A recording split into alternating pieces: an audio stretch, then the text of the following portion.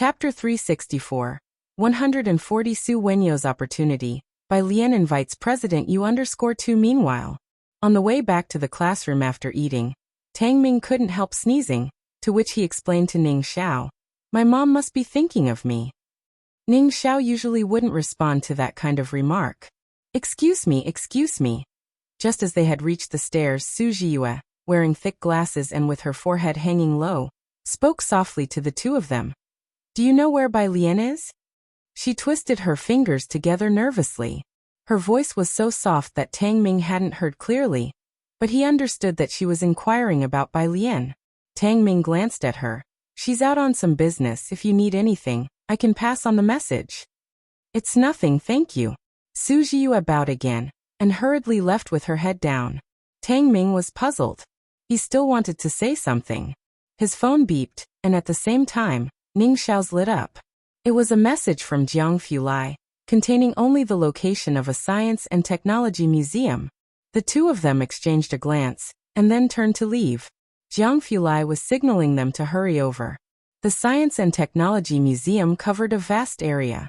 The entire building was shaped like a concave streamline, and from high above, the Science and Technology Museum resembled a semicircular blue crystal, glistening brilliantly.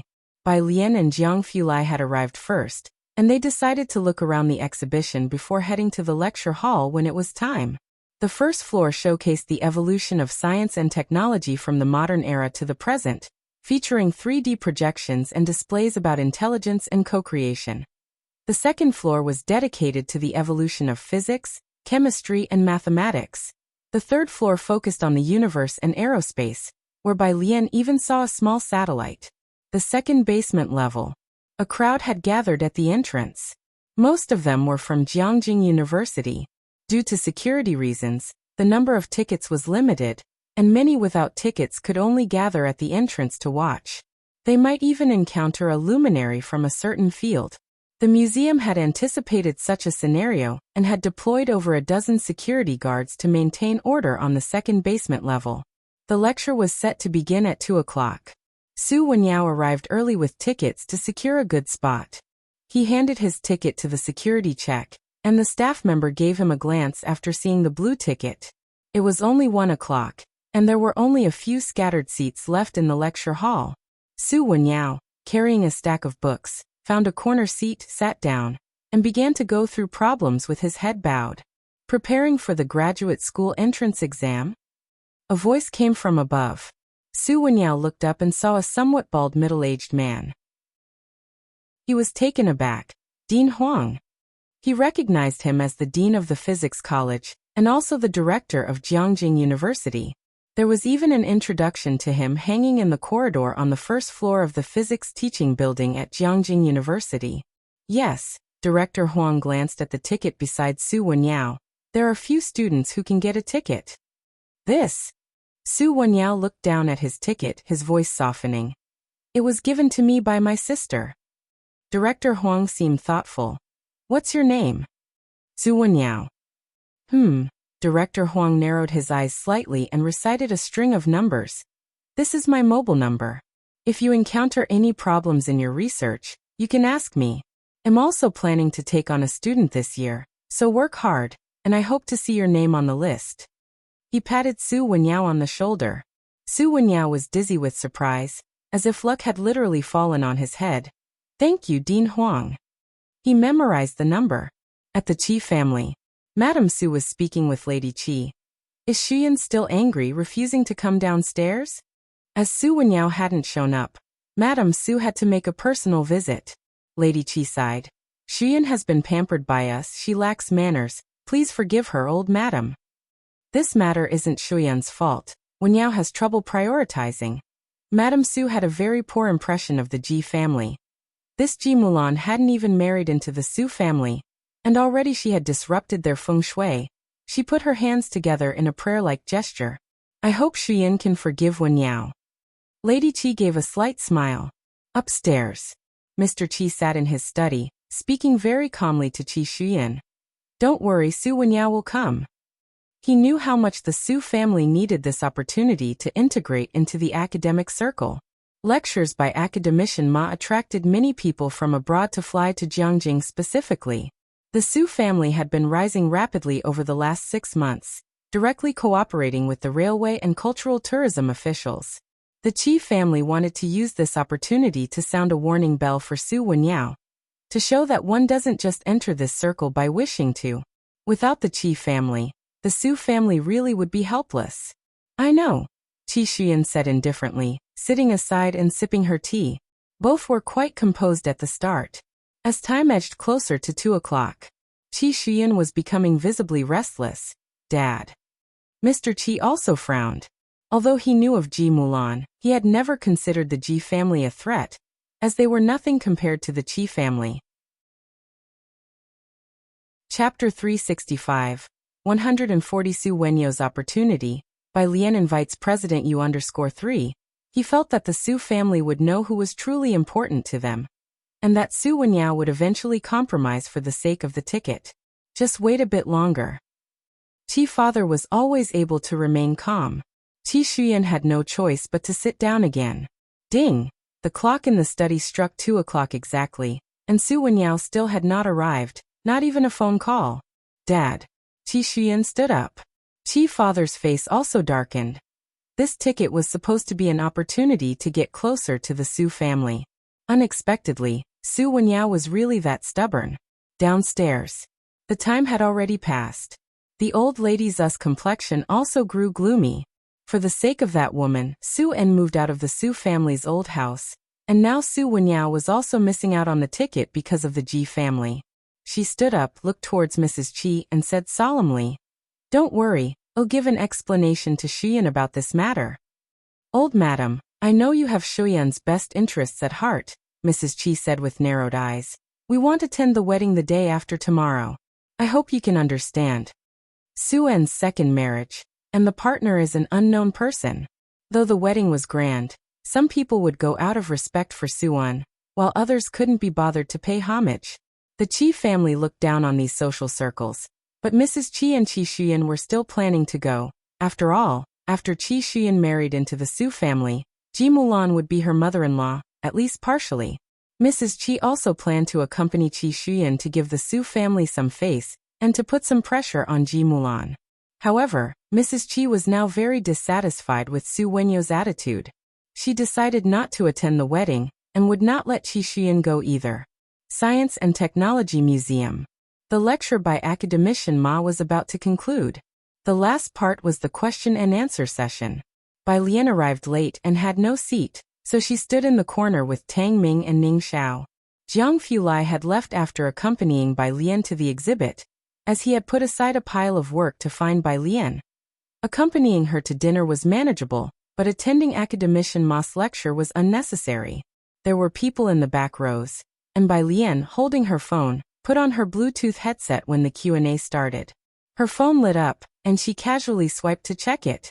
It was Jian Zhongyao. Din Jian. Screenshot. The screenshot showed a conversation with Pu Xiaohan, who said she was in Jiangjing. Din Jian. A simple question mark, inquiring why she didn't visit him while she was in Jiangjing. Bai Jian. Din Jian. Location, Din Jian. There's a small student performance the day after tomorrow. Want to come see it? Classical music ensemble. He sent the location of Jiangjing Music Academy. He also sent Bai Lian a photo, a group shot of classical instruments at the venue, with over a dozen gushings. And besides these, there were gyukins, flutes, pipas. These instruments, played by students who had practiced for a long time, along with arrangements and direction by the tutors. Just imagining it told you how good it would sound. Jian Zhongye was arranging music for Yan Lu, and Bai Lian wanted to find an opportunity to thank him. But the day after tomorrow was really not possible, coinciding with Su En's wedding, so she honestly replied that she didn't have time. Din Jian was speechless. Din Jian. Today? He was asking her out to meet today. With no classes in the evening, Bai Lian thought for a moment and didn't refuse. The lecture hall was very quiet. After messaging Tang Ming and Ning Xiao, she quietly slipped away from the back. Sitting in the front row, academician Ma, who was listening to other teachers answer questions, watched Bai Lian sneak out early. and he could only sit there, powerless. Academician Ma. Jiangjing Music Academy. Upon receiving Bai Lian's address, Jian Zhongyo quickly stood up from his seat, holding his phone as he walked out, excitement faintly visible on his face. People he encountered along the way would nod and smile at him. His mood was obviously very good. When he met two girls in gowns on the road, Jian Zhongyo nodded to them and asked, "Are you participating in the performance the day after tomorrow?" The two girls, not expecting Dean Jian to greet them first, bowed and said, "Yes, Dean Jian." Dean Jian recognized one of them who played the White Robe Journey. He himself was famous for playing that piece, and the Bai Lian he was about to meet could play it too. He then smiled at her. "Good luck." And with hands clasped behind his back, he hummed an unknown tune as he walked out. After he left, the girl in the purple gown excitedly turned to her companion. She had noticed that the last comment from Dean Jian was directed at Bai Xiaoqi. "Xiaoqi, do you know Dean Jian? He actually greeted you. Has he been paying attention to you for long? Does he want to take you on as his last disciple?" At the entrance, Mrs. Song, wearing a coat, walked inside, hearing the girl's last remark. "Look at this, what's going on? A last disciple?" Chapter 366. 141 went to Jiayu Lake to pick up Ji Heng. Afraid to become the most explosive news, second update. _1. Bai Qiming had already returned to Beicheng. As Song Min was still at the Boyuan base, Madame Song had not yet gone back. She took the opportunity to celebrate the new year in Jiangjing. Upon learning that Bai Xiaoqi was selected for the school's gala performance, Madame Song would find time to watch her. Today, with Song Min visiting the Yin family for dinner, Madame Song specially came to pick up Bai Xiaoqi. Those who could study at the Jiangjing Music Academy all came from impressive family backgrounds. Bai Xiaoqi's background was relatively modest among these people, and her fellow students were not particularly warm to her. This was the first time Madame Song saw a student actively clinging to Bai Xiaoqi's arm. Bai Xiaoqi, stunned, heard this and looked towards Madame Song, steadying herself. "I just happened to run into Dean Jian."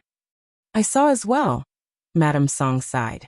She had seen Dean Jian leaving as she came in, but could not find an opportunity to get to know him. The girl in the purple dress smiled as she exchanged contact information with Bai Xiaoqi. "When you become Dean Jian's student, don't forget about me, okay?" Having said this, she waved her phone at Bai Xiaoqi and left. "You, Dean Jian's student?" Madame Song's heart skipped a beat. She looked at Bai Xiaoqi in astonishment. She had assumed they were discussing Dean Jian's disciples because, after all, Bai Xiaoqi had failed to secure her previous academic ambitions. "Just now, Dean Jian took the initiative to greet me." Bai Xiaoqi spoke up, her unsettled heart in these past days now beginning to calm down. Madame Song exhaled, pondering silently. She was to pick up Song Min from the Boyuan base and bring him back to the Yin family. Song Min had been very silent on the way, but since he was always aloof, neither Bai Xiaoqi nor Madame Song suspected anything. At the Yin family's home, hearing the news about Dean Jian, Mr. Yin also made a special trip back. "Xiaoqi, that's very impressive," he praised with a smile. Bai Xiaoqi went upstairs to change clothes. "I will go watch Xiaoqi's performance the day after tomorrow." Madame Song had been struggling with the Su family and Bai Xiaoqi. After all, the Su family had now reached heights that the Song family could not. However, important as the Su family was, it did not outweigh Bai Xiaoqi's position in Madame Song's heart at the moment. Fortunately, she had calmed down and broken off the engagement with Bai Lian at that time. "Mom," Song Min, who had been silent all this time, finally spoke up. "Bai Lian is also at the Boyuan base." "Oh." Madame Song, as usual, responded indifferently to the mention of Bai Lian's name. After saying this, she realized what Song Min meant. She's at the Boyuan base? How did she get in there? Through the Su family. Madame Song was well aware of Bai Lian's past cheating incident in the humanities class. "As I mentioned last time, the person who got full marks in math, that's her," Song Min said, looking out the window. Full marks in math. Madame Song thought it was unbelievable. Bai Lian's notorious reputation for lack of study in Beicheng was well known. When Bai Lian left the Bai family, Madame Song decisively chose Bai Xiaoqi as a swift solution to the messy situation. Now, with Song Min saying that Bai Lian scored full marks in math, Madame Song's first instinct was that it was impossible. But, Boyuan Base. What kind of place is it? If Song Min wasn't certain that Bai Lian had scored full marks, he would never have brought it up to her. Full marks, that means she scored even higher than you? Madame Song asked, still stunned. Song Min's expression remained cool as he added, but she didn't do as well as I did in the comprehensive science section. He was second in comprehensive science, with Ning Xiao in the first place, so Bai Lian definitely wouldn't have scored higher than him. Well, that's a relief. Madame Song felt a slight ease like Song Min before. With just over 100 days left until the college entrance examination, I mean, work hard and don't be careless next time. Before today, Madame Song might have felt a tinge of regret hearing Bai Lian's score. But now, with Bai Xiaoqi personally greeted by Dean Jian, Madame Song felt that, in comparison, Bai Xiaoqi was a more worthy investment. A disciple of Dean Jian. Her future in the art world would be like looking down from a mountain peak. She could then be compared to Bai Xiaoqi, but Madame Song also felt a bit of regret. Full marks in math. Thankfully her comprehensive science was less than perfect, otherwise, she would have felt anguished. And she wondered if Bai Qiming knew about this. The Jiangjing Music Academy was not far from the Science and Technology Museum. Knowing she was at the Science and Technology Museum, Dean Jian sent her an address. It was an old restaurant, also in Chang'an District. Bai Lian started searching for directions on the map. Before she found the route, Assistant Su called. His voice was very respectful. Miss Bai, do you have time tonight? No, Bai Lian explained. I have an appointment with someone. Assistant Su heard the sound of the museum's loudspeakers. Are you at the Science and Technology Museum? I happen to be nearby. It's just a few minutes' drive. Where do you need to go? I can take you there. Bai Lian looked at the bus, which would take at least an hour to ride. Chapter 367.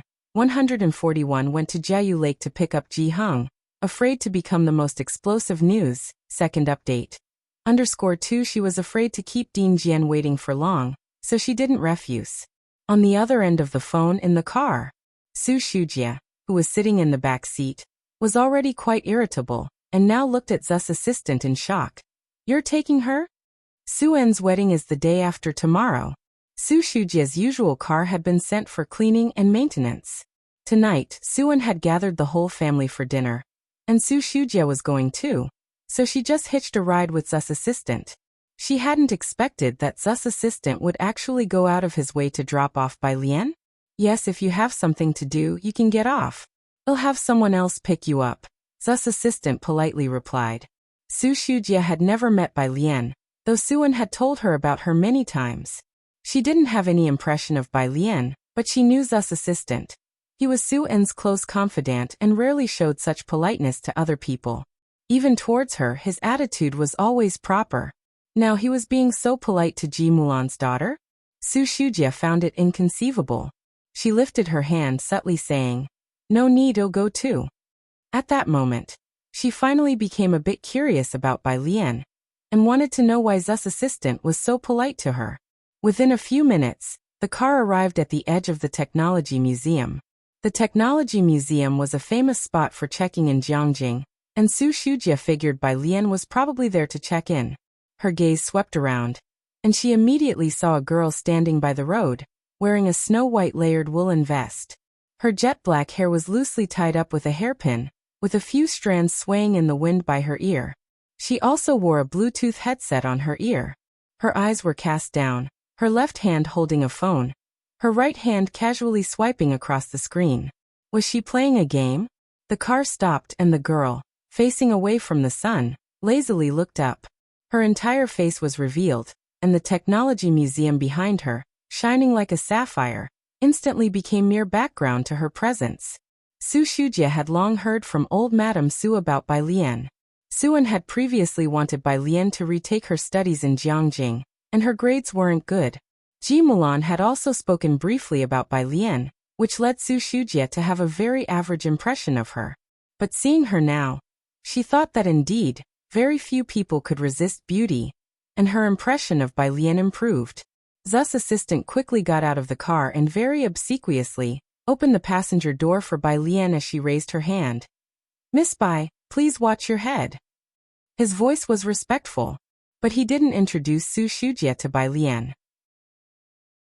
After all, even Su En didn't dare to be too presumptuous with Bai Lian, and it wasn't certain yet whether Bai Lian would acknowledge the connection with the Su family, so Zu's assistant didn't dare to introduce her rashly. Su Shujie, who was waiting for an introduction to say a few words to Bai Lian, was speechless. Zu's assistant then returned to the driver's seat. "Miss Bai, where would you like to go?" Bai Lian fastened her seat belt, without removing her Bluetooth headset, leaned back in her seat, tapped on the address sent by Dean Jian and said casually, "Qingxin Building." There was only one Qingxin building in Jiangjing, exclusive to members. Zu's assistant had been there. Su En sometimes met distinguished guests there, so he wasn't surprised by Bai Lian heading there. But Su Shujie, sitting in the back seat, took another look at Bai Lian. Bai Lian, sitting in the passenger seat, was still focused on listening to specialist English terminology, occasionally recalling key points explained by academician Ma. She knew someone in the back seat was watching her, but having been the subject of so much attention, Bai Lian didn't care, and just leisurely swiped on her phone screen. 20 minutes later, the car pulled up outside Qingxin Building. Bai Lian unbuckled her seat belt, got out of the car, and slightly bowed to thank Zu's assistant. "Thank you." "You're welcome." Zu's assistant said something that would make Director Chen want to hit him. "If you need a ride back later, just call me." "Okay." Bai Lian closed the passenger door and walked into Qingxin Building. Qingxin Building was essentially a private club. It was well heated inside. The front desk receptionist, clad in a delicate cheongsam, saw Bai Lian, came forward with a smile, and greeted her with a bow. "Hello, do you have a reservation?" Bai Lian, holding her phone, reported the private room number, Winter 08. Winter 08 was a private room reserved for VIP guests. The receptionist's demeanor became even more respectful. "Are you Miss Bai?" Bai Lian nodded. "Miss Bai, this way please." The front desk led her to the elevator, gently reminding, "Watch your step." Outside, after Bai Lian got out of the car, Su Shujie squinted at her retreating figure, pondering with a hint of speculation. Why isn't she eating the reunion dinner tonight? What's she doing here? Who has she arranged to meet with here? Does the Ji family still have acquaintances in Jiangjing? I don't know. Zu's assistant didn't want to divulge too much about Bai Lian, just as his phone rang. It was Su En calling, his voice laced with a smile. "Could you pick up Uncle Ji and the others? After dinner tonight, have Uncle Ji run through the rehearsal. There was a reunion dinner tonight." "Okay." Zu's assistant hung up the phone, then dialed Ji Xiaojun, glancing at the rearview mirror. "I have to pick up the old Mr. Ji and the others. It might be a bit far." Su Shujie knew that Ji Xiaojun and his party were going fishing. Fishing spots in Jiangjing were basically in the suburbs. It would be a 1 or 2 hour drive. Having her patience exhausted accompanying Zu's assistant to the Qingxin Building, Su Shujie opened the car door and stepped out. "Okay, you go ahead. I'll have someone come to pick me up." Zu's assistant looked at Su Shujie with an apologetic glance. Then he continued to call Ji Xiaojun. "Su Shujie." So why was Zu's assistant so respectful towards the Ji family? Su Shujie stood there, deep in thought. Su En and Su Wenyao could be said to be polite, but Zu's assistant was a slick operator, an old hand at playing to the crowd. In the car, Ji Xiaojun sent Zu's assistant the address. Zu's assistant opened it, intending to set up navigation, but at the sight of the address he suddenly felt dazed, rubbed his eyes believing he must have read it wrong. Looking at it again, the map still displayed those 5 characters. Jiayu Lake back in trance. The area was indicated as Xinjiang District. Zu's assistant calmly started the car. When he drove onto Zier Avenue, then onto a smaller road, and finally stopped at the back entrance of Jiayu Lake, Zu's assistant looked up at the gate, stunned. So it really was this place. The front half was a popular tourist attraction open to the public, the back half a private spot. Born and raised in Jiangjing, Zu's assistant felt for the first time that he was unsophisticated. Could one actually ice fish here? Zu's assistant got out of the car to message Ji Xiaojun, saying he had arrived. Then he waited quietly at the back entrance for the Ji family to come out. In less than 10 minutes, a lively group emerged from inside. Chief Chen carried a big fish, handing it to Ji Xiaojun with regret. I have to deliver this fish to the old master. I don't have time today, otherwise I'd definitely drink a few more with you. Ji Heng blew out a smoke ring, the other hand holding a fishing basket, his eyes squinted. Well, drink the day after tomorrow. Today he seemed to be in a very good mood. Right. Chief Chen's eyes brightened. He remembered Su En's wedding the day after tomorrow. The day after tomorrow is a joyous occasion. I'll drink my fill with you. At the gate, Zu's assistant's mind was wiped clean in an instant, leaving only two thoughts. 1. Chief Chen actually returned to Jiangjing. 2. Chief Chen. He's going to attend Su En's wedding the day after tomorrow. Members of the Chen family were rarely seen across these several districts. The wedding the day after tomorrow.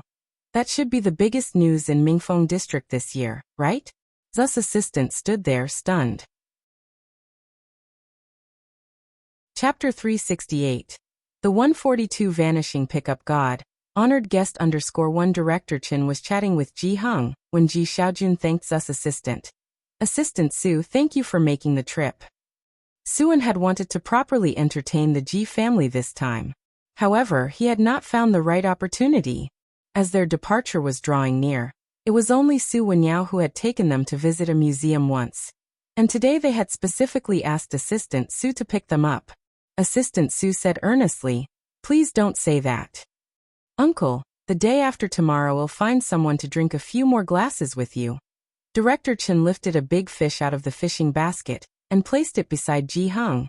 You can make a fish head hot pot when you get back. Their catch this afternoon hadn't been plentiful. Most of Director Chen's catch were small fish, which he had released. The two big fish were distributed, one for Ji Heng and one to take back to the Chen family. During the New Year period, Director Chen dared not drink too much. He thought to himself that he must find someone to accompany Ji Heng and drink a few extra glasses.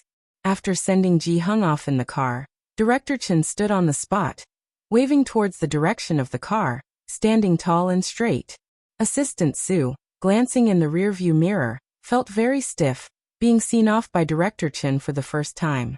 This sense of oppression was stronger than Su En pouring him tea.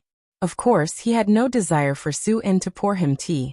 Only when Director Chen was no longer visible in the rearview mirror did Assistant Su let out a sigh of relief. At the entrance of Jiayu Lake, having seen off Ji Heng, Director Chen pulled out his phone and browsed through his contacts, searching for someone. Ming Dongheng could drink, but he was not around. Chen Jingyu could also hold his alcohol, but he was not up to it, and Chen Beixian could drink as well, but who dared to invite her? He scrolled through a list of people. Some could drink but had no connection, so it would be awkward to ask them. Director Chen opened Ji Shan's WeChat. Where is Su En from? Truth be told, Director Chen had not really heard about the Su family in Jiangjing. In the rush to return to Jiangjing, he hadn't bothered with the affairs of the Su family. After all, he couldn't even find the time to meet Miss Bai. Ji Xiaojun replied quickly. Mingfeng District? That was a bit remote. Director Chen truly didn't know many people from Mingfeng District. After much thought, an idea finally struck him. This is good, he can drink. Director Chen scrolled to a name. He had some dealings with this person. Before his assignment to Xiangqing, this person had worked under him for 2 years. Thinking this, he sent a message, inviting him to a wedding banquet the day after tomorrow.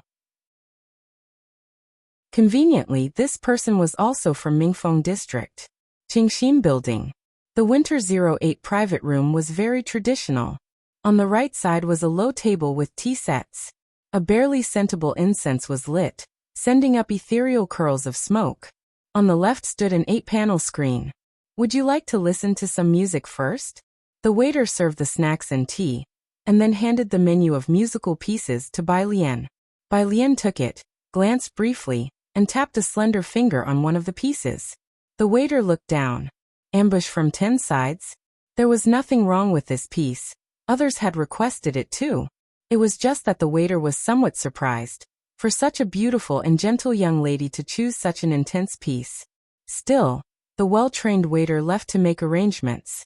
Bai Lian took off her cloak and lazily sat cross-legged at the low table. She lowered her head, used a teaspoon to put tea leaves into the teapot, while the water nearby was already boiling. Her articulate fingers rested on the handle, pouring the boiling water into the pot. The tea leaves rose and fell 3 times before slowly settling to the bottom. The woman carrying the pipa entered the Winter 08 room, and even paused at the entrance. She looked at the girl inside brewing tea, and felt as if she had stepped into the boudoir of nobility from another era. Bai Lian slightly turned her head and smiled at the woman, gesturing with one hand in an inviting please motion. The clear sound of the pipa began to play from behind the screen. After brewing the tea, Bai Lian poured a cup for herself and one for Principal Jian who hadn't arrived yet, then took out her phone to snap a photo. By student. Image, Teacher Jiang. Question mark. Bai Lian sent the photo and then ignored him. All the way, Principal Jian wondered what to say when he met Bai Lian. He knew she was a high school student. They hadn't talked much online, and there was a decades-wide generation gap between them. It wasn't until the waiter opened the door that he saw, through a thin veil of smoke, the girl sitting cross-legged at the low table. Principal Jian. Bai Lian stood up to greet him. The zither music was very zen-like for Principal Jian, and although the technique in Bai Lian's previous video wasn't extraordinary, Principal Jian was someone who had studied the white-robed journey to the core. He could hear the sorrowful resonance in it. Making friends through the zither, this sense of musical resonance was something others could not comprehend. Did you brew this tea? Principal Jian sat opposite Bai Lian, looking at the color of the brew with surprise. Bai Lian listened to the pipa indifferently. Yep. It was their first meeting, yet they felt like old friends. Chapter 369. The 142 Vanishing Picker God. Valued guest _2. What are you doing in Jiangjing? Ding Jian asked her. Bai Lian sipped her tea. Advanced studies for the college entrance exam next year. Ding Jian gave her another look. You're planning to take the entrance exam for Jiangjing University, and your teacher isn't saying anything about it? Ding Jian knew she must have a highly skilled teacher, which is why he never considered taking her as a student. He only hoped she would take over the position of the Guzheng sect leader, and with it, the title of chief. Him. Bai Lian thought for a moment, knowing he must be referring to Mr. Qinjiu. He doesn't have the time. Because he had to perform at the imperial palace every day, cursing and swearing. Sometimes the consorts of Emperor Jiangwen would insist that he compose a special piece just for them. As a result, Mr. Qinjiu had grown so irritable with the Guzheng that when Bai Lian now read about the modest gentleman that teacher Qinjiu was portrayed as in history books, it felt very dissonant. Besides, he might look at a Guzheng now and just want to curse. Ding Jian. So you're just as rebellious as your teacher, huh? He took a sip of tea and said mercilessly as the pipa music ended. Anyway, you want past the Jiangjing University entrance exam. After he spoke, he sneezed. Ding Jian then instructed someone to turn up the heating inside. Bai Lian had her own understanding of the Guzheng, having been taught by the historically famous Qinjiu. Most of her understanding of the instrument was imparted by Qinjiu, whose insight into the Guzheng was unrecorded by history. The more they talked, the more Ding Jian felt he had to get her to the music academy. You're from Xiangqing, right? Bai Lian nodded. After some thought, Ding Jian remembered he had recently come across videos of various tourist attractions in Xiangqing. It was winter break, and many college students were passing through to shoot puppet theaters, which had become a cultural phenomenon during the Lunar New Year period. Even Ding Jian had seen the videos. After his meeting with Bai Lian, Ding Jian was ready to send her back. Once in the car, the driver respectfully asked Bai Lian where she wanted to go. Buyuan base, Bai Lian said, opening an English reader. Before the chauffeur could respond, it was Ding Jian who was caught off guard. Where? Buyuan base, Bai Lian replied politely. Ding Jian, who clearly knew what Buyuan base was at a loss for words. After Bai Lian got out of the car at Buyuan base, only then did the driver look at her figure in surprise. Ding Jian, is she really the next chief you picked? I'd like to think so, but she's not willing, Ding Jian replied as he took out his cell phone and instructed other people in the institution not to schedule anything for him in the coming months. He was going on vacation. Startled by Dean Jian's words, the driver gasped. Dean Jian was a seasoned official of the National Arts Department and a figurehead of classical music in the country. He had been involved in arranging music for state reception-level events. His skill level was high, but his cultural image was even higher. He represented domestic classical culture, comparable in some ways to the president of Jiangjing University. How many in the Music Academy were vying to become the favored disciples of Dean Jian? And yet there were those who weren't interested? Yinxiao Hotel. Ji Heng delivered the fish to the hotel staff to make a fish head dish, and then went on to walk through the handover process for the day after tomorrow with Su En. Ji Mulan's first wedding was an event Ji Heng had not attended. Ji Xian's wedding hadn't been such a grand affair, and Ji Heng had sat quietly during Ji Shairong's wedding. The process was quite simple. Su Shujie sat at the table next to them with a laptop, waiting for the food to arrive while working. Ji Xiaojun and Shen Qing sat beside Ji Mulan, with Shen Qing peeling sunflower seeds and pocketing 2 pieces of fruit, earning a sideway glance from Ji Mulan. Zu's assistant was discussing details with the host. When Su Wenyao arrived, just as the dishes were served, after greeting Ji Xiaojun and the others, he sat down next to Su Shujie. Su Shujie, who had been buried in work, finally lifted her head. She wanted to mention something about the Qi family, but considering the presence of the Ji family members, she held back. After Ji Heng and the others finished the process, they came over to eat. Su En stood up and raised his glass to Ji Heng and Ji Xiaojun, speaking earnestly. Mulan is in my care now, you two can rest assured. The group didn't drink much that evening, just a few light toasts. Su Shujie tried a piece of the fish head and was surprised. This fish is actually quite good. The just-finished assistant beside her. How could it not be? It's from Jieyu Lake, caught by Director Qin. After dinner, when Ji Heng and the others were sent back to their rooms, Su Shujie finally turned to Su Wenyao. Your grandmother threw a tantrum at home because you didn't go to the Qi family this afternoon. I didn't go. Su Wenyao got up, ready to head back to his room to rest. Novel Kuli 0. wp.com/Wuxia World. Site/chapter 370. The 142 Vanishing Pickup God. Honored guest _3 the day after tomorrow. He also has to receive guests, so he hasn't gone home and has booked a room at the hotel. Brother, you should also manage him, Su Shujie sighed. Shuyan is a bit willful, but don't because of Ji incur a great loss over a small matter. Do you not know how important that ticket is to him? Su Shujie really didn't understand. If it were for some other important affair to have a falling out with the Qi family, that would be one thing. But it was precisely because of the Ji family's affair. In her opinion, 100 Ji families could not compare to the Qi family. Ji Mulan merely stood to the side, unaware of any ticket's significance. But she was also aware that this was a field beyond her reach, and upon hearing Su Shujie's meaningful words, paused for a moment, somewhat understanding why recently the old Mrs. Su had repeatedly expressed dissatisfaction with the wedding. Su-en pulled out a cigarette. This is not incurring a great loss over a small matter. This isn't considered? Su Shujie frowned. Auntie, Su Wenyao interjected, stopping her. He looked at Su Shujie. I went to the lecture this afternoon. What? Su Wenyao drew a carefully preserved blue ticket, gave her a glance at it. Academician Ma's lecture, I attended it. Su-en was also startled by this ticket.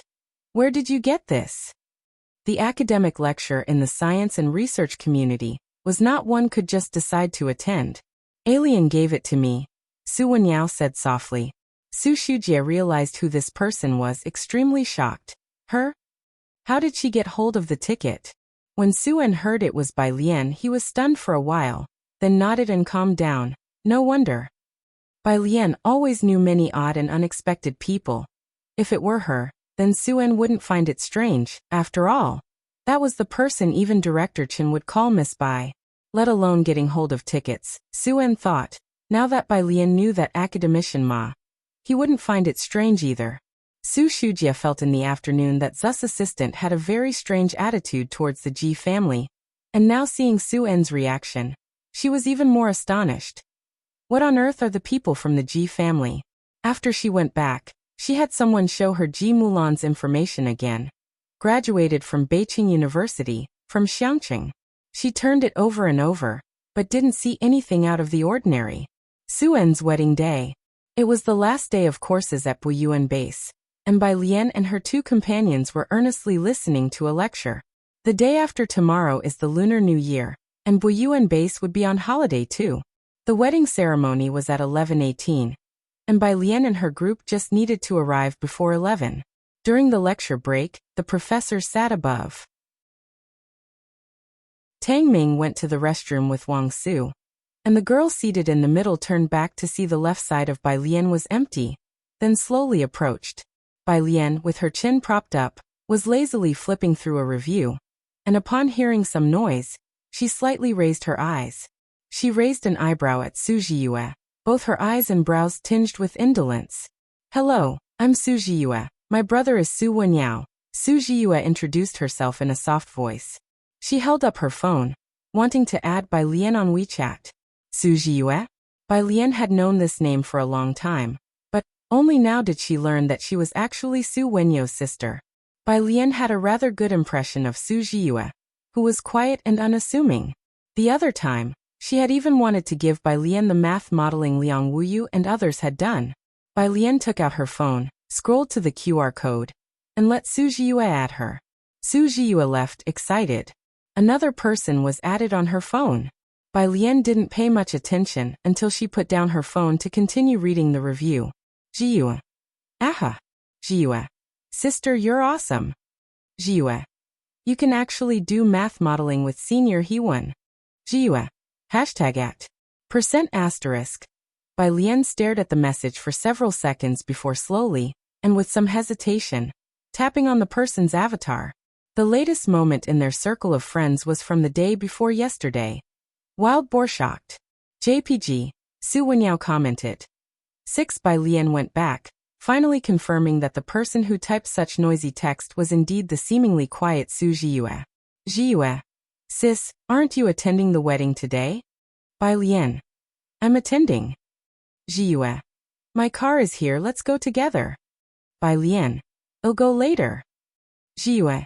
Okay then. Lian sis, what's wrong with you? Tang Ming, who was talking to Wang Su about something, came back and saw Bai Lian looking at her phone. Her usually calm expression seemed a bit off, so he couldn't help asking. Song Min couldn't help but look over upon hearing Tang Ming's question. Nothing. Bai Lian put down her phone and continued to read her review paper. Tang Ming sat down next to Bai Lian, and Wang Su took a seat next to Tang Ming. He talked to Tang Ming.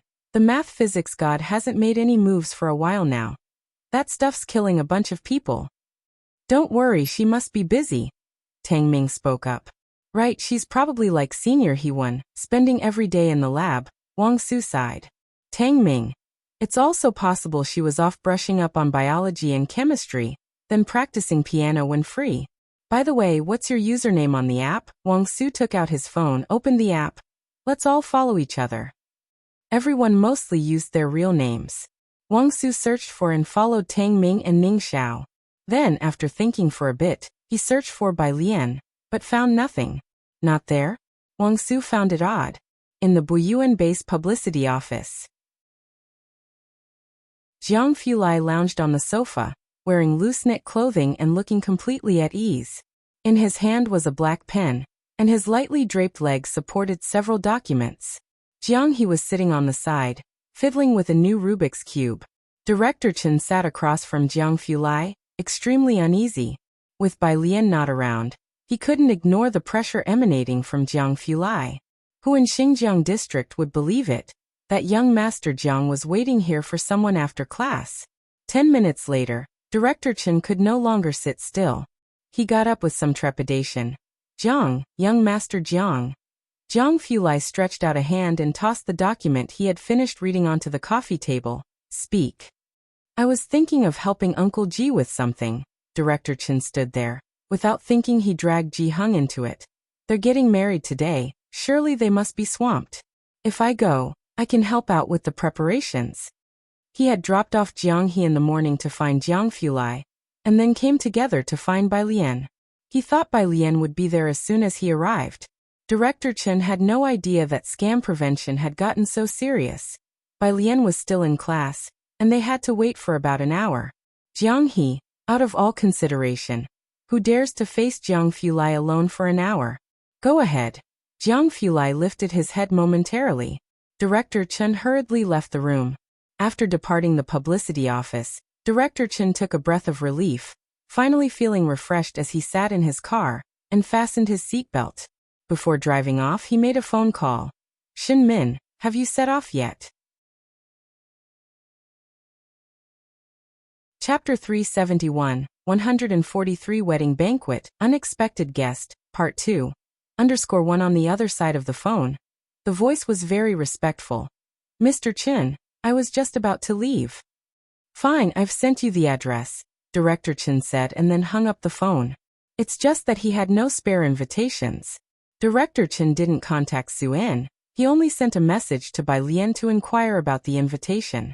Bai Lian was in class at the moment, and he didn't dare to call her. 1 minute later. Miss Bai. 1. Only after getting a reply did Director Chen start the car and leave. Bai Lian and Ning Xiao's group of 3 didn't leave until nearly 10 o'clock. Where are you going? Wang Su was unaware that they intended to leave early. Today is the last day. Something came up. Tang Ming spoke for the other 2, patting Wang Su on the shoulder. We're going to a wedding. Remember to send us the recording. Sure. Wang Su nodded vigorously, patting his chest. Today's lecture is on physics, Peiqin's specialty. I'll make sure he prepares it well for you guys. Thanks. Tang Ming punched his arm.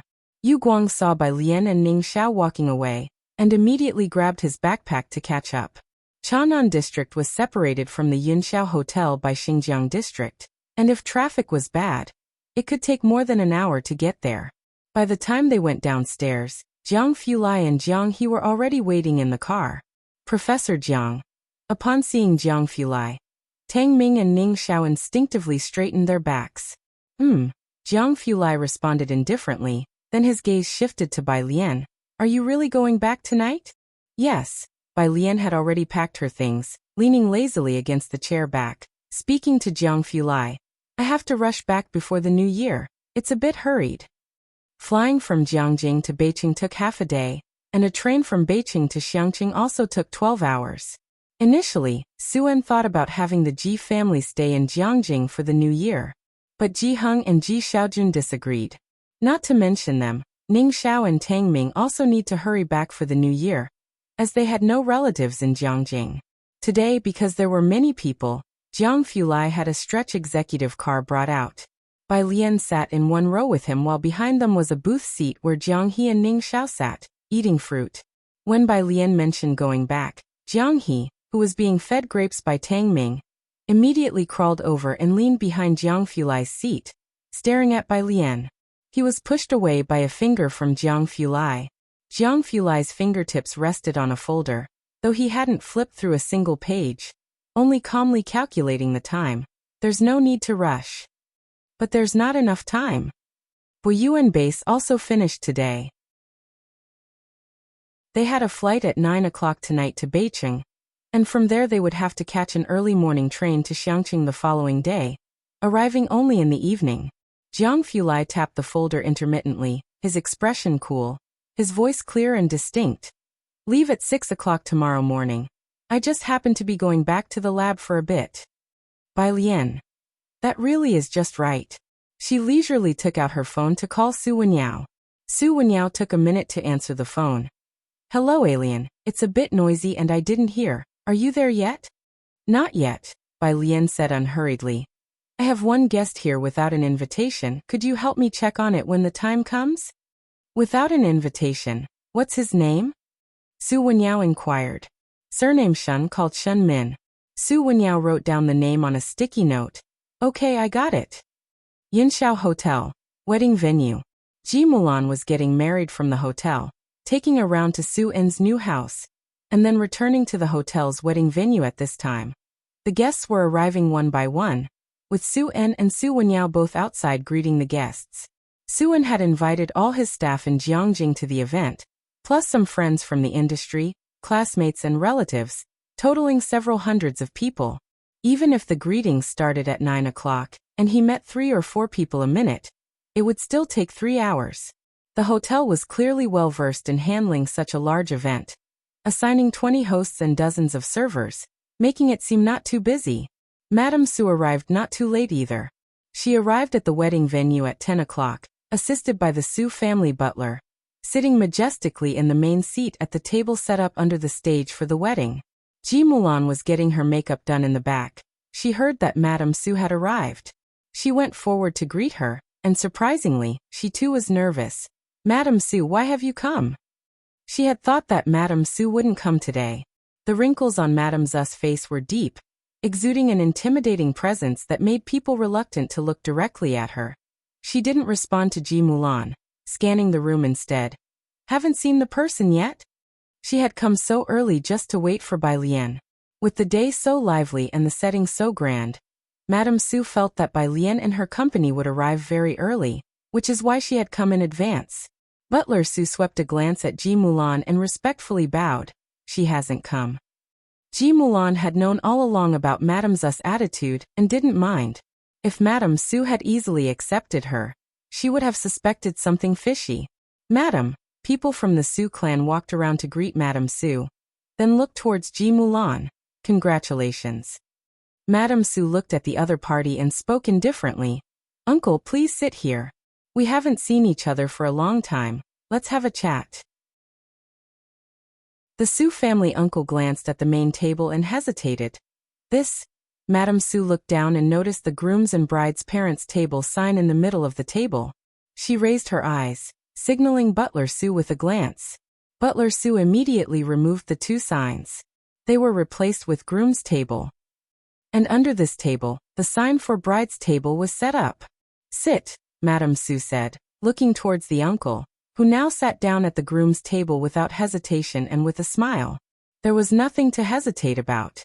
If this had been the Qi family, the Su family members would have been cautious. But now it was the Ji family. Madame Su and the others all knew what kind of person Ji Mulan was. For Ji Mulan's father to want to sit at a table with Madame Su would indeed be a step down. Ji Mulan pressed her lips together, standing aside.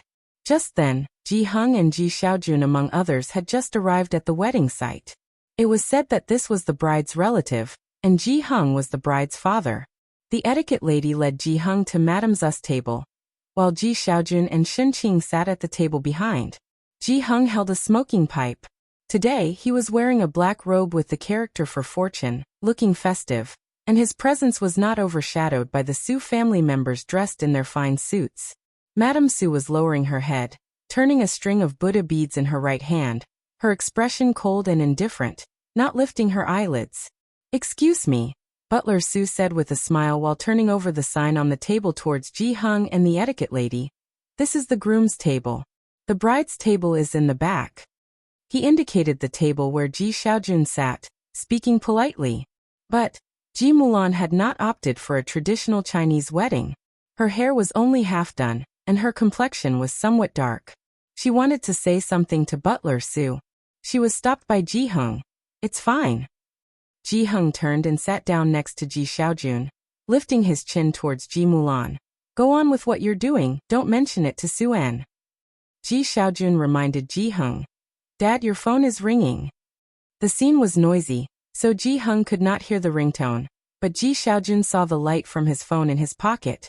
Ji Heng took out the old man's phone. It was Director Chen. "Hello, Xiaochen." "Uncle Ji." Director Chen was still driving. "They'll be there soon. I didn't come with Miss Bai." "All right." Ji Heng lit his smoking pipe, squinting as he took a puff. "We're all here." Ji Mulan looked at Ji Heng sitting at the second table, and then at Madame Zu's attitude. She felt very congested in her heart. "Go back." Shen Qing glanced at Ji Mulan cautiously, knowing full well his own standing. The seating arrangement made by the Ren family for him previously had been even more outrageous than today's. Outside the door, Suen was still greeting guests, and Su Shujie was looking at the guest list beside him. When she flipped to the Qi family, her expression changed slightly, and she whispered into Suen's ear. "Not a single person from the Qi family has come. I haven't seen Shuyun or Madame Qi." Everyone had seen the hints between Qi Shuyun and Su Wenyao. People thought Qi Shuyan would marry into the Su family. This time, Mr. Qi indeed wouldn't come for Su En's remarriage, but both Shuyan and Madam Qi had said they would be present. After all, it was a big event for Su En. Upon hearing this, Su En greeted the other guests with a calm appearance, while speaking to Su Shujia. It's probably because of Wen Yao. Should we have Wen Yao call Shuyan? Su Shujia was somewhat worried. It doesn't matter if Madam Qi doesn't come, but Shuyan's absence. No need, Su En was firm. If they don't want to come, then let it be. Seeing Su En so resolute, Su Shujia took out her phone and sent a message to Shuyan.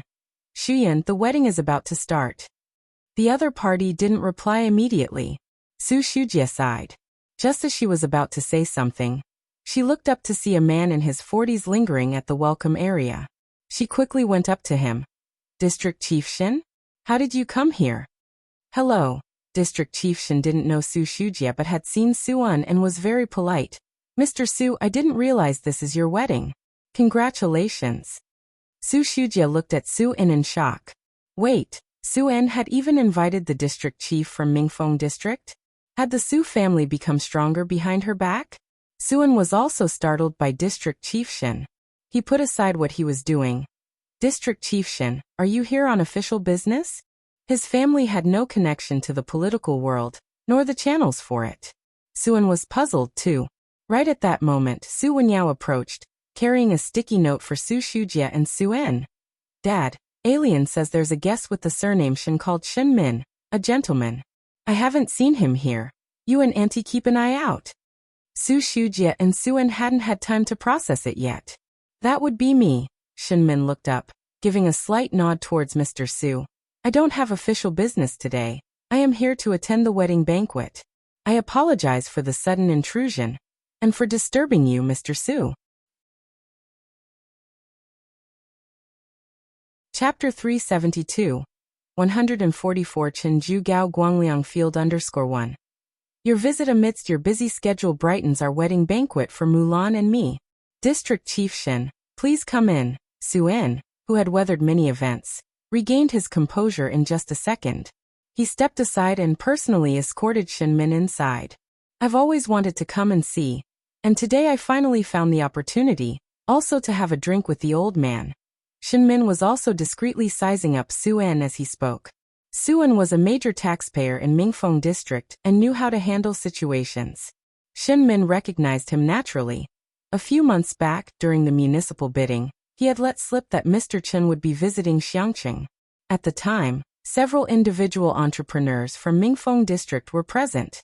Later, Shin Min didn't follow up, as he was busy with governmental affairs, and the affairs of Xiangqing didn't concern him. It was not until Su En returned to Jiangjing and had someone send a generous gift to him that he knew Su En had been to Xiangqing. However, Shin Min just laughed it off and didn't inquire further. Today he saw, this Su En was truly a talent, a trip to Xiangqing, and he could win over Mr. Chen. Thinking this, the smile on his face grew even warmer as he struck up a brotherly conversation with Su En. During the public holiday, calling me district chief is too formal. I'm a few years older than you, so you can take advantage by calling me big brother if you like. As the two exchanged words, Su En understood why District Chief Shin had come here. The word drink made his heart tighten. It was the appearance of Shen Min at this event was top priority news for the Su family, and someone immediately reported it to old Madame Su. In the banquet hall, old Madame Su sat at the main table with her eyes closed, her fingers moving over her rosewood Buddha beads bead by bead. The butler, looking tense, bent down and whispered in her ear. District Chief Shin has arrived? Old Madame Zu's eyes snapped open, and the movement of her Buddha beads halted. By her side, Uncle Su, upon hearing the name, had yet to react. District Chief Shin? Which District Chief Shin? Madame Su extended her right hand, and the butler quickly placed her walking stick in her grip. Supporting herself with the cane, she stood up and walked out to greet the guests, saying, It's Shen Min, District Chief Shin. She was also quite shocked. Since Shen Min took office, he had had little to do with the Su family. Although the Su family had sent gifts a few times, out of 10 attempts, only one was accepted. The rest were all returned. What stroke of fortune today had brought Shin Min here? She maintained her dignified demeanor but moved briskly, clearly in a very good mood. Halfway there, she saw Su-in leading Shinmin in. Madame Su was wearing a black wool coat that day, with no buttons, and had a trim of fox fur sewn by hand all around, from collar to hem. Her eyes were deeply sunken, and they shone with a cold glint.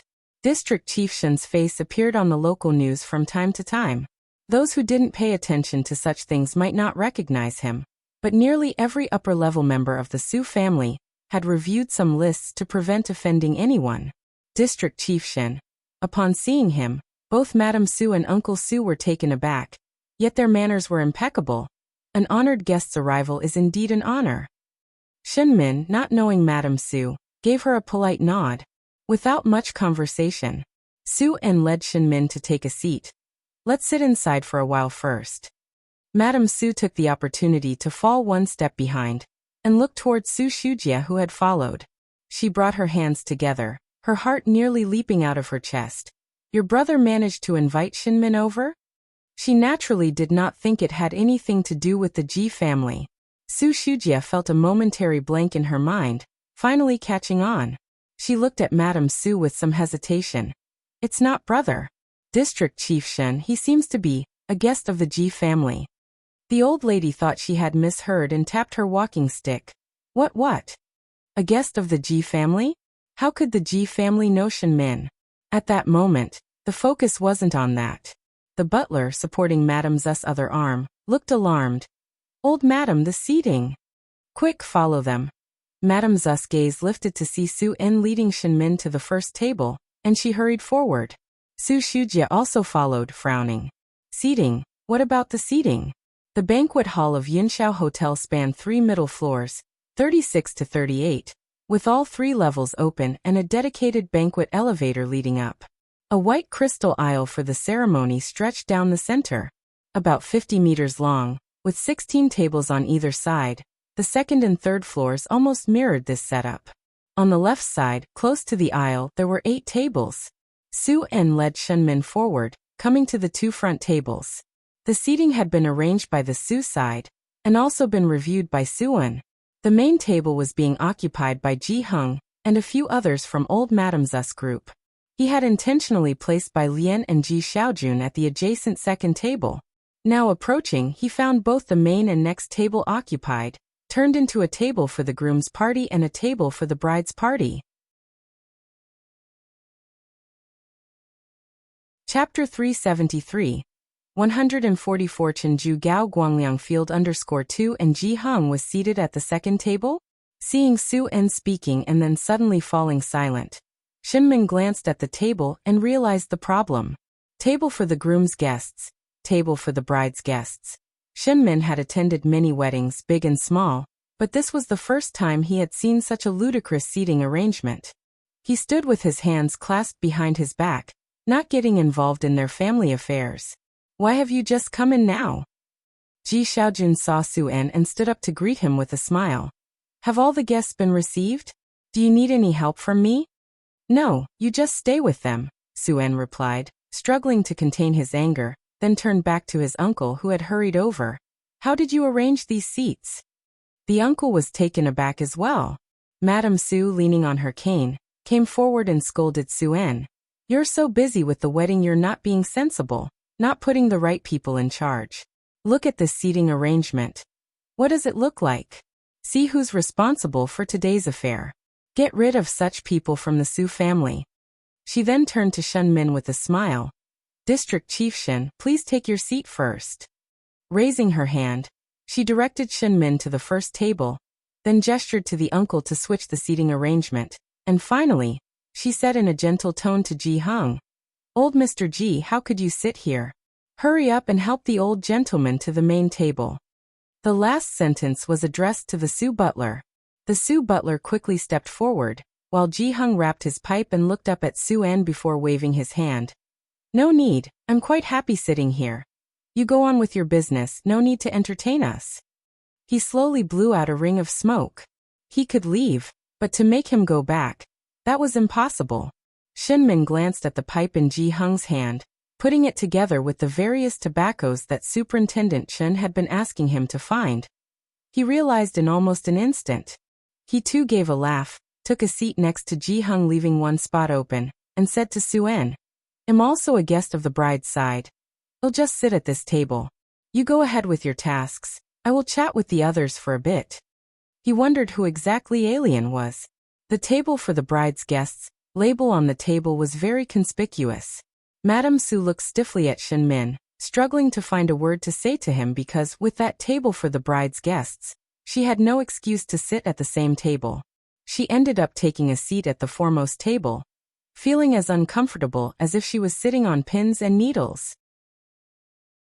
Without any mood to fiddle with her Buddha beads, the uncle initially had the leisure to consider seating, but now, standing next to Madame Su, he didn't dare to sit down. "Madam, what should we do now?" His eyes were on the table where the Ji family sat, bewildered. What kind of people were the Ji family? "These are Alien's guests." Suen bent down and softly introduced Shin Min to Ji Hung. Suen took a deep breath. Ji Hung obviously didn't take the matter to heart, and from the seat Shin Min left open, he probably knew who would be coming. "Are they all fools?" Suen muttered to himself as he walked out, addressing Su Shujia and the guest reception manager. Not to mention that District Chief Shin would be arriving today, but even if he wasn't, to turn a main table into a table for the groom's guests, is that proper? A table for the groom's guests indeed made a mockery of the situation. Suen's expression was terribly gloomy. Su Shujia had no idea why Madame Su would suddenly set up a table for the groom's guests. She quickly followed behind Suen, lamenting that old age indeed made it difficult to understand. "How would I know about that?" "Go and watch over her for me," Suen instructed Su Shujia as he sent her inside. "There's no need for you outside with the welcoming." At Ji Hing's table, he himself wasn't very talkative, but Ji Xiaojun and Shin Qing had more to say. Shin Min managed to coax most of the story out of Shin Qing with just a few words. Ji Hing took out his phone and called Bai Lian. "Grandpa, we will leave tomorrow morning at 6 o'clock. A voice from the phone end. Bai Lian rested her phone on her ear, her knee bearing a review paper. Sunlight streamed through a crack in the car window onto her documents. She leaned back casually in her seat. "We should arrive in Damping City at around 9 o'clock. Damping City was right next to Xiangqing, an hour's drive away. They would be home before 12 o'clock. Ji Hung was surprised. "Damping City has an airport now?" "It might." Bai Lian turned her head to look at Jiang Fulai, who was beside her. There was a silence. In the end, no one spoke. Ji Hung didn't ask further. He disconnected the call and continued smoking his cigar. He was a man of few words, and Shin Min couldn't quite figure out his temper, so he kept talking to Ji Xiaojun. Around 10 o'clock, many guests had arrived, including some high-level executives from the Su family. Hearing that District Chief Shin was here, quite a few people made it a point to greet them at this table before going back to their own. As for Mrs. Zu's main table, no one approached it at all. Shin Qing, who sat beside Ji Xiaojun, learned from the conversations that Shin Min was a district chief and whispered in shock to Ji Xiaojun. "So Shin Min is a district chief." Another group of people arrived, led by a woman in her 40s, who shook hands with Shin Min and said with a smile, "District Chief Shin, I'm from the Ma family. We met at the last bidding. I didn't expect to see you here." This time, the Ma family couldn't be bothered to send someone, so they sent her, and she unexpectedly reaped the benefits. With that, the woman's smile broadened. She continued to greet everyone else at the table. "Elder Ji, congratulations. You've traveled from afar, so today you must eat and drink well, and don't let President Su be thrifty on your account." Even Shin Qing was not missed out on. Not everyone at the table had arrived yet, but it was already very lively.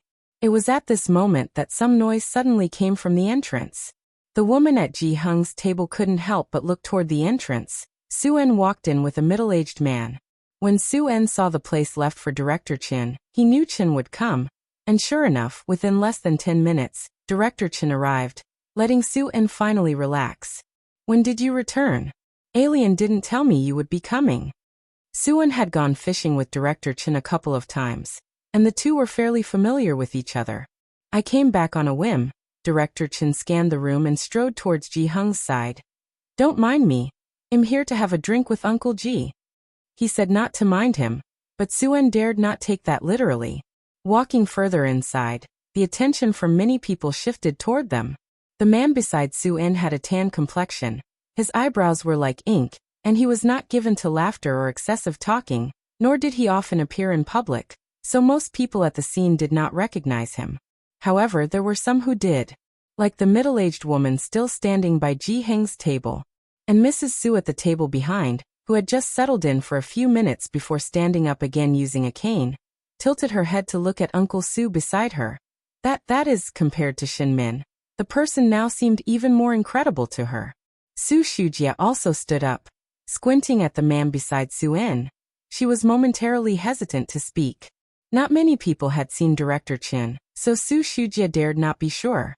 Su-in approached with Director Chin. At Ji Heng's table, Shinmin finally set down his teacup. He stood up with no more the relaxed look on his face. His body tensed up as he nodded slightly to Director Chin. Director Chin. His voice was deep, not loud, but most could hear it clearly. Su Shujia, the elder Mrs. Su, and their group all watched quietly as the man Shinmin addressed as Director Chin. The people who had been mingling around Ji Heng's table swiftly parted to the sides, creating a clear path. Long time no see. Director Chin merely nodded slightly back at Shinmin in greeting, and then went over to the side of the table, looking at Ji Heng with a smile breaking over his taut face. Uncle Ji, sorry to keep you waiting. As he spoke, he pulled out the empty seat beside Ji Heng and sat down. Ji Heng put down his pipe, turned his head to look at Director Chin, and showed a smile as well. Xiao Chun, you've come quite early. Alien and the others aren't even here yet. I didn't want to keep you waiting, so I came ahead, said Director Chin, making no mention of the fact that he did not dare wait with Jiang Fulai for Bai Lian. He then greeted Ji Xiaojun, Xin Qing, and the others. Following Ji Heng's lead, the table fell silent, not to mention Mrs. Su and others who wanted to greet them. Shinmin was also taken aback by Ji Heng's casual use of Xiao Chen. For a while apart from their table, no one else dared to speak. Chapter 374, 145. The King Bomb card was smashed to pieces by the old lady. Second update. _1 Director Chin said a few words to Ji Heng, and noticed that everyone else was looking in their direction. So he told Suen to go about his business. Miss Bai and the others haven't arrived yet. You don't need to worry about me. Director Chin waved his hand, then turned to chat with Ji Heng. All right. Compared to others, Suen was much more composed. Given that Bai Lian was in Jiangjing, it seemed somewhat understandable that Director Chin, despite being very busy, hurried back. Su-en left the room again. If Shinmin's attendance at Su-en's second wedding stirred up a commotion, then Director Chin's arrival turned that commotion into a huge wave. Just a moment ago, Mrs. Su could still manage to sit down. But now, seeing Director Chin sitting with his back to her, she simply couldn't remain seated. She could only stand in her original spot, supported by Su Shujia. With the banquet hall crowded today, the heating not set high, Mrs. Su had already taken off her fox fur coat, leaving just a thin layer of clothing. Yet she felt her back was soaked through. Su Shujia, her withered hand resting on Su Shujia's wrist. Is that man really Director Chin? Could it really be that Chun? Su Shujia also found it unbelievable. But seeing Shenmin's behavior towards Director Chin now, who else could this Director Chin be? But why wasn't there a single piece of information in the materials? However, she seemed to be making connections with all the previous irregularities now. Why the assistant Su was so considerate of the Ji family? Around 10 o'clock, the traffic wasn't as congested as it had been around 8 or 9, but being close to the new year, the roads were still busy. Bai Lian and her group arrived at Yunxiao Hotel at 11. At this time, Su Wenyao and Suen were still greeting guests. By now, actually, all the guests had long since arrived, except for Bai Lian. It was clear that Su Wenyao was not so composed about Director Chen's arrival, as the two chatted sporadically by the door. The elevator facing the reception area on the 36th floor dinged and opened. Inside the elevator, Bai Lian stood in front with Jiang Fulai. The hotel was warm, and Bai Lian, who normally didn't mind the cold, had taken off her coat, wearing only a white cross-collar long dress. The collar was a greenish color, embroidered with tiny clusters of gold and white flowers, with a belt of the same color loosely tied at her waist. In her right hand, she held an unread summary, talking to Jiang Fulai while occasionally glancing at the document. Jiang Fulai, half a step behind her, could still see the plain hairpin in her hair. He hadn't taken off his coat, but he carried a dark blue lady's coat in his hand. Today, Bai Lian had brought his computer for him. Before they got into the car, he was still looking at the computer, and he hadn't taken off his glasses either. As soon as the elevator doors opened, he and Bai Lian stepped out together. Jiang Fulai looked up slightly at Su En and Su Wenyao, who were welcoming guests. Even through his glasses, one couldn't hide the piercing coldness in his eyes. "Alien, you've arrived." Su En, having never met Jiang Fulai, was reluctant to make eye contact with him, and instead spoke to Bai Lian. Jiang Fulai stood beside Bai Lian, his slender, pale fingers removing his glasses and casually placing them in his coat pocket. His demeanor could also be described as relaxed, with a touch of nonchalance. But Su En inexplicably felt enormous pressure. "Yes, is it about to start?" Bai Lian checked the time and was relieved she wasn't late. "This is my classmate." She introduced Ning Xiao and Tang Ming, but she didn't introduce Jiang Fulai to Su En. Su En didn't dare to ask. He then led Bai Lian and the others inside. The banquet hall, packed with several hundred people, was bustling. Even with the heating turned low, it was enough to make everyone's faces red with warmth. The refreshments on the tables had already been refreshed once, and Bai Lian's arrival drew considerable attention. Not to mention anything else, the mere appearance of Bai Lian and Jiang Fulai was enough to attract onlookers. However, as soon as their gaze met Jiang Fulai's pale, indifferent eyes, they would hastily look away, only to covertly watch them from behind once they had passed by. The second and third floors were still okay. The bustling noise on the first floor gradually quieted down. The noisy children hiccuped, and then fell silent, and the servers holding trays of drinks slowly moved to the side, waiting for Bai Lian and Jiang Fulai to walk to an emptier area.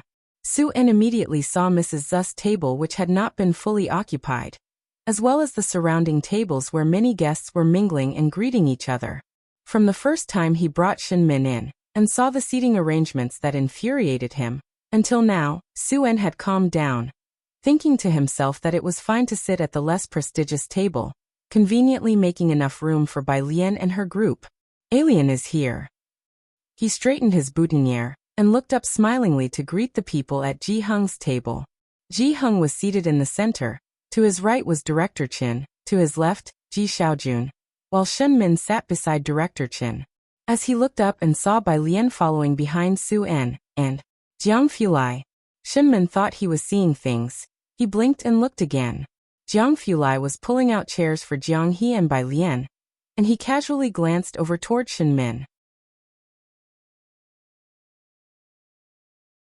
Chapter 375. 145. The King Bomb card was smashed to pieces by the old lady. Second update. _2 This face, how could he possibly mistake it? Shen Min's hand, holding the teacup, twitched, and the tea sloshed onto the lace tablecloth. He stood up abruptly. How did you come here? Chief Qin, who was originally talking to Ji Hung, also stood up. Jiang He sat down beside Shin Qing. Bai Lian sat next to Jiang He, and Jiang Fulai took the seat next to Bai Lian with ease. He lazily pulled out a chair, greeted Ji Hung with a nod, and then glanced over at the two men. "Sit." He tapped the table with his hand. Only then did Chief Chen and Shen Min cautiously sit down, with Chief Chen still managing all right, but Shen Min dared not even drink his tea anymore. Jiang Fulai never appeared in public, and his identity was also kept in absolute secrecy. Indeed, not many people recognized him, but Shen Min had seen him when he visited the Chen family. Su En, observing the demeanor of Chief Chen and Shen Min, speculated that Jiang Fulai's identity was no simple matter, but it did not match any of the people he knew. He composed himself and said to Ji Hung, "The ceremony is about to begin." Ji Hung put down his smoking pipe, straightened his clothes and followed Su En backstage. Soon he would be sending Ji Mulan into Su En's hands. As soon as Ji Hung left, both Chief Chen and Shen Min didn't dare to speak. Tang Ming didn't dare to sit next to Jiang Fulai, and let Ning Xiao sit down. while he himself sat next to Shin Min. It was only then that Shen Qing took out 2 fruits from his pocket, handing one to Bai Lian and the other to Jiang He. What is this? Bai Lian looked at the small green fruit curiously. It seems to be called a mini kiwi. Shen Qing knew Bai Lian probably hadn't eaten it before. I asked the hotel staff and found out it's very sweet. Jiang He bit into it without looking up. He said nothing. Bai Lian had heard of kiwis, yet she had never tried a mini one. She placed the report on the table, and as she ate, she described the taste of the mini kiwi to Shen Qing. Seeing that Bai Lian liked it too, Shen Qing finally smiled. On the opposite side, Chief Chen finally found an opportunity to speak with Bai Lian. I heard from Mr. Mao that Yin Lu has been confirmed as the image spokesperson. Will the follow-up sales be able to keep up once the promotion starts? He was talking about the spokesperson for the solid element paste. The solid element paste was originally circulated only within Bacter Street, with its effects quite powerful. The batch produced in cooperation with the Chen family was of normal efficacy. Launched into everyday life, it was too potent for the average person. Bai Lian and Xiaoqi had readjusted the formula and price for the market release. Bacter Street didn't need advertising, but facing the masses, establishing a solid brand image wouldn't be easy. Choosing Yen Lu as the spokesperson was Xiaoqi's idea, and although Bai Lian felt that the solid element paste didn't quite match Yen Lu's image, Yen Lu agreed to sign directly with Xiaoqi once he heard it was her product. A bargain price, yet introducing an unfamiliar medicine to the general public for acceptance was no easy task. Xiaoqi started with the farmers cultivating medicinal herbs to promote the solid element paste. Yen Lu did not have much fame now, but he still brought in some income. Right, Bai Lian finished the mini kiwi and took the tissue Jiang Fulai handed her, casually wiping her hands and addressed Chief Chen. Don't worry, there won't be any issues with Yen Lu. I've been to the farmland myself. The soil there is very suitable for growing traditional Chinese herbs. At this moment, Chief Chen realized that Bai Lian had actually surveyed the land for growing medicinal herbs. Of course, he did not know that not only had she done that, but Bai Lian had also taken out $1 million from the funds provided by the Bai family to give to the farmers as the first batch of capital. He was merely curious, not quite understanding how Bai Lian had won over Mr. Mao and his group. He had a slight indication about Yen Lu, but Mr. Mao's group was not so easily influenced. Chief Chen himself also led people, managing dozens under him, and sometimes he was so exhausted from handling them. Whereas Bai Lian seemed hardly to manage at all, yet it seemed everyone was very convincing toward her. And at this moment, Chief Chen had forgotten that he was also one who trusted her. Beside him, Shin Min did not dare utter a word. Hearing Chief Chen address Bai Lian as Miss Bai, and seeing Jiang Fulai passing her a tissue, he no longer dared to lift his head, always fearing he might be ambushed. The host's voice rang out, welcomed the guests and introduced the bride and groom. Accompanied by the music, Ji Hung led Ji Mulan forward. The banquet hall's lights had been turned off, leaving only the dazzling lights of the main stage. Bai Lian, with one hand on the report, slightly turned her body to watch Ji Hung leading Ji Mulan forward. Today, Ji Mulan was dressed in a trailing wedding gown tailored to fit her figure, with a white veil extending to the hem of her dress, her brow bones and nose dusted with gold leaf, reflecting dreamy light under the main stage's bright lamps. Ji Mulan never oppressed herself, and the years had barely left any traces on her face. Chapter 376. 145 The King Bomb card was smashed to pieces by the old lady. Second update.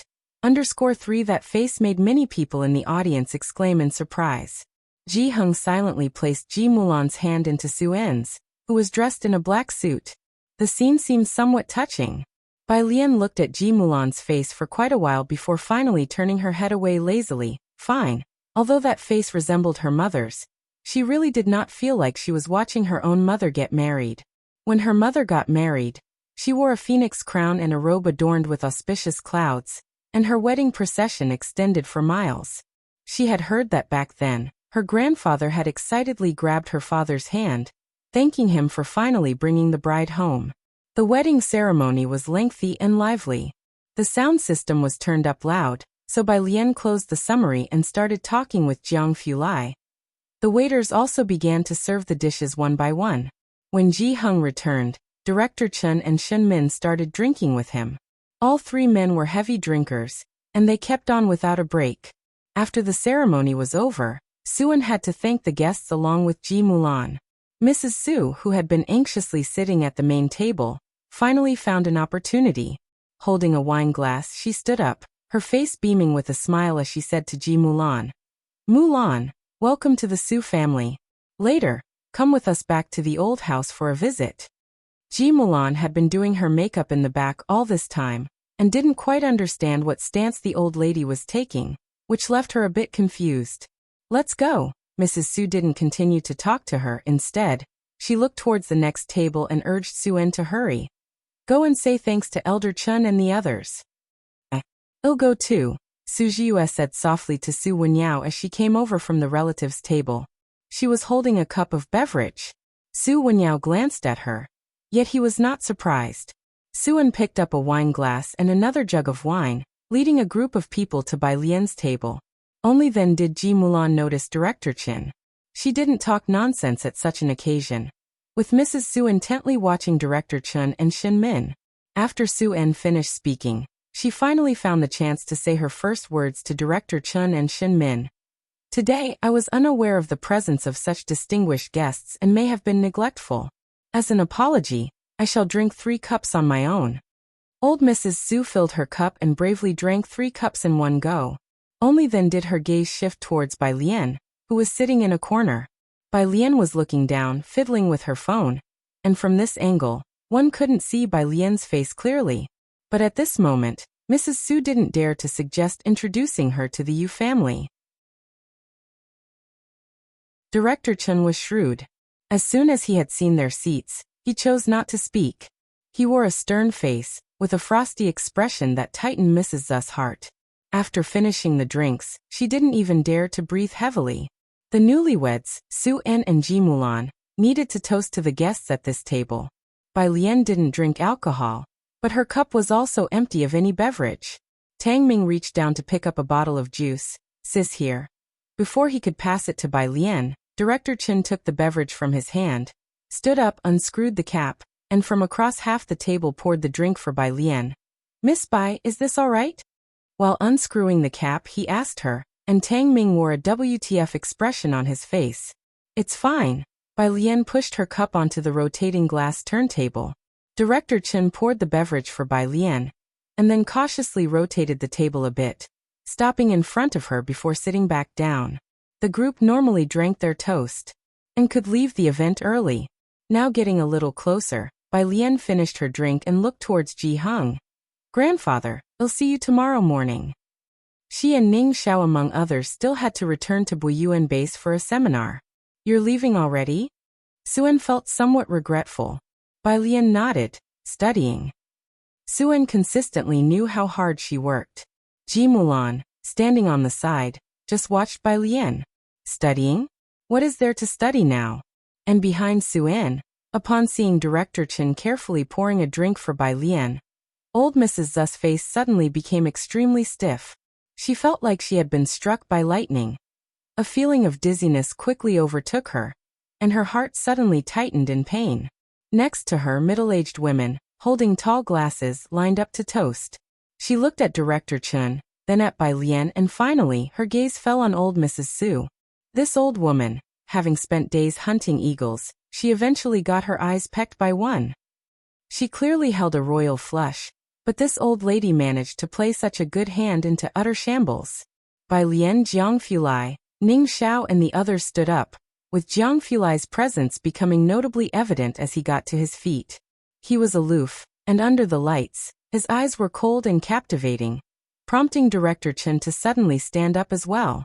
Su Jiue watched Bai Lian stand up to leave and really wanted to speak with her, but she didn't dare to say anything.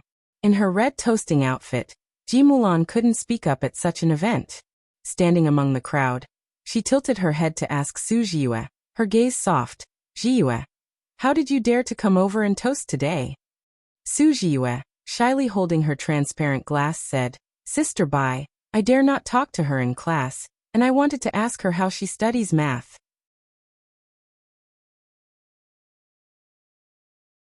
Chapter 377, 146 Chun Beixian. By Kaiming's phone number _1 Su Jiyue stood at the back of the crowd, speaking softly because she dared to speak to Ji Mulan due to their decent relationship. The noise of the crowd was loud, but Ji Mulan heard everything she needed to. Is she in your class? Ji Mulan had always thought Bai Lian had come to Jiangjing for tourism. She paused slightly. Do you still need her to teach you math? The incident with Bai Lian in her first year of high school was something Ji Mulan couldn't forget. Ji Mulan's voice was somewhat loud, not as gentle as usual. Su Jiyue cautiously glanced at her and said, Yes, she's at Buyuan Base. Buyuan Base? The middle-aged woman looked at Bai Lian in surprise. Her expression held a trace of astonishment. Although grades didn't mean everything, they did set the upper limit of a top streamer's capabilities. Everyone from Buyuan Base had potential and was no mediocrity. How could Mrs. Su push such a person out of the door? Ji Mulan didn't know about Buyuan Base. But in front of so many people, she wouldn't show any signs of ignorance and simply smiled faintly. Jiyue, I didn't mean to be harsh on you. Ji Mulan patted Su Ziyu's back. Since she couldn't talk to anyone else, she turned to Shenqing who was sitting and said, This is Jiyue. She's in an affiliated high school, second in the country.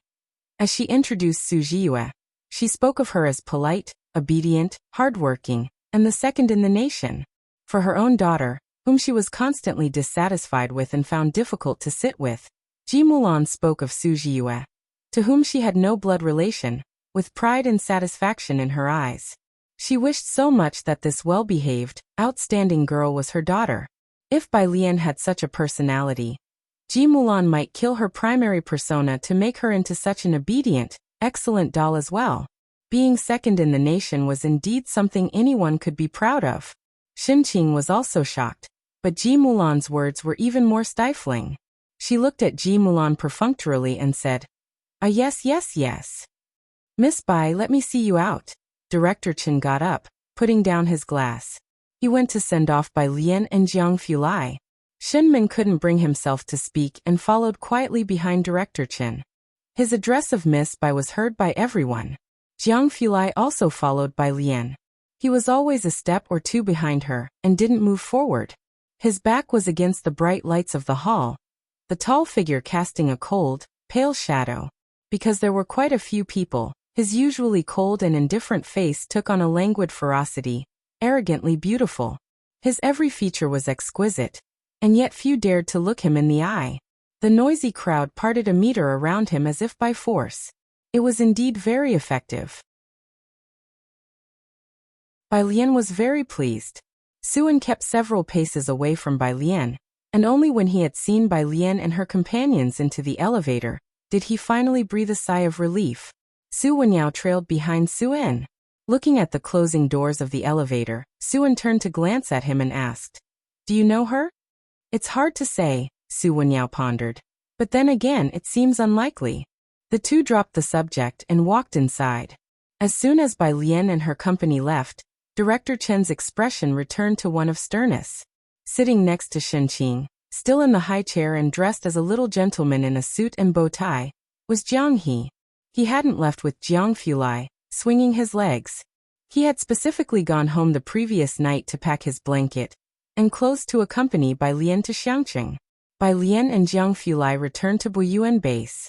Meanwhile, Tang Ming took Ning Xiao to explore an old street in Sherman District. He scratched his head. Aren't you going to buy some souvenirs for your family? You haven't really used the scholarship the school gave you. My family keeps asking me in the group chat to bring back specialties. Ning Xiao bought a bright red ornament as a souvenir. That's it for you? Tang Ming looked at Ning Xiao. Aren't you going to buy anything else? Genius, we can't be this heartless. Tang Ming's family had many relatives, including younger sisters, cousins, and nephews. His phone was filled with a long list of items to buy. Ning Xiao was annoyed by his chatter and said indifferently, My family is dead. Only my grandmother is left. So one was enough. Tang Ming's voice stopped abruptly. He watched Ning Xiao leave the street corner, then stood there and slapped himself hard. It was the 28th of the year, and the street was bustling with activity. Just 2 blocks away was the Chen family's private museum. Ning Xiao and Tang Ming walked to the main road to wait for the bus. A black SUV approached from the end of the road. Behind the wheel was a woman wearing glasses and a military coat. She had her hair tied into a high ponytail, her lips a fierce red, irritably honking the horn trying to clear the pedestrians who were running the red light. The passenger side was adorned with a large bunch of sunflowers. There weren't many cars on this road, and with the ancient street opposite drawing a large crowd, only one traffic officer was left trying to direct traffic, but could hardly stop those in a rush to cross the street. Chapter 378. 146 Chen Beixian. By Kaiming's phone number _2 at last, the crowds had dispersed. The woman finally hit the accelerator and drove past. Her speed reduced slightly when she saw a few standouts among the people waiting at the bus stop. 2 young men who were heads and shoulders above the rest. The car behind carefully honked its horn. Only then did the SUV continue forward, eventually stopping at the Chen family private museum. Today was the museum's last day open to the public. Many people with reservations were queuing for entry. The woman pulled the key out, stepped down from the vehicle in her leather boots, put on her sunglasses, and walked straight inside through a side door. She arrived reeking of blood, causing people in the queue to keep silent. After she entered, the people started whispering among themselves. What's going on? There are people who don't have to queue up? Yeah, everyone should be equal. Someone even pulled out their phone. The ticket checker lazily looked up. Who needs to queue up to get into their own house? The person sheepishly put away their phone. The graveyard in the back courtyard. Chen Beixian removed her sunglasses. Her face was exceptionally striking, her figure tall and elegant, and despite her appearance, it was hard to discern her age. She put the sunglasses back in her pocket and respectfully lit 3 sticks of incense. Great ancestors, you first blessed me by helping me buy a cake, then with a passing grade in math, and later, you helped me get into military school. She began to murmur a litany of things, then reverently planted the 3 sticks of incense. I promise this is really the last time I'll ask you. It's been 11 years, could you please help me find that damned scumbag? I want to chop him up by myself. 1 minute later. Not saying anything means you agree, right? Okay, thank you great ancestors, thank you. Meanwhile, in the classroom at Buyuan Base, Bai Lian sneezed. Jiang Fulai sat beside her, scrolling through his computer with one hand while offering her coat with the other. Don't try to be cool. Bai Lian was still in that plain white dress, unblemished, and barely looked up. I'm fine. I'm not you. Do you need me to prescribe you something? Jiang Fulai, hearing her words, took back the coat. I haven't looked at the report submitted by He One and the others yet. But Bai Lian reached out and grasped his left wrist, taking his pulse. Jiang Fulai's pulse felt strange.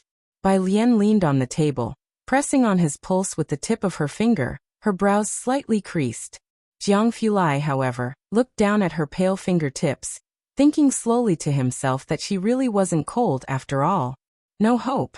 Jiang Fulai asked, seeing her frown persist. Bai Lian.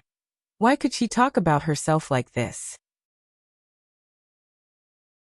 She let go, pulled a piece of paper from the side, and started pondering. Jiang Fulai silently retracted his hand and opened a document. It's been like this since I was 8. I wilt easily when it gets cold. He described himself like a wilting vegetable. Multitasking, he replied to a message. Plagiarism check. Okay, teacher. Won't it cause a security breach if I use their website for the plagiarism check? Jiang Fulai. With the garbage you've written, there's no need to worry. After replying, he sent over his suggestions for revisions. Then came a message from the headmaster of Ma Institute. Ma Institute's headmaster. Is her file sealed? Jiang Fulai. Principal Ma. That's good then. After asking, Principal Ma started to speak off topic. Do you have any thoughts about this year's betting pool? He was referring to the college entrance examination betting pool. This year it's just Su Jiyue and Liang Wuyu, with Liang Wuyu better in science, whereas Su Jiyue is better in Chinese and English. The final exam in Jiangjing this time had easy English, So Liang Wuyu had a big advantage. Every year during the college entrance exams, academic circles enjoy this all the more. Jiang Fulai didn't reply to Principal Ma. Principal Ma stared at the chat page for a long time, before turning to throw his own money into the pool.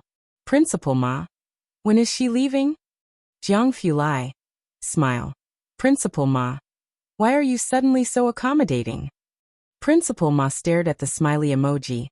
He always found it very friendly, but today, seeing Jiang Fulai send it, he somehow felt that the smile seemed a bit mocking and a bit cold. So Principal Ma sent to Bai Lian.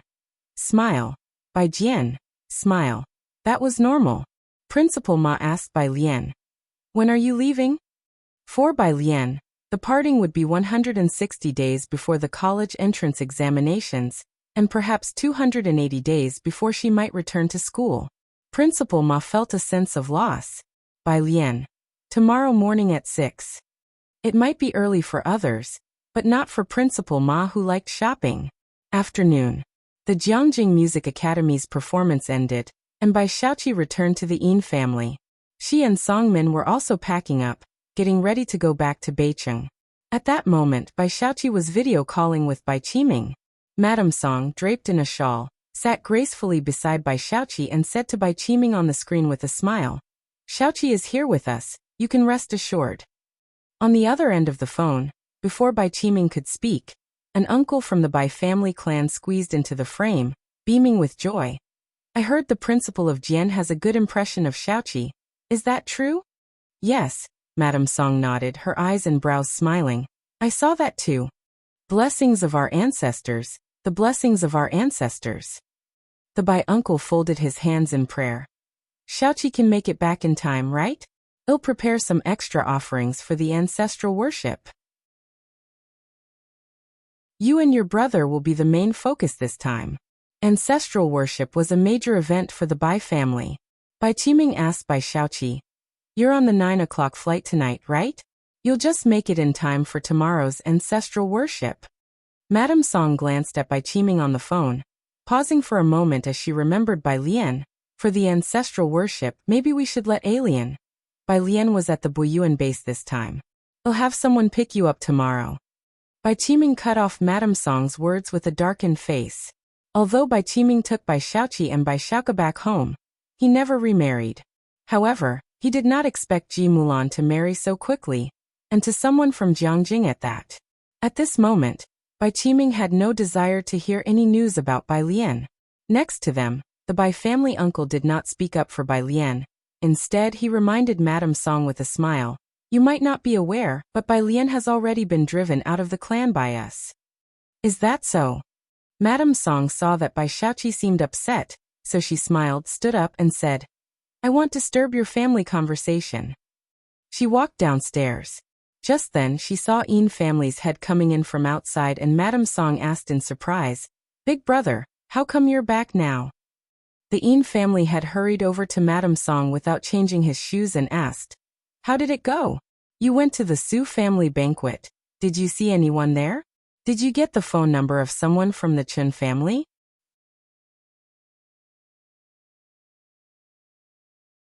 Chapter 379, 147. Ji Heng has status. Scholars from Ma Institute come to deliver mechanisms. Second watch. _1 Mrs. Song tightened her shawl. "What call?" she asked in surprise as she came down and poured a glass of water for President Yin. "Big brother, drink some water and take your time." President Yin held the cup but didn't drink, just stared at her. "A call from the Chen family." "You mean that Chen family?" Mrs. Song's heart missed a beat. Others might not know, but Mrs. Song did. Xinjiang district was small, and inside, all places were public or leased land. Only a few families could live there, and the Chen family was one of them. President Yin nodded. Clenching his teacup, his voice carried a tinge of jealousy. "It's about the Su family's wedding banquet. It's all the buzz in our circle. I found out only after asking around that the Chen family was present today. Didn't you also receive an invitation?" He remembered that Mrs. Song came to Jiangjing for the wedding as well. There are many who want to contact that person from the Chen family. President Yin looked at Mrs. Song full of hope. "What about you?" "The Chen family?" Mrs. Song's mind was as if in a haze. They truly managed to invite someone from the Chen family? Chen family? Does Ji Mulan really have such good fortune? Are you? Seeing her expression, President Yin had a bad feeling in his heart. Mrs. Song looked up blankly. Big brother, the wedding clashes with Xiaoqi's performance. I discussed it with Amin the day before yesterday, and decided not to attend the Su family's wedding banquet, choosing instead to watch Xiaoqi perform. What? You? President Yin stood up, looking down at Mrs. Song, wanting to scold yet not knowing where to start. Are you out of your mind? Do you know how rare this opportunity is? How could Mrs. Song not know how precious the opportunity was? She sat there, regretting so deeply it felt like her insides were knotted. If she hadn't received the invitation from the Su family, it would have been one thing, but to have it and miss the event was where Mrs. Song's deepest regrets and struggles lay. Even another 10 years might not yield an opportunity like today for the Yin family. The next day, just before 5 in the morning, Shin Qing got Jiang He out of bed and draped a coat over him. Jiang He, whose eyes were still not open, simply moved his hands following Shin Qing's actions. You'll be given airplane meals on the flight later, Shin Qing told him, her own anticipation for the airplane food evident. Ji Xiaojun was hurrying them from outside. The Su family was already waiting at the hotel entrance. Ji Heng, seeing that Jiang He's eyes were still closed, said to Ji Xiaojun, "You wait for them. I'll go down first." He couldn't keep the Su family waiting. Ji Heng took the elevator down. The hotel was quiet at this hour, with almost no waiting required for the lifts, and within minutes the elevator arrived. Ding, the elevator doors opened. Inside were two people, an old man with a white beard, and a middle-aged man by his side. The two were frowning and speaking to each other. Ji Heng hadn't made out who they were. When he saw there were people in the elevator, he stepped to the side to let them out first, holding a bag in his right hand and a smoking pipe in his left. The old man with the white beard stepped out. Ji Heng, passing by him to enter the elevator, noticed the old man suddenly stop, turning shakily to look back, his lips trembling as he pointed at the person inside the elevator. "You? Moo." Ji Heng continued walking without pausing, frowning at the white-bearded old man, and pressed the button for the first floor. Wait. The old man reached out to stop the closing elevator doors, panting heavily. But the elevator doors still closed. Beside the white-bearded man, the middle-aged man supported him. "Dad, what's wrong?" He helped the old man to sit, and took a bottle of medicine from his pocket, feeding him a pill. Meanwhile, the display next to the elevator had already changed to L1. Downstairs, Suan was waiting just at the staircase entrance when the elevator doors opened. He came to take the parcel from Ji Heng's hands. "Why didn't you wait for me to come get you upstairs?" "It's not much," Ji Heng replied, lighting up his big cigarette. He took a drag, his head bowed in silence. Suan looked at Ji Heng in surprise. Although Ji Heng had a taste for tobacco, he never smoked in public places, usually only in his hotel room with the window open. What was up with him today? Despite feeling it was strange, Suan didn't ask. All the Su family members were waiting in the hotel lobby.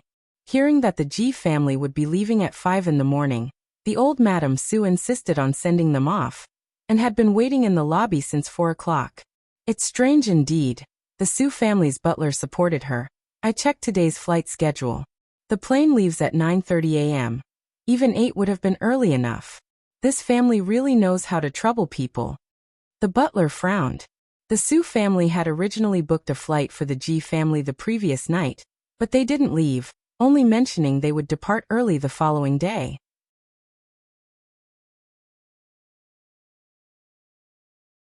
Chapter 380, 147. Ji Heng has status. Scholars from Ma Institute come to deliver mechanisms. Second watch. _2. They can leave whenever they want to, Mrs. Su said, pressing her brow. "Did you say that Bai Lian is really at Buyuan base?" The butler nodded. "Yes, I've heard she's very good at math." "That's unexpected," Mrs. Su nodded. "No wonder. Suan has always wanted to acknowledge her as part of the family. It would be good to acknowledge her, but..." Mrs. Su glanced at the butler. "Jiyue was raised by me since she was little. Even if Bai Lian comes back, her treatment can't be better than Ziyu's. She knew that Suan had kept a room for Bai Lian. Rest assured, the butler bowed his head. Who doesn't know that Miss Ziyue was nurtured by you? Although Bai Lian's grades are good, they aren't higher than Miss Ziyu's. The airport. Mr. Qi and Qi Shuyan were also waiting early at the entrance. Mrs. Su, Mr. Qi said with a smile as he approached them. Wenyao, we finally got to see you, Mr. Ji. Hello. Mr. Qi was wearing gold-rimmed glasses and shook hands with Ji Heng, his gaze discreetly moving over Ji Heng, Ji Xiaojun, and Shen Qing. Shen Qing dared not meet his eyes and sheepishly retreated behind Ji Xiaojun. After the incident with the Chen family yesterday, the Qi family visited the Su family that very afternoon. In Jiangjing, who doesn't know how to judge the winds of change? The district mayor Shen, the Chen family, either of them was someone the Qi family couldn't afford to tread upon. After shaking hands with Ji Heng, Mr. Qi couldn't understand why. Even though Ji Heng looked stable, he didn't seem like someone from the Chen family's circle. What was the reason? Qi Shuyan was wearing a black coat and knee-high boots. Her sunglasses were clipped to her lapel. She glanced at Su Wenyao, then turned her head away. The Qi family regretted it in their hearts. The original ticket was a good opportunity to get closer to the Su family, but it ended up becoming a grudge between the two families. Shuyan, don't be temperamental, Mr. Qi thought, looking at Qi Shuyan with a warning glance. Qi Shuyan then looked up and greeted everyone from the Ji family. Bai Lian, along with Ning Xiao and Tang Ming, waited for Ji Heng at the security checkpoint. Look, alien is over there. Suan spotted Bai Lian from afar. He introduced her to Mr. Qi. Mr. Qi was also seeing Bai Lian for the first time.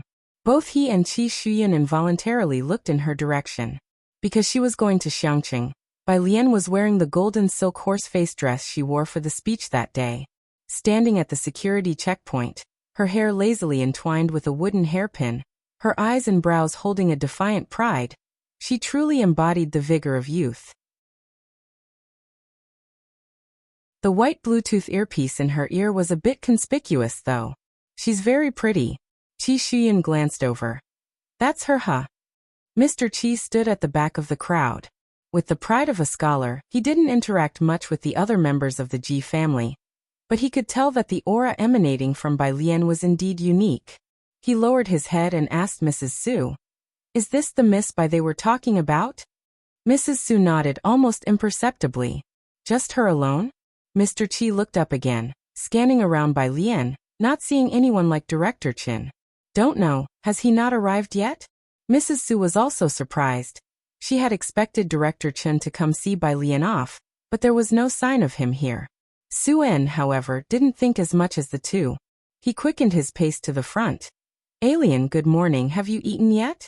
In his hands, he carried Ji Heng's package and pushed Jiang He's big box of cabbage.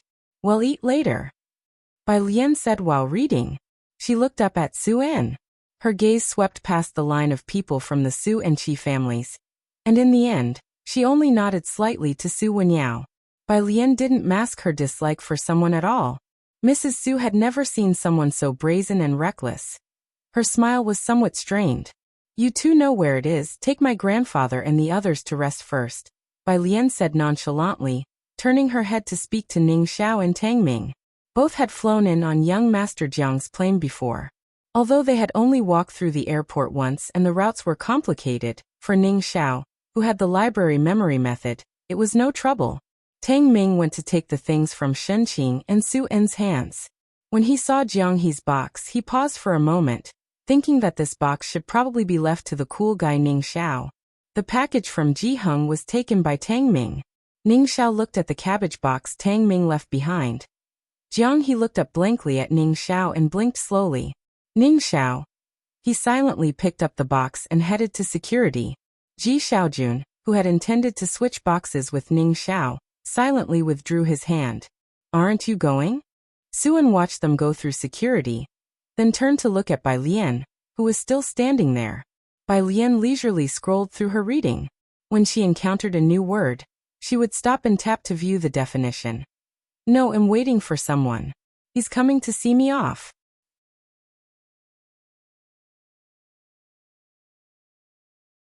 Chapter 381. 147 Ji Hung has status. Scholars from Ma Institute come to deliver mechanisms. Second watch. _3 Who? Madame Zu's heart skipped a beat. Mr. Chi beside her also looked toward Bai Lian.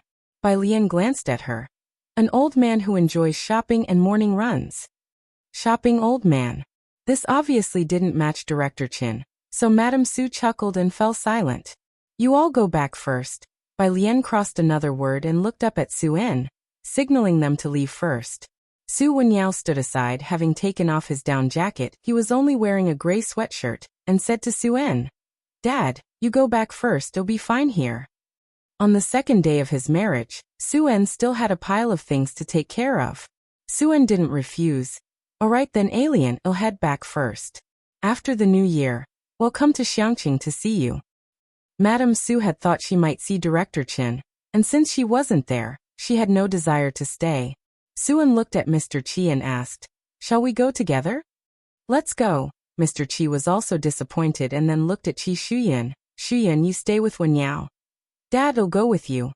Qi Shuyan still remembered that Su Wenyao hadn't apologized to her. She put on her sunglasses. I have a paper that I haven't finished yet. Mr. Chi smiled at Su En. You know I spoil my only daughter. She recently has been writing a paper for Dr. Zhua, and is helping with one of Dr. Zhua's projects.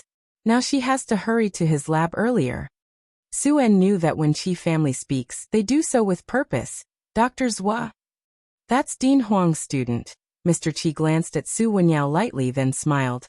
Not many people know, but Dean Huang was mentored by academician Ma. His eyes swept over Su Wenyao and then rested on Bai Lian. Bai Lian was looking down, listening to the words. Her expression was as casual as ever, her eyelashes drooping low. She probably didn't hear or didn't recognize Dean Huang. However, seeing Su Wenyao's somewhat surprised look, Mr. Chi finally felt relieved. After the Chun family incident came out, he had been thinking about how to mend ties with the Su family. Now at last, there was a turn for the better. Even though he hadn't seen Mr. Chun, it was a relief. No wonder. Upon hearing Mr. Chi's words, Madame Su smiled and patted Qi Shuyan's hand. I knew Shuyan was capable. Wenyao, how about you accompany Shuyan to the lab to take a look? Right. Mr. Chi took the opportunity to look at Su Wenyao. You go with Shuyan. You're both young. Qi Shuyan also looked toward Su Wenyao. Su Wenyao was speaking to Bai Lian, only tilting his head slightly. His eyebrows and eyes were warm and his tone polite. It's Alien's first visit. We still have a lot of things to discuss. He tactfully declined. No one had ever seen him lose his temper.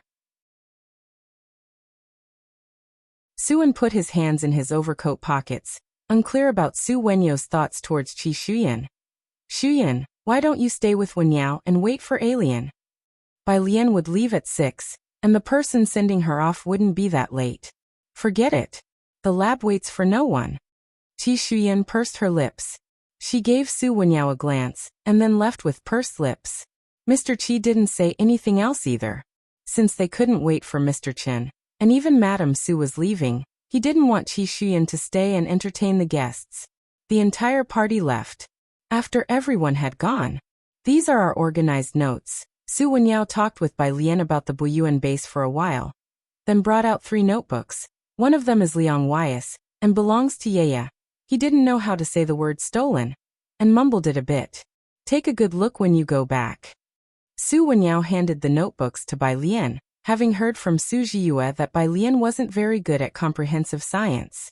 Bai Lian took the 3 notebooks, her nerves twitching severely. Especially seeing that one of them was a physics notebook. What if Jiang Fulai saw it? The person sending you off hasn't arrived yet? Su Wenyao looked down at the time, 5:40 now. Will you make it on time? Bai Lian looked toward the entrance. A tall, somewhat aloof figure approached, wearing a peak cap and walking at an unhurried pace. He was cold and noble, and the people around him instantly turned into faint shadows that accentuated his presence. Behind him followed an old man who seemed quite spry for shopping. Alarm bells went off in Bai Lian's mind. She stuffed the notebooks into Su Wenyao's hands. Hold on to these for a moment.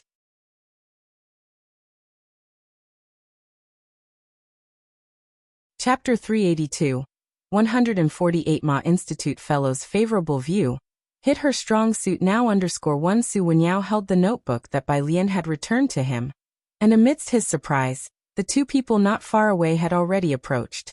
You arrived a bit late, Bai Lian said, resting her right hand on the handle of her suitcase, her white coat casually draped over her arm. Jiang Fulai had met Su Wenyao before, so it was not unexpected to see him here. Listening to Bai Lian's words, Jiang Fulai only glanced coldly at the academician from the Ma Institute beside him. Today, the academician found out his car plate was restricted just when he was about to leave, which led to Jiang family's driver taking a detour to pick him up. But he wasn't the least bit embarrassed and instead continued talking to Bai Lian. There are still 160 days left. You must not relax in your studies. I know. Bai Lian nodded in acknowledgement. The academician knew about Bai Lian's comprehension ability. He was just puzzled how someone with such a strong spatial sense hadn't been discovered earlier. Once you've finished the review, you can start looking at some high-quality masters and doctoral theses. Humph, Jiang Fulai, who had been waiting for the two to finish talking, sneered in response to this. He questioned the academician's use of high quality. Indeed, there were many subpar works nowadays, and the academician couldn't refute it. I'll make another list of books for you, to get familiar with the professional vocabulary and definitions first. As for top-tier journals, Bai Lian didn't yet have the qualifications to access them. She was to be nurtured from a smaller scope first. Some major academic families start fostering a scientific spirit in their children from childhood, and Bai Lian's enlightenment was not considered early. We need to catch our flight, Jiang Fulai reminded without disturbing their conversation, his hand pressing on the handle of Bai Lian's suitcase. He stood there languidly, only mentioning it when the time reached 5:50. Their requested airline slot was from 6 to 9 a.m. Finally, the academician looked at Bai Lian. I'll be waiting for you in Jiangjing. Once the two were done talking, Jiang Fulai tapped lightly on the handle, slightly turning his gaze, as aloof as ever. Where are you headed? He asked Su Wenyao. The university. Su Wenyao's gaze still lingered on the academician, not fully recovering his composure. That would be Jiangjing University. Jiang Fulai arranged for him. Can you take the academician with you? He's also heading to Jiangjing University. The academician turned to Su Wenyao, saying in a grave tone, Then he'll trouble you, student. Su Wenyao, well-mannered since childhood and stable by nature, was for the first time in so many years at a loss for words. Was Bai Lian waiting for the academician? Being able to enter the academician's laboratory? No, perhaps just to meet the academician in person. That was the dream of all physics students, for the academician was not only an enlightener, but also a leading figure in physics domestically. Due to health reasons, he had been deeply immersed in research on quantum physics and chips for the recent years, rarely making public appearances, the last one being a lecture a year ago. For Su Wenyao, this figure who appeared in textbooks was a mythic presence. The academician and his kind needed to be closely protected, avoiding too much public exposure even while they were still alive. Then we'll take our leave first. Bai Lian said goodbye to the academician and Su Wenyao. She reached for her suitcase and, beneath Jiang Fulai's somewhat gloomy gaze, tossed her jacket to him. And together they headed toward the gate. Su Wenyao stood in place until their figures were out of sight. Only then did he turn to the academician, his voice sounding a bit wooden. Shall we go now, academician? Sure. The academician, who wasn't lecturing or teaching, had no airs about him. He wore a dull gray cotton jacket, not any international brand. His face wore a gentle smile, and walking along the road, he looked indistinguishable from an average elderly person. Su Wenyao led him to his car, and once the academician was seated in the back seat, Wenyao caught sight of the old man through the rear-view mirror, and it finally sank in that this was truly the academician. The academician chuckled. Don't be nervous, are you also from the physics department? Yes, Su Wenyao clenched and then unclenched his fists before explaining. I had no idea Alien was waiting for you. There's nothing to talk about. The academician waved his hand dismissively. Aside from physics, I'm just an ordinary old man. When placed among the myriad of stars and celestial bodies, I'm merely a speck of dust, so there's no reason for you to be nervous. The more one studies physics, the more one realizes their own insignificance. Civilization is merely a transient visitor on Earth, and it takes a strong mind to withstand such profound feelings of insignificance. Bai Lian is a very talented individual. The academician thought of Bai Lian, her exceptional talent, and her strong inner character, rare among people. I truly hope she comes to the university sooner.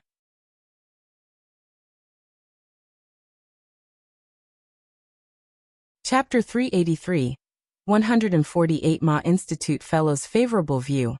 Hit her strong suit now _2 Su Wenyao started the car, but was utterly shocked by academician Ma's lament. For a moment, all the inexplicable aspects suddenly connected. Why he was able to get academician Ma's ticket. And even, why President Huang would add him. It turned out that everything originated from Bai Lian herself. Could academician Ma value her so much?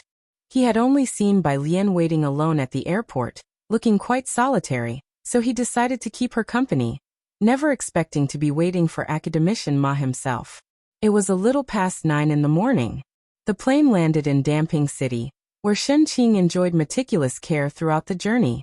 Getting off the plane, she whispered to Ji Xiaojun. This plane ticket was well purchased, with few passengers. Next time we can buy this kind again. Look, Dad's back doesn't even hurt. Ji Xiaojun gave Shen Qing a look. With only a few of them, how could it not be few?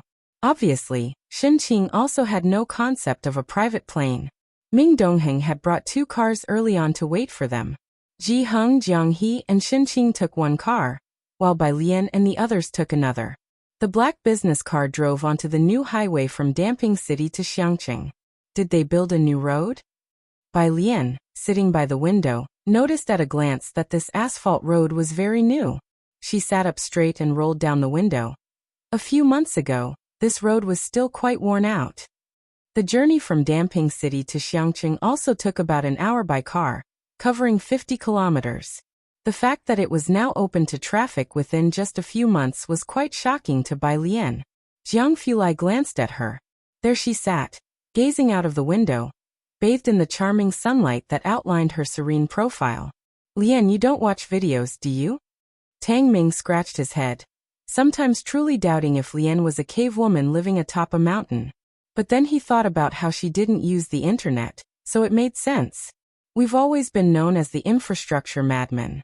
Before, we revamped a high-speed train station in 6 hours. Overnight, they replaced the pillars and the deck of an overpass bridge. As he spoke, Tang Ming lifted his chin proudly. As long as they wish, nothing is impossible. Except for some projects that tried to skim off the top, these critical infrastructure projects were not considered fast for these infrastructure madmen. Upon reaching Xiangqing, Jiang Fulai had to go to the lab first. Ji Heng and his group returned to Purist Street to pack up some things, before heading to Sinan Community. This year, Ji Xiaojun had just bought a house, and the family decided to have the New Year's Eve dinner at the new place before returning on the first day of the lunar year. Bai Lian first went to the school to see Auntie Zhang. With the new year coming up, Auntie Zhang's flower shop was also very busy. Teacher Lu, don't be polite with me. Auntie Zhang was wrapping flowers for Lu Lingxi. On the counter were 2 fresh white lilies with their yellow stamens still intact. Suddenly, Bai Lian remembered that tomorrow was also a Friday. The lilies were prepared for Yang Lin. You're back. Auntie Zhang looked up and saw Bai Lian, looking very surprised. Lu Lingxi, holding a large bouquet of flowers, then forcefully put the money in Auntie Zhang's hand, turned around and saw Bai Lian. She took a tulip from the bouquet and handed it to Bai Lian. How's Buyuan? She knew Bai Lian, and the others were at Buyuan base. It's okay. Bai Lian took the tulip. Aren't you really going to Beijing? Lu Lingxi smiled gently, remembering the matter again. I spoke to the principal about. I just came out of Beijing High School. Bai Lian secretly apologized to Beijing High School in her heart, and then looked at Lu Lingxi. They asked me to drop out. I don't want to go back. She had a pair of extremely dark eyes, which seemed to shimmer subtly. At the moment, she was staring intently at Lu Lingxi. Lu Lingxi instantly felt the anger of her being expelled and frowned. About the principal, I'll talk to him. Beijing High School certainly wouldn't easily give up on Bai Lian, a promising student capable of becoming Beijing's top scorer. Bai Lian blinked, sending Lu Lingxi off. Only then did she take the bus to the Calligraphy Association. At the end of the year, the Martial Arts School and Calligraphy Association had no students, but the street outside was very lively, as the roads had been renovated and stalls added. Today, everywhere one looked, there were vendors selling lanterns and New Year's goods, with a constant stream of people coming and going. Not too far away, a mall was nearing its closing sale, with a giant red banner promoting investment attraction. Senior brother, there are so many people here? Ren Wanxian, visiting for the first time, was amazed by the bustle. Although she had heard from Ren Qian about Xiangcheng's development and very successful investment attraction, even a recent high-speed rail line had been allocated, she was still surprised by the level of development. By her side, Qiu Buqing was also shocked, his usually indifferent face watching the puppet play in front, where many young men and women were gathered. The tourism here has become popular, said Qiu's father in a deep voice. Let's go, I'll take you two inside. Especially you, Buqing. Don't resist when you see your grandfather. Even if you look down on Xiangcheng's Calligraphy Association, don't let it show in front of him.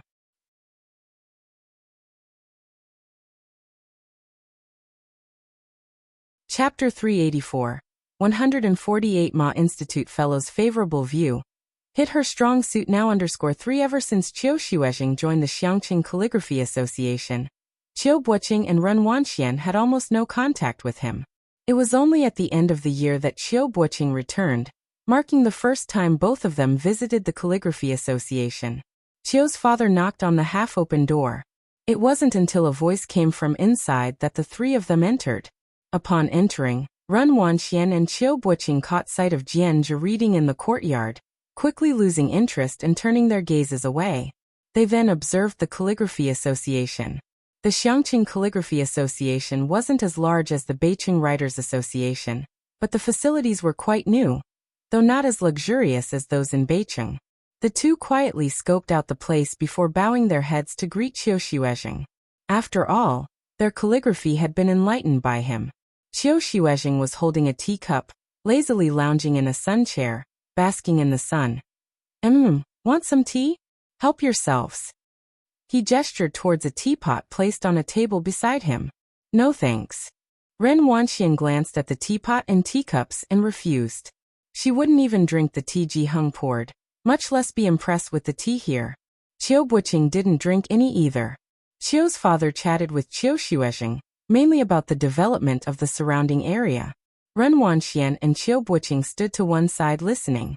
It was not until there was a soft knock at the door a second time. The two instinctively looked towards the door where a girl, dressed in a black and gold horseface skirt, entered. The sunlight sifted through the gaps in the leaves leisurely, casting soft speckled light on her soft black hair. As she moved, the play of light and shadows flickered carelessly over her black dress and face. It was Bai Lian, and Ren Wangshuan's face stiffened. Bai Lian did not look at Ren Wanxian and the others. Qiu Zizheng's home was in Xiangqing, so he wasn't in a hurry to return, whereas Jianzhi's family was in Beijing. Despite that, he hadn't left either. He sat in the courtyard at the small table Jiang he often used, immersed in reading. With her hands lazily tucked into the large pockets of her horseface skirt, Bai Lian curiously inquired, "Aren't you going home for the new year?" "Oh no," mumbled Jianzhi, seriously engrossed in his study. The sudden appearance of a voice startled him, causing him to lean back involuntarily, tilting his chair backward until Bai Lian grabbed the back of the seat to stop it from wobbling. It was midday. The sun overhead was blazing. Bai Lian lightly lifted her eyelids, looking down at him from above. "What's the rush?" She spoke unhurriedly. Once Jianzhi steadied himself, he stood up to face her and scratched his head. "You were so quiet, Teacher Qiu didn't even warn me." He turned to look at Qiu Xuezheng. "She's rather large. I thought you would have seen her," Qiu Xuezheng said. "Jianzhi, whether I go home or not, it's all the same." He closed his book and shrugged. "My family probably wouldn't even notice I'm not there. I have time to read books now." The Jian family knew about his trip to Xiangqing. If he really went home for New Year's, everyone would ask him how Xiangqing was. If not, they'd nag in his ear about how Jian Rong had won another award or which university she was preparing to apply to for her PhD. Right, he's preparing for grad school. Qiu Xuezheng interrupted his conversation with his son. Teacher Qiu, please don't say any more. Jianzhe was incredibly embarrassed. Grad school? Bai Lian already knew what that involved. Qiu Xuezheng gave Jianzhe a glance. Right, his whole family knows he's preparing for grad school. Coincidentally, one of Jianzhe's cousins was also applying for a grad program in calligraphy. If Jianrong got in and he didn't. Bai Lian took out her phone that briefly flashed. It was from Ding Jian. Picture. Ding Jian's plane ticket. He was arriving in Beijing on the 24th, which was the 4th day of the Lunar New Year. Bai Jian? Question mark. As she replied, she turned to Jianzhe. Are you applying to Jiayi? With his hard work, he should be aiming for Jiangjing Art University. Her words prompted a glance from Ren Wanxian and Qiu Buqing. Jianzhe felt even more self-conscious as he tugged at Bai Lian's sleeve, whispering, Sis, I'm not even sure I can get into Beijing University's grad program, let alone Jiayi. Isn't your calligraphy practice going really well? Bai Lian was surprised. You might not know, Qiu's father laughed as he explained to Bai Lian. He needs knowledge of ancient literature theory, and Buqing is just trying for a PhD at Beijing University. Right, it's very hard to get in, Jianzhe murmured to Bai Lian. Sis, please stop mentioning it. Bai Lian. Very hard. Do you know what they examine in literary classics? Qiu Buqing finally couldn't hold back, as everyone in calligraphy was aware that grad school required knowledge of literary classics. He said evenly, not to mention others. Just take the 2 major pieces of tedious ancient text you've never studied. Would you say it's difficult or not?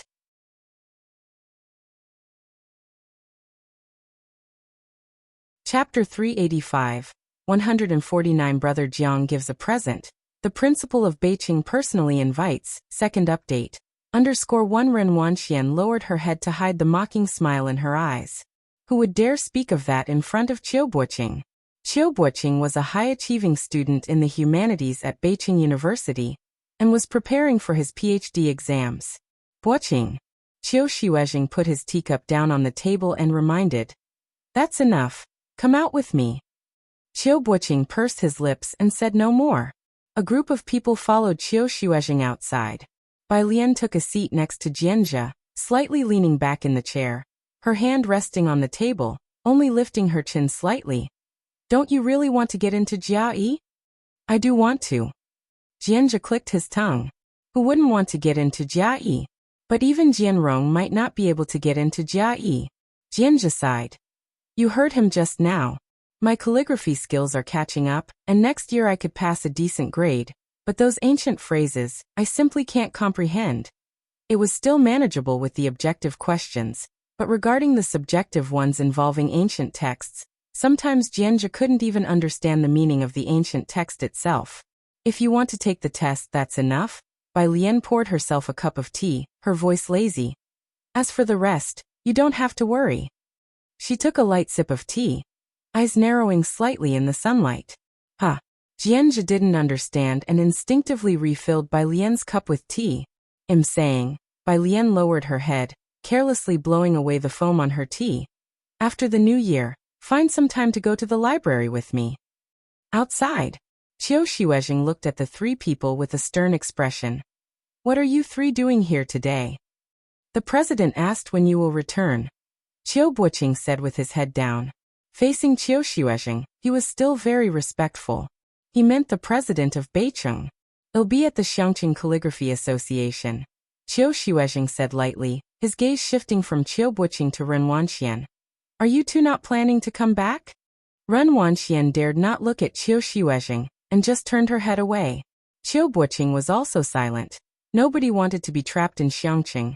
Grandfather, I still need to apply for a PhD at Beijing University.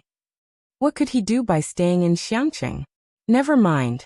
Qiu Xuezheng questioned casually, unsure if their return would actually annoy someone.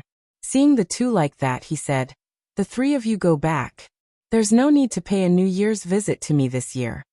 He didn't bring up the Xiangqing Calligraphy Association again, and both Ren Wanxian and Qiu Buqing breathed a sigh of relief. The next day, It was Bai Lian's first New Year in this world. At the Xiangqing building, the same number 12 bus.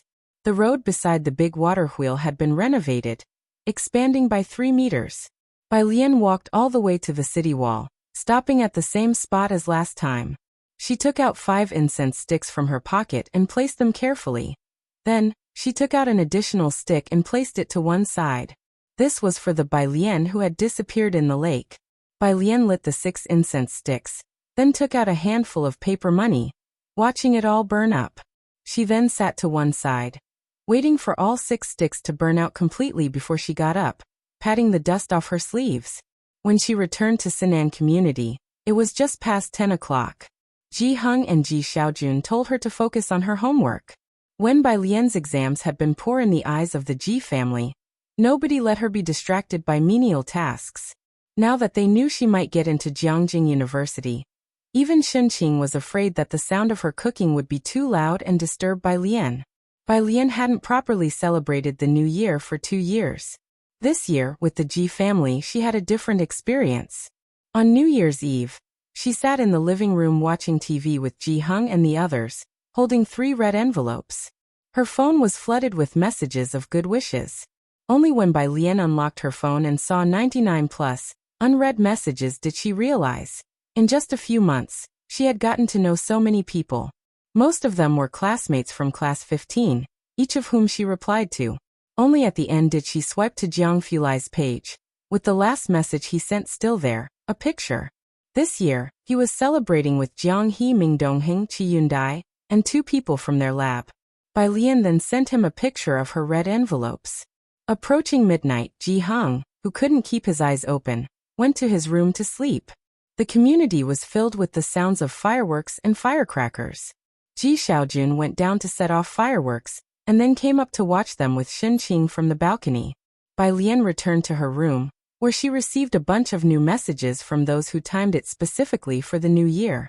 She had just opened WeChat when a new message popped up. Downstairs, the room Shenqing had prepared for Bai Lian had a window. She looked down and saw smoke swathing the area below. Xiangqing hadn't banned fireworks yet, and the excessive fireworks made her feel like she was in a fairyland, completely obscuring her view. Downstairs, when Bai Lian reached the ground floor, Jiang Fulai was standing on the left side of the road, a tall figure. He was dressed in a white shirt, eyes slightly squinting, his demeanor relaxed. The white cuffs were loosely rolled up twice, giving off an unapproachable keep-away chill, as he still seemed too distant to approach.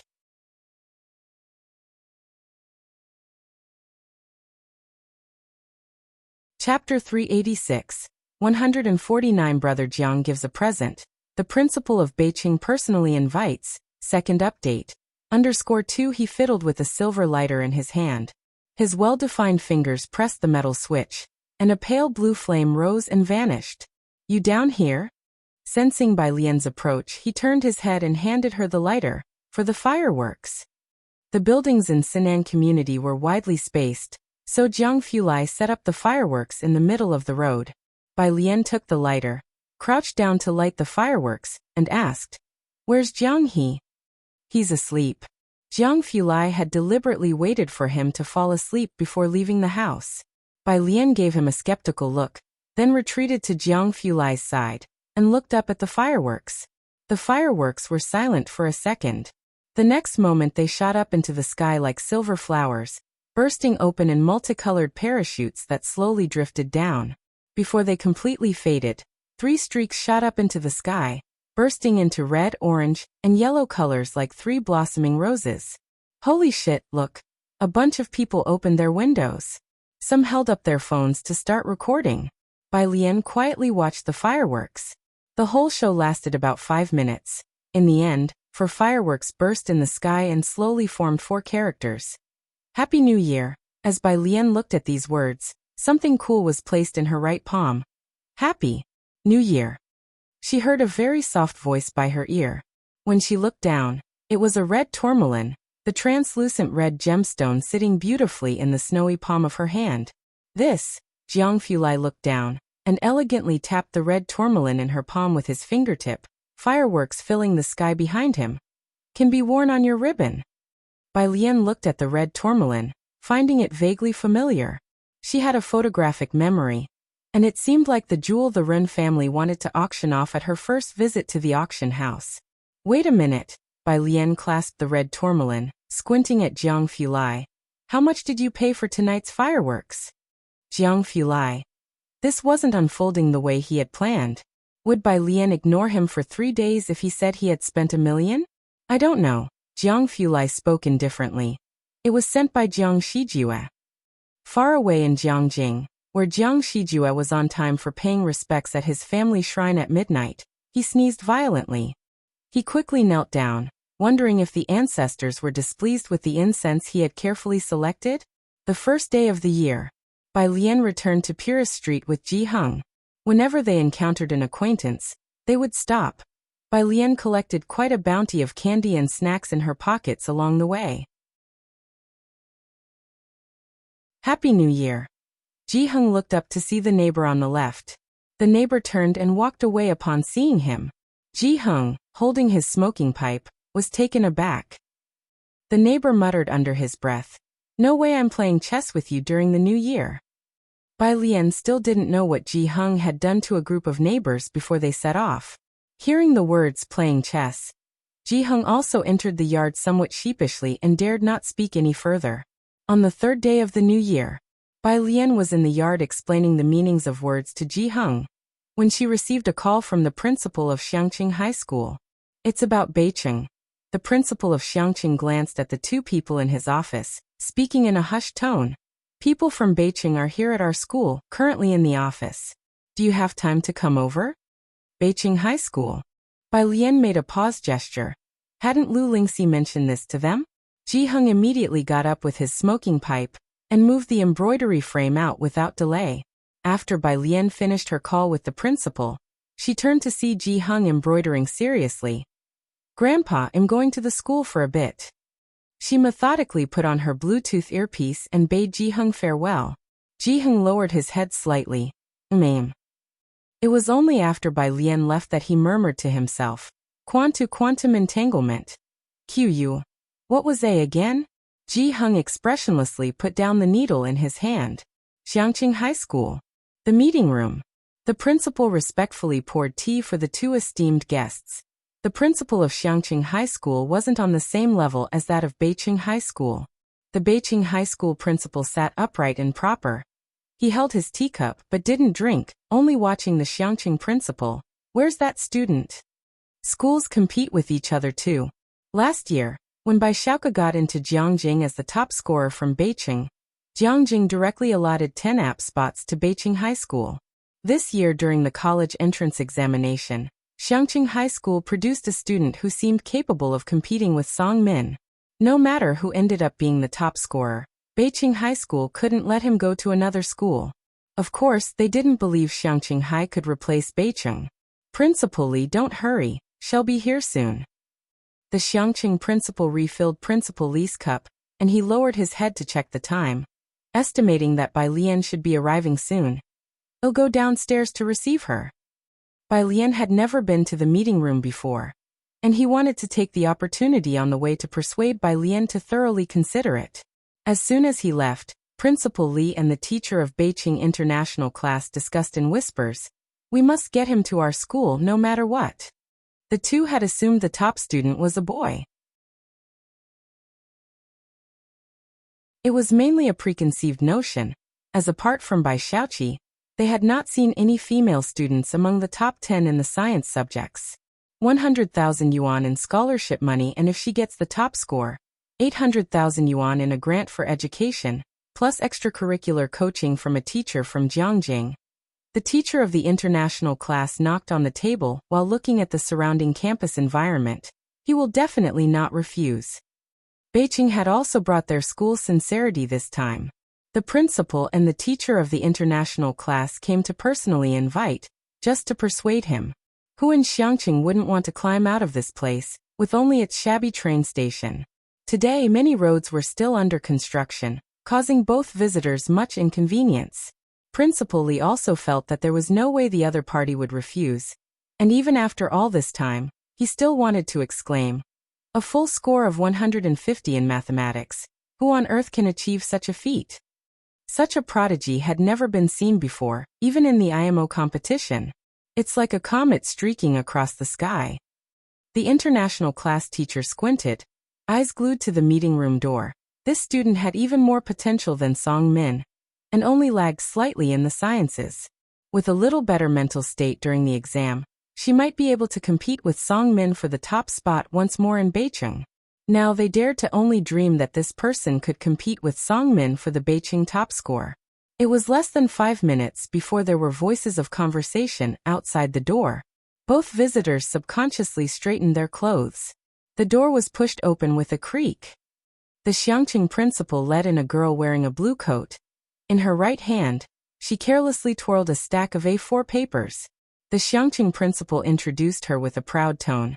Principal Li, this is our school's top student, Bai Lian. Bai Lian's grades had grown under the watchful eyes of the whole grade's teachers. From the first score of 450 to now 692. Principal Li had only gotten to know Bai Xiaoke in the past 2 years of school. In the following year he only remembered Song Min and Bai Xiaoqi. As for Bai Lian, he might have heard of her, but why would he particularly remember such a student? At this moment, was he just surprised that the student who had scored 1 point higher than Song Min was actually a female student? Next to Principal Li, the international class teacher stared blankly when he saw Bai Lian's face. Bai Lian had been in the international class before, and the very first time he saw the name Bai Lian, he was very displeased. At first sight of Bai Lian, he immediately remembered her. The teacup in his hand was knocked over in shock. You? Bai Lian? The Bai Lian with 150 in mathematics and a total score of 692. He was somewhat bewildered. Was this the Bai Lian that he had driven out of the international class to the liberal arts class? He still didn't know. The most frightening thing about Bai Lian wasn't her mathematics, but rather the physics that had even touched the heart of Principal Ma.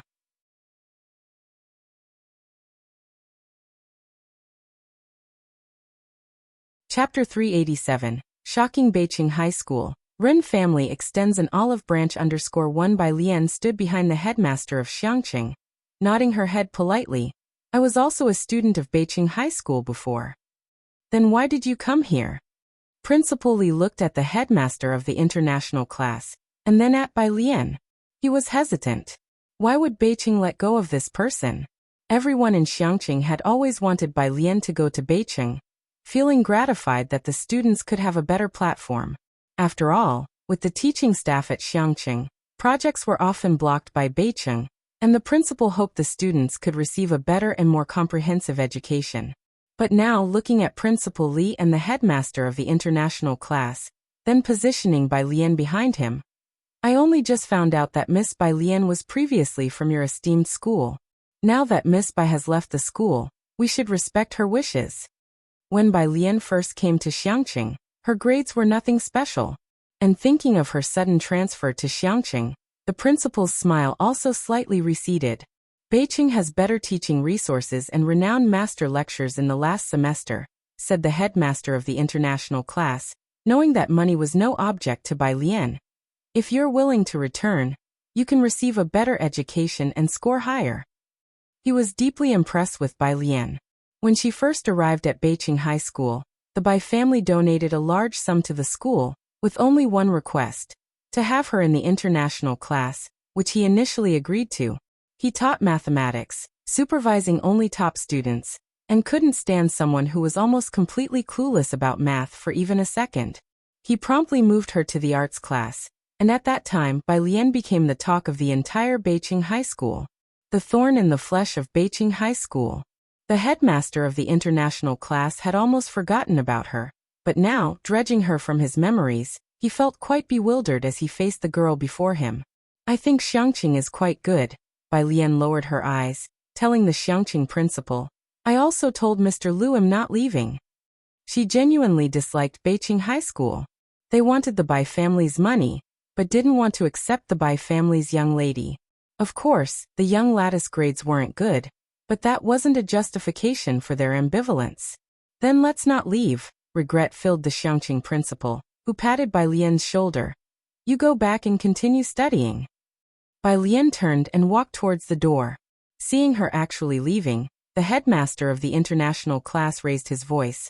Bai Lian, haven't you always wanted to be in the international class? Educational resources are ruthless. Having a good teacher as a guide is several times better than working in isolation. If you don't come with us to Beijing now, you won't have another chance later. Bai Lian didn't pause in her steps. She was still thinking that it was fortunate Jiang Fulai wasn't there. Otherwise, she would have loved to debate with them about what a good teacher is. She earnestly didn't want to return to Beijing High School. Principal Li and another had come excitedly in the early part of 3rd grade, hoping Beijing High School would gain a powerful new addition. If she doesn't want to return, then let it be. Principal Li had come personally and still couldn't persuade Bai Lian, now feeling somewhat annoyed. He lowered his head to check Bai Lian's information on his phone, which wasn't very useful. He had just asked someone from Beijing to collect it, and most of it was details of Bai Lian hanging out at bars and street racing. Looking at these, how could Principal Li not figure out how she managed to score 692? Her grades are not as stable as Song Min's, and it's only been half a year. I wonder if she can truly surpass Song Min. It wasn't long before the Song family also heard the news.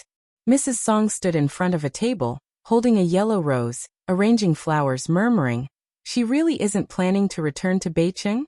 Right. Song Min wore headphones, a recording playing on his mobile phone screen. Well, that's a pity. Mrs. Song's eyes dropped. Song Min wasn't paying attention to what Mrs. Song was saying. He wasn't very concerned about whether Bai Lian was returning or not. He was solely focused on the recording sent by Bai Xiaoqi. After listening, he replied to Bai Xiaoqi, "It lacks a bit of the killer instinct of gambling with liquor." Yan Lu's song had become a hit, and Bai Xiaoqi had transcribed the score knowing Song Min liked it, recorded it with a guzheng, and sent it to Song Min Bai Xiaoqi. "I'll revise it then. If you think it's okay, I'll post it online." Bai Xiaoqi, "I'm still working on Autumn again.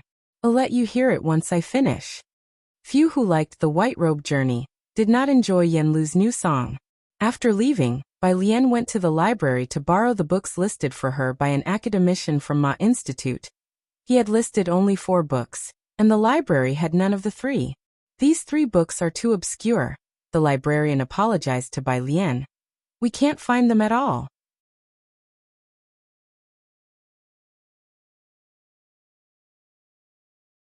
Chapter 388.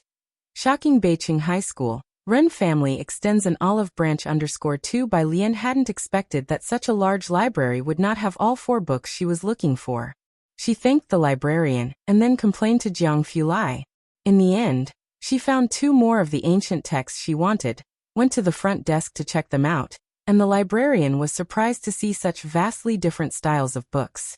After getting the books, she took bus 12 straight back to Purist Street. Mao Kuan, with a cigarette in his mouth, was helping his boss sell holiday goods at the shop when he saw Bai Lian approaching. His eyes lit up, and he stood up from the small stool. "Sis."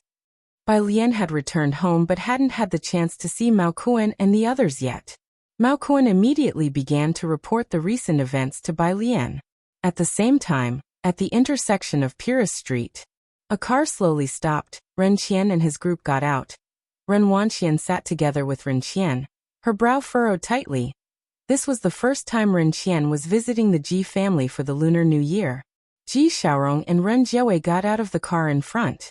Ji Xiaorong immediately spotted Bai Lian in front of the small convenience store, talking with a blonde guy. "Your niece." Ren Jiawei saw Bai Lian following Ji Xiaorong's gaze. As soon as Ren Jiawei spoke, Ren Qian also saw Bai Lian. "What's she doing over there?" "You guys go ahead, I'll wait for her." Ji Xiaorong walked towards Bai Lian, "And meanwhile, I'll buy some tobacco." Ren Jiawei earned a lot, but Ji Xiaorong always lived a simple life. Even the branded clothes Ren Jiawei bought him, he wore just like any other clothes. Ren Qian looked at Ren Wanqian, and Ren Wanqian pursed her lips. It just rained the day before yesterday. She was wearing new clothes today, and the stone-paved streets of Purist Street could be so muddy that one wrong step would cause dirty water to splash. She was already annoyed being here, and did not want to stay with Bai Lian even a second longer. "Forget it. Ren Qian glanced at the blonde guy beside Bai Lian and didn't pressure Ren Wanxian. Did you say someone from Beijing was coming today? My senior brother said the Jian family will come today, Ren Wanxian told Ren Qian. Master Jian was the former president of the Beijing Writers Association. Xiangqing is an unremarkable city among the vast Beijing.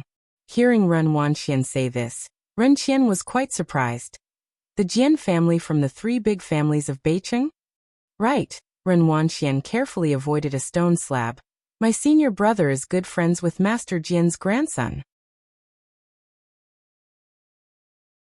The three old families of Beijing, Bai, Song, and Jian. The Jian family is known for its scholarly heritage, while it's said the Song family even has connections with Jiangjing. The Bai family is nouveau riche.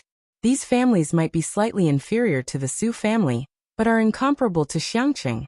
The combined GDP provided by both the Ren family and the Chen family is not even 1/10 of just one of those families. Just thinking about the name Bai, Ren Wanxian frowned. Why are there so many with the surname Bai? What are they doing in Xiangqing? Ren Jiawei asked in shock. Beijing should not be aware of Director Chen's demotion.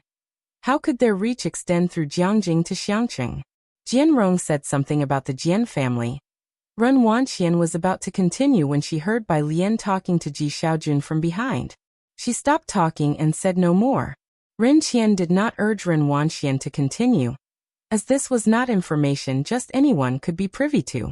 In other words, the news of the Jian family coming from Beijing, Ren Wanxian and Qiu Buqing were the first to know. Even Chen Zhu and the others would have to exchange favors to inquire about it. However, upon hearing Bai Lian's voice, Ren Qian also turned back and greeted her warmly. His gaze fell on the 4 books Bai Lian was carrying, the outermost one being classical literature. Aren't you studying science? Why are you looking at classical literature? Ren Qian knew that Bai Lian had previously been in a training class, and because of this, there had been unpleasantness with Ren Wanxian. Bai Lian did not speak, and Ji Xiaorong raised his head slightly, explaining for her. The child wants to expand her knowledge. Ren Qian nodded approvingly, but as a high school senior, you should still focus on your studies. Ren Qian had not notified Ji Heng in advance that he would visit for New Year's greetings. Ji Heng was also caught unprepared. He wanted to call Ji Xiaojun and Shen Qing back home to prepare a meal. As soon as Ji Xiaorong entered, he went straight to the storage room to help clean. Ren Qian stopped Ji Heng, who was about to make a call. I'm just here to pay a New Year's visit, and I have to get back to other things later, he said, shifting the topic. So President Su is not coming back for now? Ren Qian looked at Ji Heng's courtyard. No major new additions had been made. Neither Ji Xiaojun nor Ji Heng had bought a car yet. He's busy, Ji Heng said gruffly, as indeed the Su family had enough on their plate. Due to events in Xiangqing, Su En gained most of the decisiveness in the Su family, and also because of the Chen family, the Zus received many offers. Is that so? Ren Qian changed the subject. He looked at Bai Lian. Do you have time to come over to the Ren family for a meal on the 5th day of the new year? Bai Lian, no time. This was not a lie either. According to President Jian's words, they would fly to Beijing on the 4th day of the lunar year, and should be in Xiangqing by the 5th. As she said this, Ren Wanxian did not believe her, and just glanced at Bai Lian's back. Starting from the first day of the Lunar New Year, the Ren family had a stream of subordinates coming to pay New Year's greetings to Ren Qian. Today's visit to the Ji family was just a spare moment for Ren Qian. As for the Ji family, looking at this desolate courtyard, who would come here to pay a visit? Indeed, no time. Ji Heng also looked up at this moment, speaking on Bai Lian's behalf. We have guests visiting on the 5th and preparations today are rushed. If you have time on the 5th, you can come over for a meal. Aside from a few neighbors, the visitors to the Ji family would be Ji Xian's students. And then there was Director Chen. With Su En temporarily unable to return, Ren Qian would not come over for a meal either. He smiled but did not echo the offer. When Bai Lian returned to her room to put away the books, her phone rang just as she put them down. It was a contact saved as, "My godmother's phone can't go through, and I'm not at Baxter Street. Do you have time to help me see what's going on?" She had added this contact at Granny Wang's place. The two of them rarely contacted each other. Seeing this message, Bai Lian frowned and stood up. She replied with a 1, put on her coat, and left. Ji Heng never asked where Bai Lian was going. But as soon as Ren Qian saw her, he greeted her warmly. Where are you going? Do you want Wan Qian to accompany you?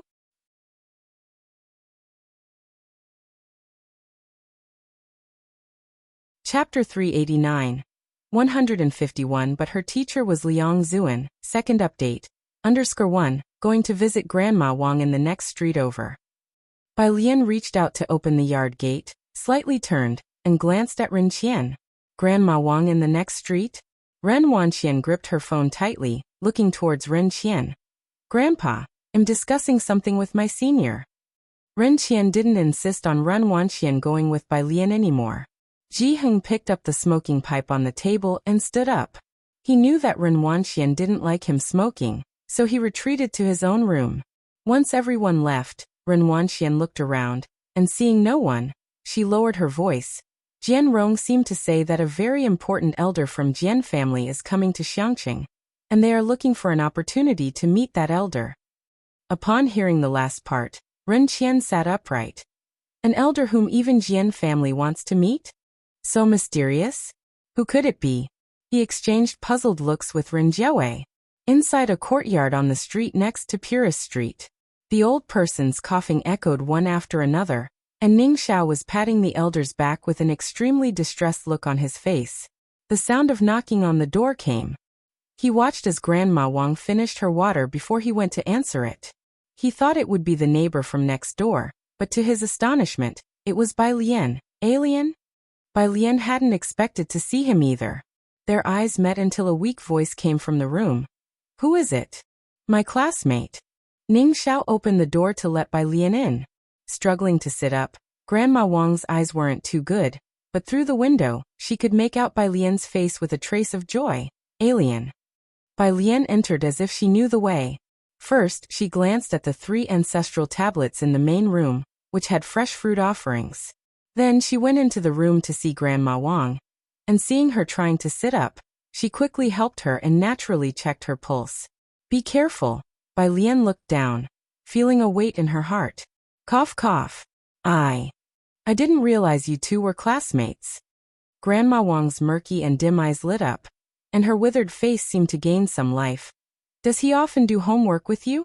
Yes. Bai Lian continued patting her back until Grandma Wang's coughing subsided. We and another classmate went to Jiangjing for tutoring before the new year. Good, good. Grandma Wang was somewhat excited. Then I'm relieved. She was frail, having been kept awake by her cough these past days, but under Bai Lian's care, she fell asleep in less than 5 minutes. I'll teach you a set of massage techniques later. After Bai Lian tucked her in, she stepped out of the room to talk to Ning Xiao. Ning Xiao, seeing his grandma fall asleep in less than 5 minutes under Bai Lian's hands, knew the massage was effective. He was just a bit surprised. Bai Lian knew how to do this too? After teaching Ning Xiao, Bai Lian remembered Xiao Wang's issue. Where is your grandma's phone? Ning Xiao finally found the old-style cell phone in a corner. It was out of power. Bai Lian understood the situation before she replied to Xiao Wang. Her phone ran out of battery. Spend more time with her when you can. Wang.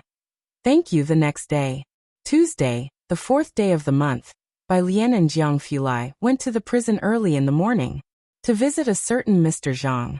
Alien. Zhang Shi's hands were still cuffed as he walked in, greeting them first. Brother Jiang, Happy New Year. Then he had the look of someone about to cry. Got beaten again? Jiang Fulai stood behind Bai Lian, arms crossed, his stance lazy. His narrow, light eyes occasionally swept over him, appearing quite disdainful. Zhang Shi eyes. Not really. Fights were common, but he wasn't crying because he got beaten up, but because Qi Yundai had come over that morning. He's making me memorize legal terms. Zhang Shi eyes looked at Bai Lian and Jiang Fulai, complaining about Qi Yundai's evil deeds. Bai Lian hadn't yet grasped what legal terms were. Jiang Fulai gave Zhang Shi eyes a glance and asked sincerely, is that thing really worth memorizing? Isn't it something you can remember just by looking at it once? Zhang Shi's sobbing came to an abrupt halt as he looked up at Jiang Fulai blankly. He felt like crying even more. In half a month, Zhang Xiai's had made considerable progress, reaching a second-year level in mathematics, and his English improved the fastest. While he was making crafts in prison, not only did he strive to be the first, but he also managed to memorize words while being the first. Every few days there would be complaints about him. A staff member from the prison whispered to Bai Lian and Jiang Fulai while seeing them out. Because he's always reciting words loudly while queuing for the toilet, disturbing people in the next stall. He didn't dare talk to Jiang Fulai. They left the prison gate. Bai Lian settled into the passenger seat and bowed her head to fasten her seatbelt. Where are you going? Jiang Fulai's fingers rested on the steering wheel, casually tapping it.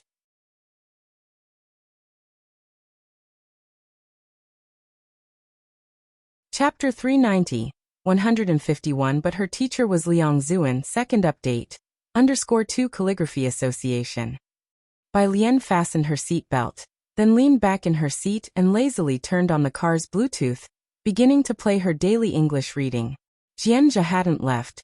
Qiu Xuezhing was also at the Calligraphy Association. She went to the Calligraphy Association to wish the two of them a happy new year. Jiang Fulai started the car. All right, it's on the way. The car quickly arrived at the Calligraphy Association. Jiang Fulai parked at the entrance and let Bai Lian get out. Resting his arm on the steering wheel, he said at a leisurely pace, "I'll be free tomorrow."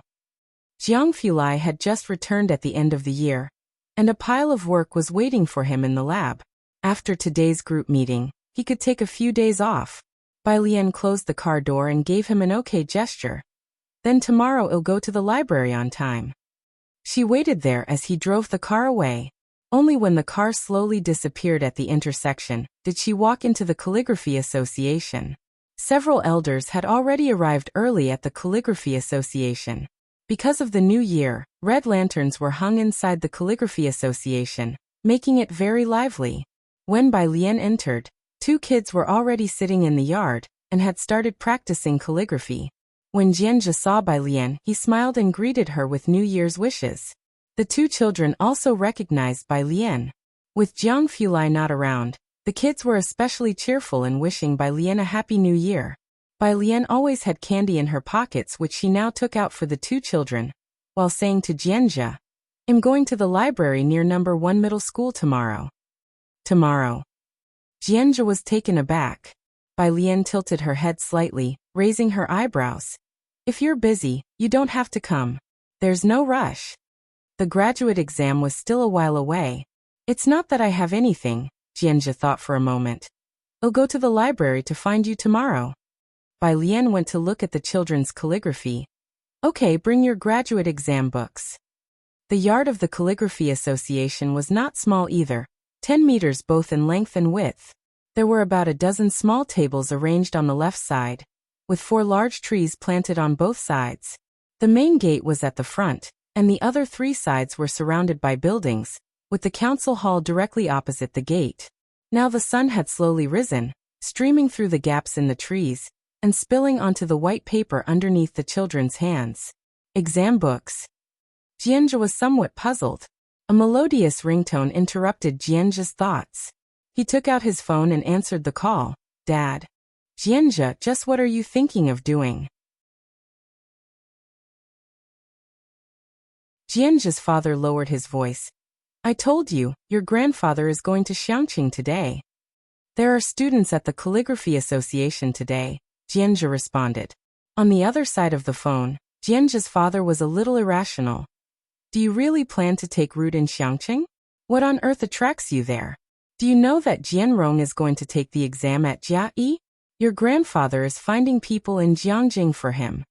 Jianzhe thought about his improved calligraphy. "I think it's quite good. Are you coming?" The other side hung up the phone in a huff. Jianzhe looked at the busy tone on his phone, shrugged and said earnestly, although no one would believe him, "The Ren family." Ren Qian, dressed in a formal suit, came down from upstairs, talking on the phone with a stern expression. "No news from Mr. Chen yet? Don't know when he'll return? Okay."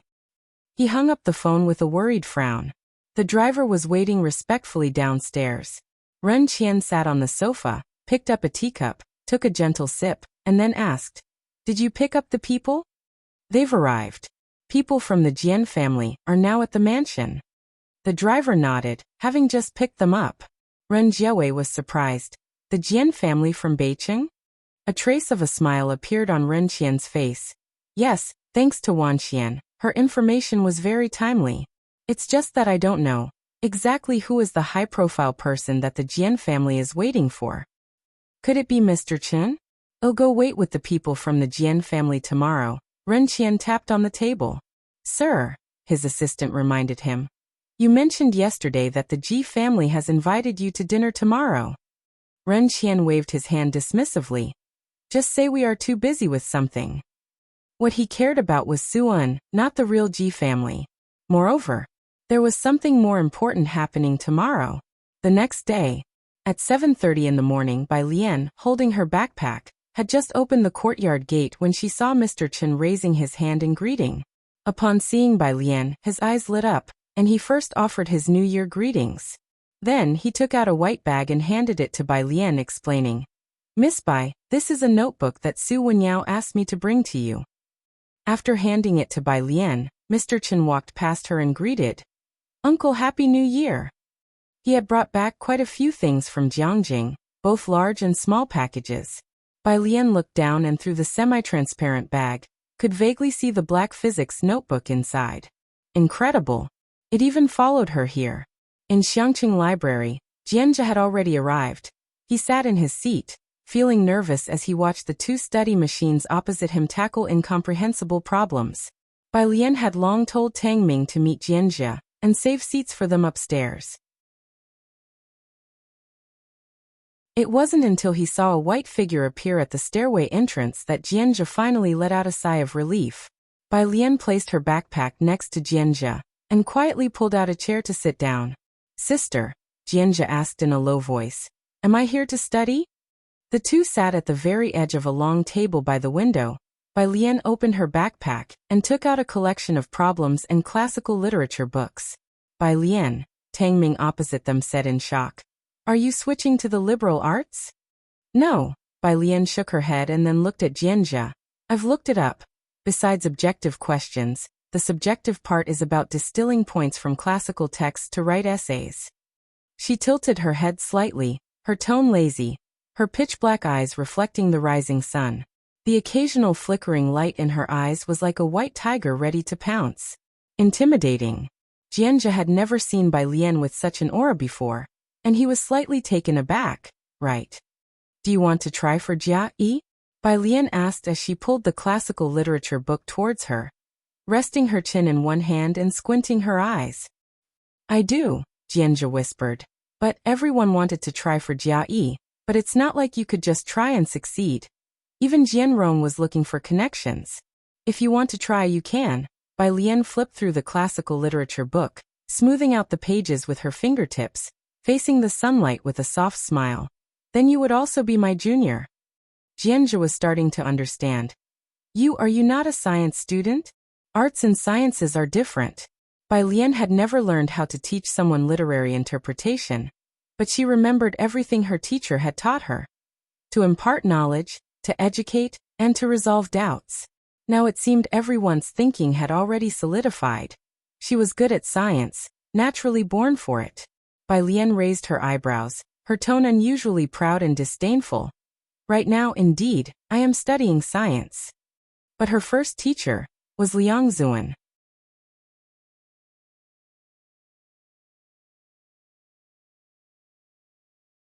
Chapter 391. What kind of people are hiding in 152 Xiangqing? What books do you usually read?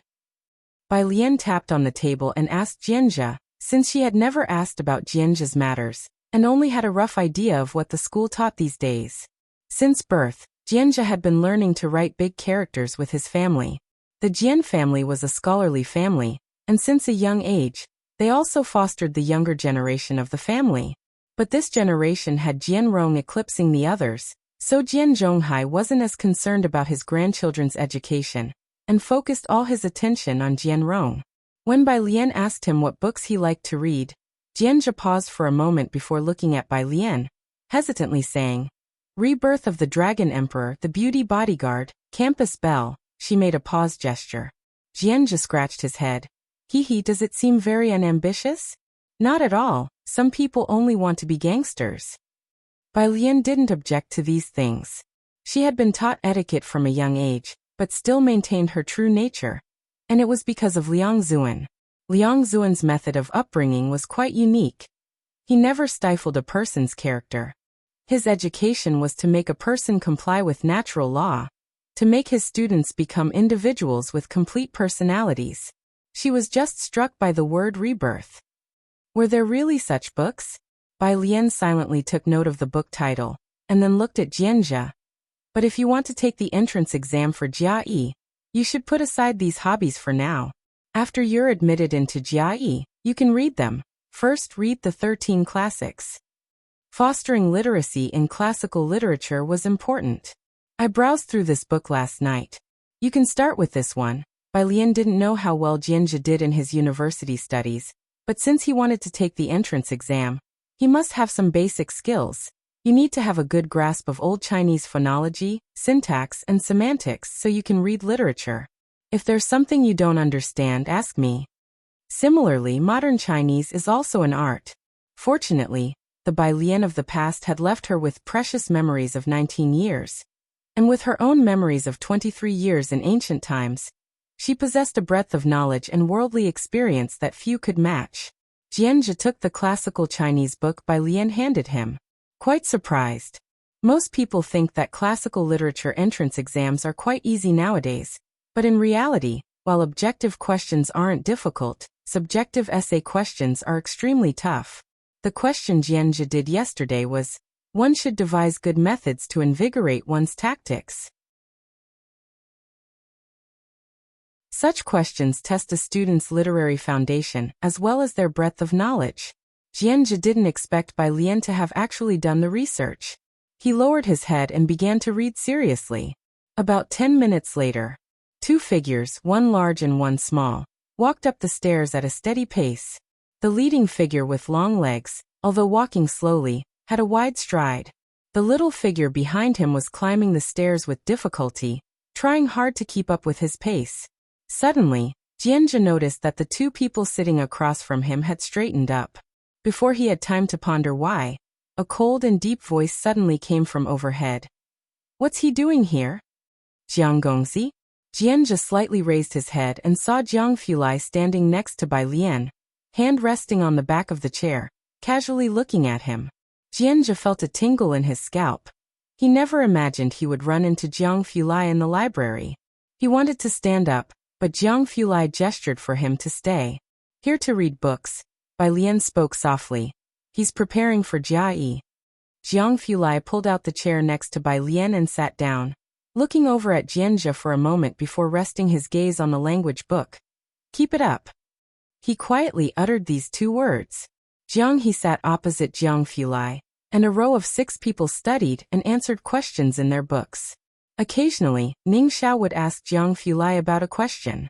After studying for half an hour, Jianzhi was about to take out his phone and scroll through some videos when he looked up and saw that everyone at the table, including Jiang He, was seriously reading. He silently put down his phone and continued to read, feeling like it had been a century. When he looked up again, the 5 people beside him were either reviewing summaries or doing problems, and not doing anything else. Jianzhi looked down at the time on his phone. Had it only been an hour? It was his first time studying with such exam-obsessed maniacs, and the whole morning felt surreal to Jianzhi. Bai Lian, have you finished the comprehensive science test paper? Ning Xiao asked about the winter vacation homework, the expansion papers issued by the school. Done with it. As Bai Lian was working out a problem, she had Jiang Fulai help her take it out. Her backpack was hanging on the back of the chair. Jiang Fulai casually pulled it open. Bai Lian's backpack was very neatly organized, filled with papers and a collection of questions, and he took out the bundled papers that were clipped together. But wait, what's this? 3 notebooks? Jiang Fulai handed the papers to Ning Xiao, then tapped Bai Lian on the shoulder. Classmate Bai Lian, what are these?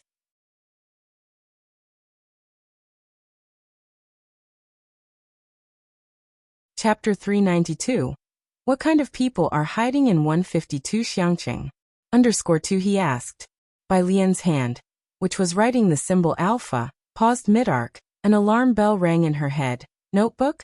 This? By Lian took out 3 notebooks, 3 of them written by 2 people. Physics by Su Wenyao and Biochemistry by Liang Wuyu. I prepared the physics one especially for Zhang Xiai's, she said calmly. She indeed needed the chemistry and biology. As long as it didn't involve physics, then everything was negotiable. Jiang Fulai glanced at the physics notebook. Can he understand it? The notebook and error collection from a Jiangjing University physics department ace. Even Ning Xiao would need to study it seriously. Give it to him first. Bai Lian found a good home for the notebook. Even if he doesn't understand, Qi Lu will tell him. Jiang Fulai reluctantly believed her. After studying until the afternoon, Bai Lian and Jiang Fulai went back to Purist Street for a meal. Some of the things that Director Chen had in the morning were prepared by Jiang Fulai, who went early to worship the tree god with Ji Heng and others, and at noon, there was a vegetarian feast at the tree god temple. They didn't go back. In the evening, Ji Heng and Ji Xiaojun prepared the meal, and reminded Bai Lian and Jiang Fulai to come back for dinner. 5 o'clock in the afternoon. Jianzhe exited the library with light steps. He who got into Beijing University through an arts exam had never studied this seriously even in his senior year of high school. Only after Bai Lian and Jiang Fulai got into the car did he ask Tang Ming, who was beside him. Do you study every day from 8 until now? Without a single break in between? Not exactly. Tang Ming shook his head. Jianzhe breathed a sigh of relief. I get up at 6 every morning to memorize English. Tang Ming shared his schedule with Jianzhe. Then I come to the library at 8 and go back at 5 in the afternoon. After dinner, I do the school's basic question bank until midnight.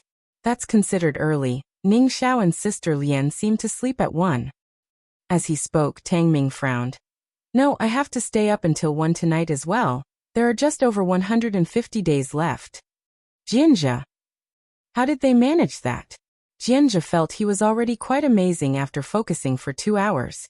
If it weren't for Jiang Fulai sitting next to him today, he'd probably have spent at least 2 hours on his phone. He asked cautiously, which university are you 2 seniors in high school planning to apply to? Ningxiao, Jiangjing University. He answered with a lot of confidence this time. Jianzhe, who even found it difficult to dream of attending Jiangjing Art University. Isn't it? In this Xiangqing, why does it seem like everyone who comes by can attend Jiangjing University?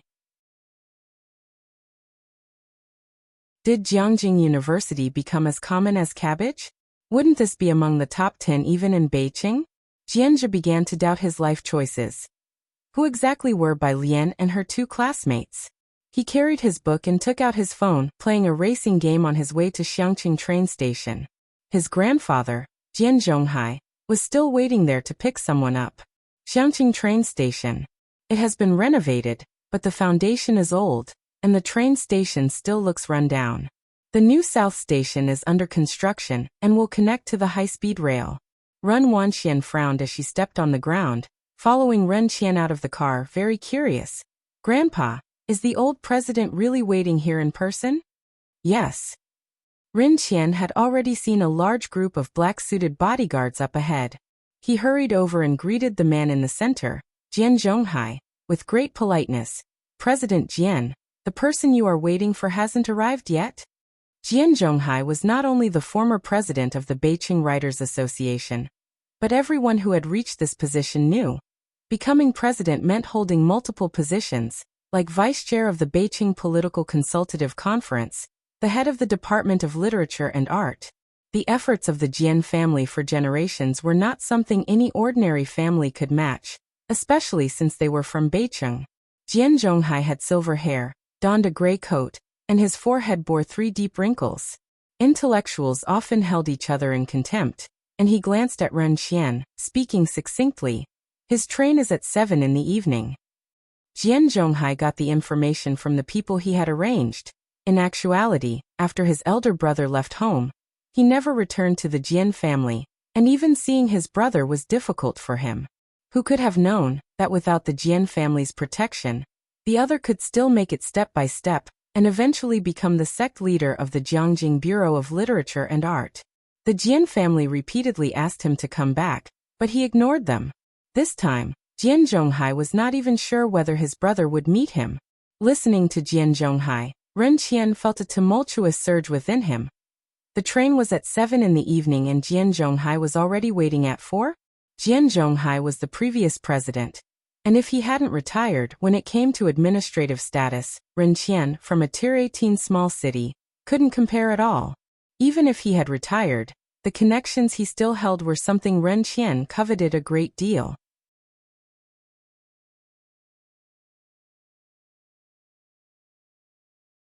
Chapter 393. What kind of people are hiding in 152 Xiangqing?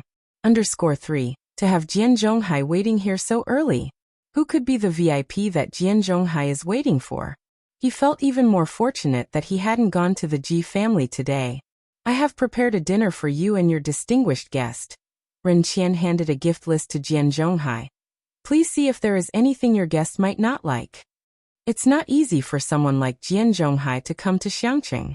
Recently, Ren Qian's power had become more dispersed, and the items he had prepared for Jian Zhonghai were extremely rare. Jian Zhonghai looked it over and his attitude towards him improved significantly. Ren Wanqian and Qiu Buqing stood aside, unable to say anything in such a situation. The few people were just talking. Jianzhu appeared from behind the crowd. When Ren Wanqian saw Jianzhu, she was shocked. What are you doing here? Did Qiu Xuezheng let something slip? She couldn't help but look at Qiu Xuezheng frowning. Did Bai Lian also know? Jianzhu just walked forward, stopping beside Jian Zhonghai. Grandfather. Grandfather? Jian Zhonghai's grandson? Ren Qian and Ren Wanqian were dumbfounded. How could a member of the Jian family appear in Xiangqing? Jian Zhonghai had 2 sons and 2 daughters, and several grandchildren. Among them, Jian Rong was his favorite and had been cultivated by his side since childhood. As for Jianzhu, from childhood, he had been hiding comic books under the bed. Jian Zhonghai had scolded his family extremely harshly. He glanced at Jianzhu without saying anything. Jian's father pulled Jianzhu aside and scolded him in a low voice. Your grandfather arrived yesterday. How come you are only here now? I went to the library with Sister Bai. Jianzhu spoke up. Sister Bai is very impressive. I think her calligraphy. Although Bai Lian was 2 years younger than him, they were used to calling her sister. He tried to promote Bai Lian to his father. Jian's father interrupted him, not caring who Sister Bai was, and just coldly looked at Jianzhu. Can't you make some normal friends? Look at Jian Rong's friends, then look at yours. Never mind that. Can't you tell the difference between your grandfather and other people in importance? Isn't Jian Rong also not here? Jianzhu didn't want to argue about this with his father. He looked around and didn't see Jian Rong. You think you are like Jian Rong? Jian's father lashed out again. He is studying in the mansion, waiting for your elder uncle. Your grandfather will personally take him there. Jian Rong was the hope of the Jian family. His matters were of utmost importance. How could he possibly be here? If Jian Rong could go, why couldn't he? Jianzhu was very unsatisfied. He decided to go back and study for 4 more hours that night. Meanwhile, at the Ji family, Ji Heng was playing chess with Director Chen. When Director Chen saw Jiang Fulai, he quickly got up and with teary eyes offered his seat. Sir, would you like to play a few games with Uncle Ji? Oh, go help in the kitchen. Ji Heng didn't seem to care, but his play was incredibly fierce at 5 in row. Jiang Fulai glanced at Director Chen, then sat down opposite Ji Heng, picking up a white piece casually. The ordinary white piece seemed to exude the radiance of white jade in his hands. Jiang He sat on a slightly higher stool next to Ji Heng, holding a fruit dish and watching the two play chess. Ji Heng arranged the black pieces and upon seeing Jiang Fulai sit down, suddenly asked, Do you know how to play Go? A little. Jiang Fulai nodded. Okay. Ji Heng decided on the spot. Then let's play Go. The white pieces go first, and Jiang Fulai made the first move. Chess is like life. Ji Heng played a solid and reliable style, while Jiang Fulai's style was inscrutable, appearing very casual. Bai Lian stood to the side and watched for a while, until she received a message from Ding Jian. Ding Jian. Image. Dean Jian. What's this place? Looking down, Bai Lian saw a picture by the Xiangqing building with Dean Jian's luggage beside it. Bai Lian.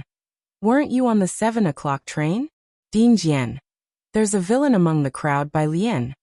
Wait there. She told Ji Heng she was going to pick someone up at the city gate. The city gate was close to Purist Street, just 4 stops away.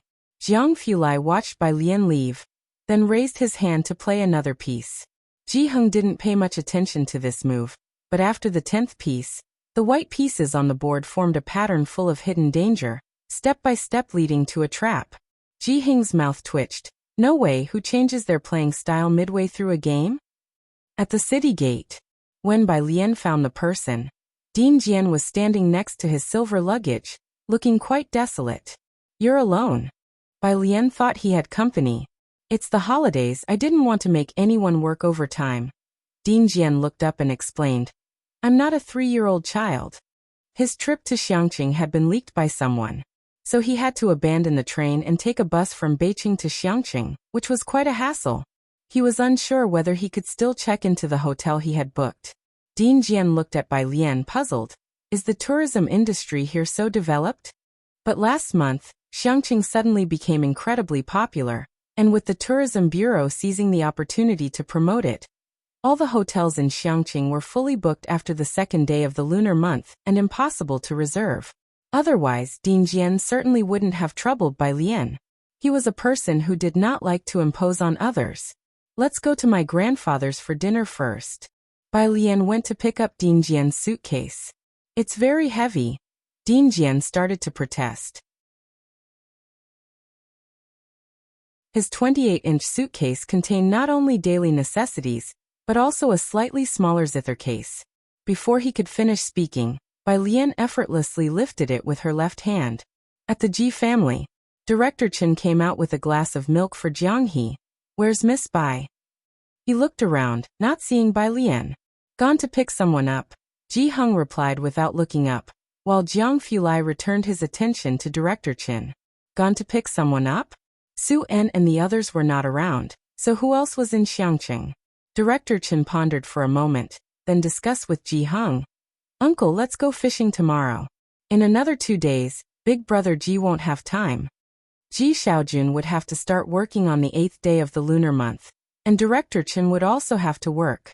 Ji Heng, frustrated by the chess game, responded perfunctorily, all right. 5 minutes later, Ji Heng said to Jiang Fulai, observing his playing style, don't deliberately lose. Jiang Fulai, who had been letting him win from the start. 20 minutes later, looking at the besieged black pieces, Ji Heng conceded, let's play 5 in a row instead. Dinner's ready. Ji Xiaojun came out with bowls and chopsticks, peering outside. Alien hasn't returned yet? As he spoke, there was a commotion outside the door.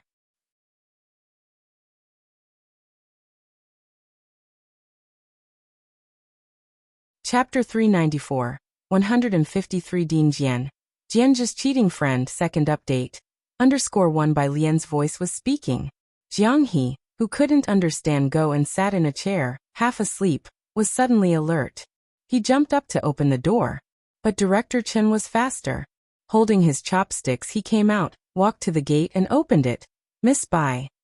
After he spoke, he saw the silver suitcase in Bai Lian's hands. Director Chen reached out to take it.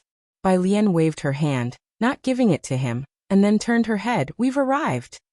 It was then that Director Chen noticed the elderly man beside Bai Lian. The Chen family didn't deal in the arts. The senior Chen had once fought against thieves. Chen Beixian was trained in sniping, and Director Chen himself had come out of the military.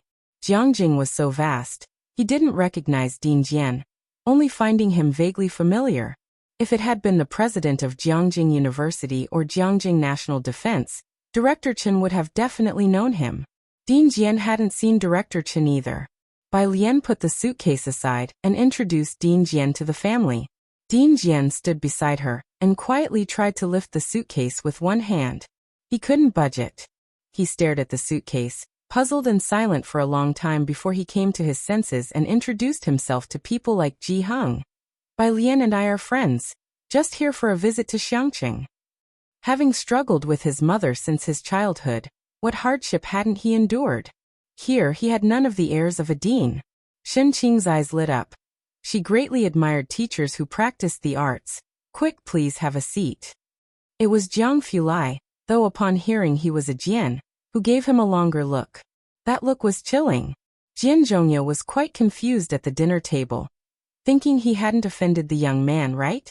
Why did he seem so fierce, to the point that even Jian Zhongyo felt somewhat daunted? Of course, he wasn't aware that the screenshot Bai Lian had taken before contained the words Dean Jian. In a few words, Jiang Fulai guessed Dean Jian's identity. Everyone at the table was very talkative, except for Bai Lian, Jiang Fulai, and Jiang He, who spoke little and ate politely, obviously having received specialized training in etiquette.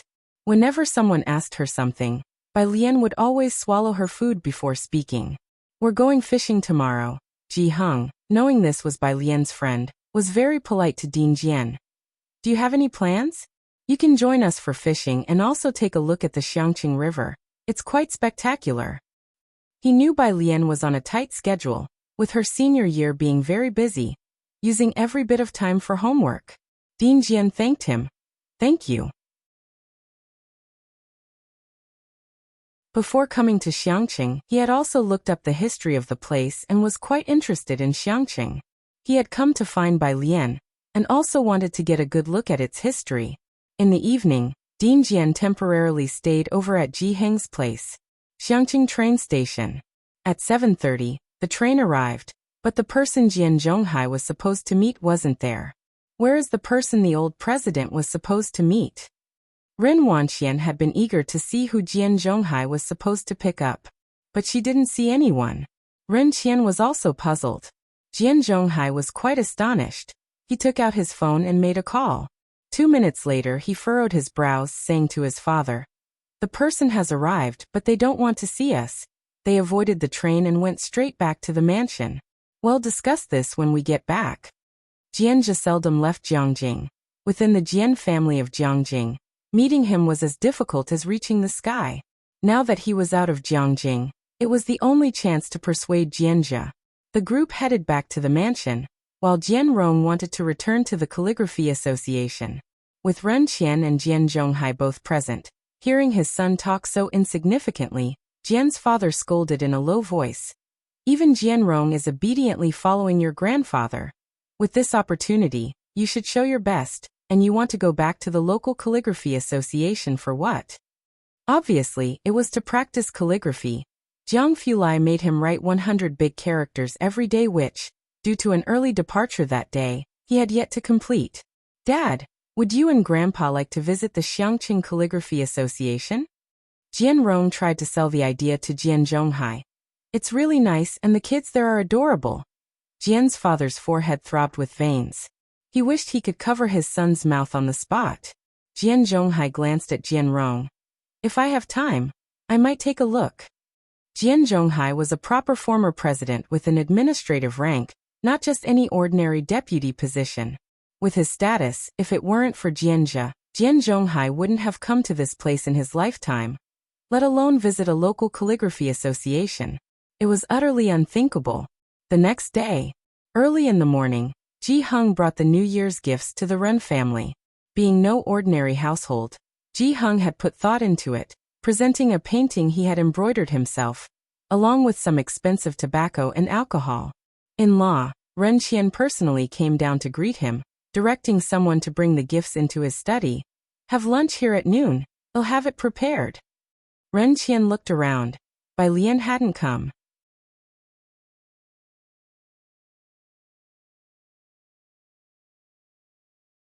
Chapter 395, 153 Dean Jian, Jianjia's cheating friend, second update. _2 Thank you, no need, we're going fishing in a bit. Ji Heng politely declined an invitation to stay for lunch at the Ren family. "Are you guys going?" Polite words are something everyone can say. Ren Wanxian gave a smile that didn't reach her eyes. "I still have homework to do." "That's too bad, I have some important matters to attend to," Ren Qian said with a tone full of regret. He was going to see elder Jian Zhonghai. Even without the Jian family's matters, Ren Qian wouldn't go fishing with Ji Heng. If Suan was around, he might consider accompanying them for a bit. He sent Ji Hung off with all due courtesy. Now the Jian family was the important matter. Upon returning home, Ren Qian took busy Ren Wanxian to the mansion to see Jian Zhonghai. Jian Zhonghai was practicing his calligraphy early in the morning while Jian's assistant was keeping Ren Qian company, who waited an hour before Jian Zhonghai came down. Elder President Jian, Ren Qian casually chatted for a while before asking, "Who are you looking for? I know many people in Xiangqing. I could help you look." To be frank, Jian Zhonghai put down his teacup and looked up. "It's my older brother. He has some misunderstandings with our Jian family." Jian Zhonghai's brother? Ren Qian had not heard of him. The assistant by Jian Zhonghai's side glanced at Ren Qian and Ren Wanxian. "Our uncle is the president of the Jiangjing Music Academy, the director of the Jiangjing Culture Bureau, and settled in Chang'an District, Jiangjing." Jiangjing Music Academy? Jiangjing Culture Bureau? A realization struck Ren Qian. How could the Beiqing Jian family have such relatives? With that in mind, he showed even more respect to Jian Zhonghai. "I will have someone keep an eye out." Jian's assistant, after observing them, knew that Ren Wanxian and Ren Qian had no idea what it meant to be settled in Chang'an District. Bai Lian still went to the library early in the morning. Jiang Fulai sat next to Bai Lian writing a paper. Everyone was busy with their own things. Jianjia, who had an extremely hard time sitting there yesterday, felt much better today. Although it was still a struggle, he no longer checked the time every so often as he had done the day before. With Jiang Fulai around, even going to the bathroom required a great deal of determination from Jianjia. Bai Lian knew that Jianjia had trouble focusing while reading, which is why she had him come with her to the library. Habits are cultivated. Yet, unexpectedly, Jianjia was much quieter in the library than Pu Xiaohan. She rested her chin on her hand, pensively saying to Jiang Fulai, "Why don't you stay at the library for a few more days?" Jiang Fulai slowly typed out a line, his posture casual and his tone seemingly indifferent. "If you insist on me staying a few more days, then sure." Bai Lian reassured him. Yes, I'll treat you to milk tea later. Tell me, what do you want to drink?" "The same as you." Jiang Fulai wasn't particularly fond of milk tea.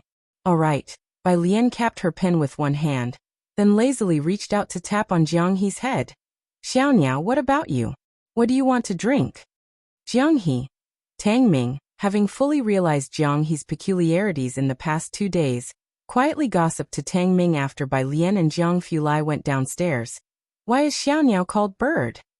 "Don't know," Ning Xiao said calmly, pointing out the essence. "But it must have been Lian who gave the nickname. Otherwise, Jiang Xiaoniao wouldn't be so silent." A little after 4 in the afternoon, Ji Heng called her to bring Ning Xiao and the others to join them for dinner. Ji Heng's voice was quite excited over the phone. It seemed like they had caught quite a few fish. Bai Lian couldn't help but feel happy for him. And after hanging up, she looked at Jianjia. She remembered Jianjia did not go home for the new year. "Are you coming to my grandpa's for dinner tonight? They caught a lot of fish today." "Dinner at Bai Lian's place?" Jianjia hesitated a bit. "Won't that be too much trouble?" "Ning Xiao and I are going," said Tang Ming to Jianjia. It wasn't the first time they had eaten at Bai Lian's grandfather's house. Tang Ming and Ning Xiao were very familiar with Shenqing and Ji Heng. Not to mention that Pu Xiaohan stealthily added Ji Heng on WeChat, coquettishly asking him to make clothes for her. Tang Ming was quite amazed. "Okay then," Jianjia nodded. He did not have many friends but had met quite a few people through Bai Lian since coming to Xiangqing. And that included the 2 academic aces before him. When leaving the library for Purist Street in the evening, Jianjia quietly asked Tang Ming what Ji Heng liked, wondering if he should buy something for him. "Buy some fruits and tobacco to take over," Ning Xiao suggested from the side. "There's a small store on Purist Street that has those." The young people got off the car on Purist Street. The 3 of them were going to number 112 to buy tobacco and fruits while Bai Lian accompanied them to the convenience store. Items in the convenience store weren't expensive, and the tobacco was very ordinary. Jiang Fulai carried his computer in one hand and kept the other in his pocket, following behind them lazily. The store owner gave them a little discount and also handed Bai Lian and Jiang He a lollipop each.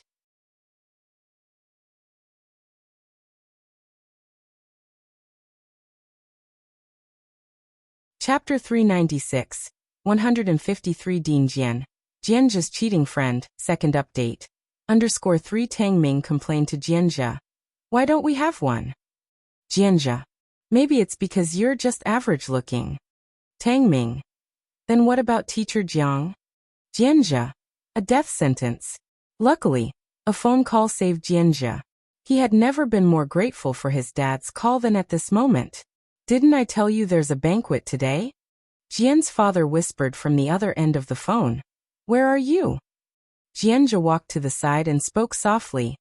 I'm having dinner at a friend's house. I won't be coming. Anyway, his presence wouldn't make a difference. It was likely a banquet that Jian Zhonghai was hosting to promote Jian Rong. Whether he attended or not was inconsequential. On the phone, Jian's father glanced at Jian Rong talking to Jian Zhonghai on the sofa, and then back down at his phone. He couldn't understand why Jianzha lacked ambition. Master Jianzha doesn't have time? Where did he go? Jian's assistant looked at Jian's father, surprised. Jian's father forced a smile. He's having dinner with a few friends. Friends? Those fair-weather friends from Xiangqing? Taking another look at Jian's father, the assistant then realized and went to report back to Jian Zhonghai. It wasn't that the assistant looked down on Jianzha's friends.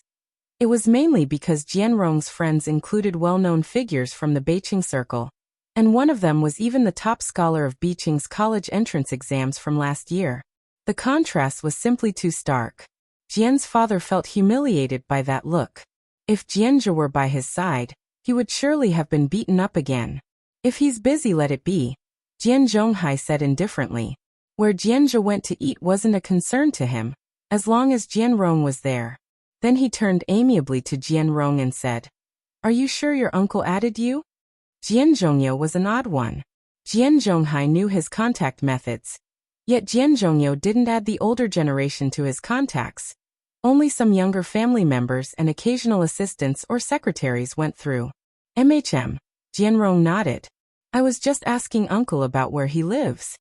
Good. Jian Zhonghai laughed heartily and clapped Jian Rong on the shoulders vigorously. Meanwhile, Jianzha hung up the phone. Tang Ming and Ning Xiao each carried a bag, and they handed one to Jianzha as well. Let's go. The group made their way to Ji Heng's yard. Ning Xiao, who had been there once, recognized the way and led Tang Ming and the others. Bai Lian walked behind with Jiang Fulai, and was accompanied by Jiang He. The setting sun stretched their shadows long. Bai Lian was wearing a lead white top with batwing sleeves, and a silver-white pleated skirt that fluttered as she walked. After a few steps she paused, looking Jiang He up and down before lazily commenting, Your legs are really short. Jiang Fulai followed leisurely behind Bai Lian. His gaze was light, only looking down at Jiang He disdainfully when Bai Lian spoke. Ha! He gazed at Jiang He, emitting a heartless chuckle. Jiang He. He quickened his pace, clearly frustrated.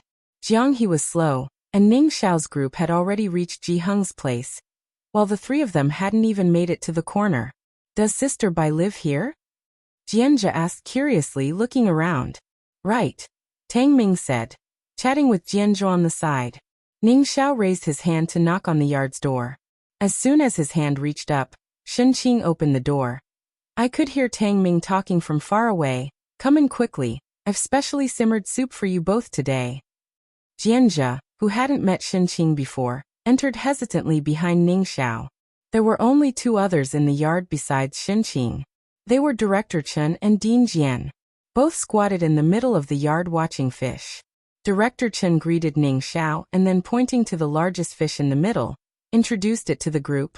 I caught this one. Dean Jian pointed to the fish next to him, slowly saying, This one is the one I caught.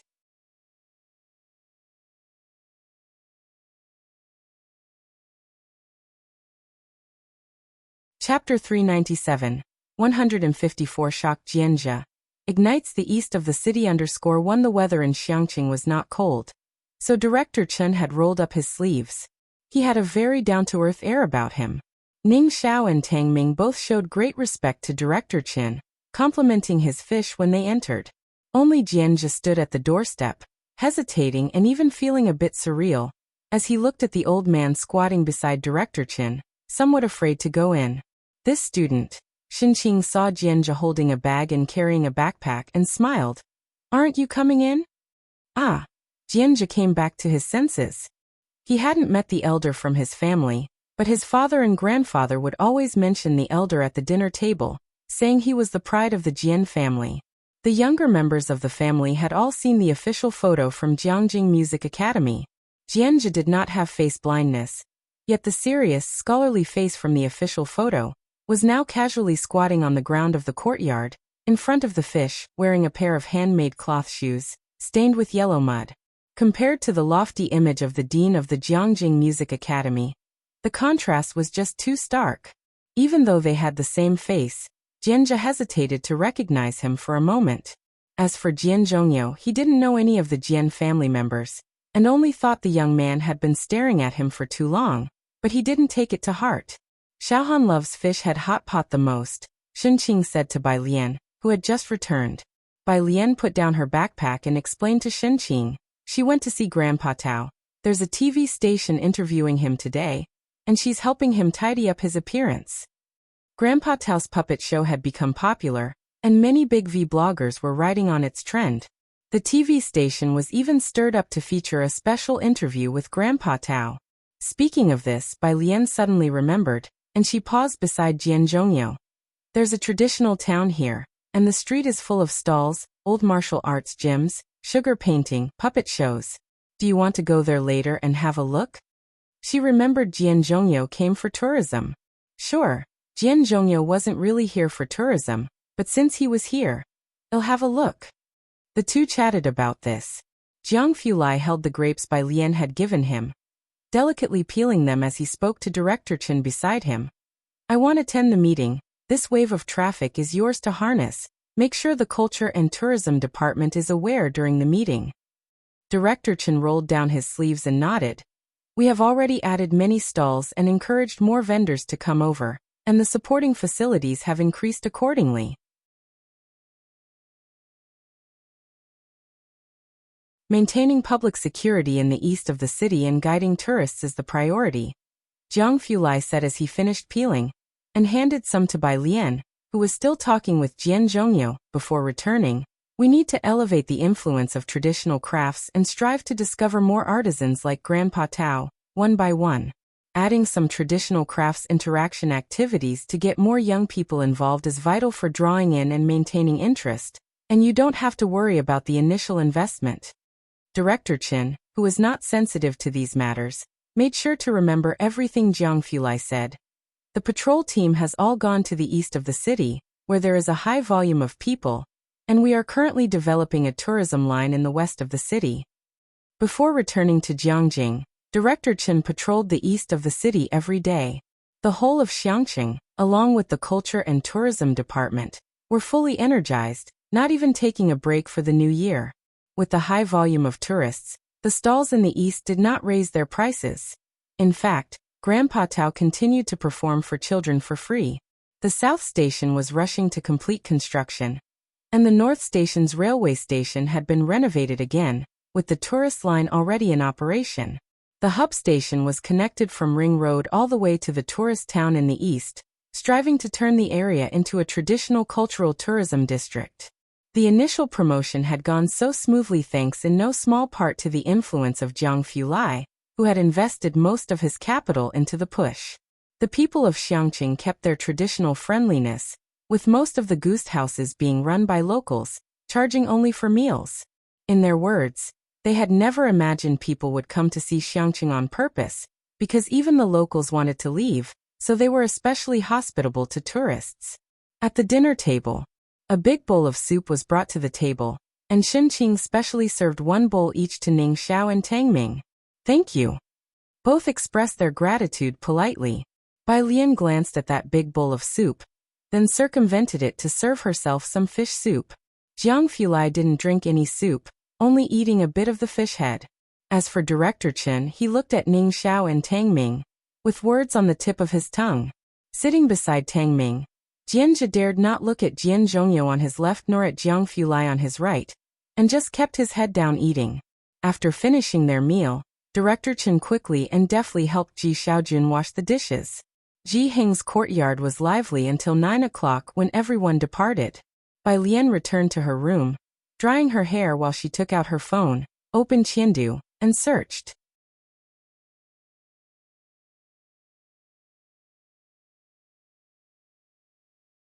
Chapter 398, 154 Shock Jianjia, ignites the east of the city _2, rebirth of the dragon-proud sky.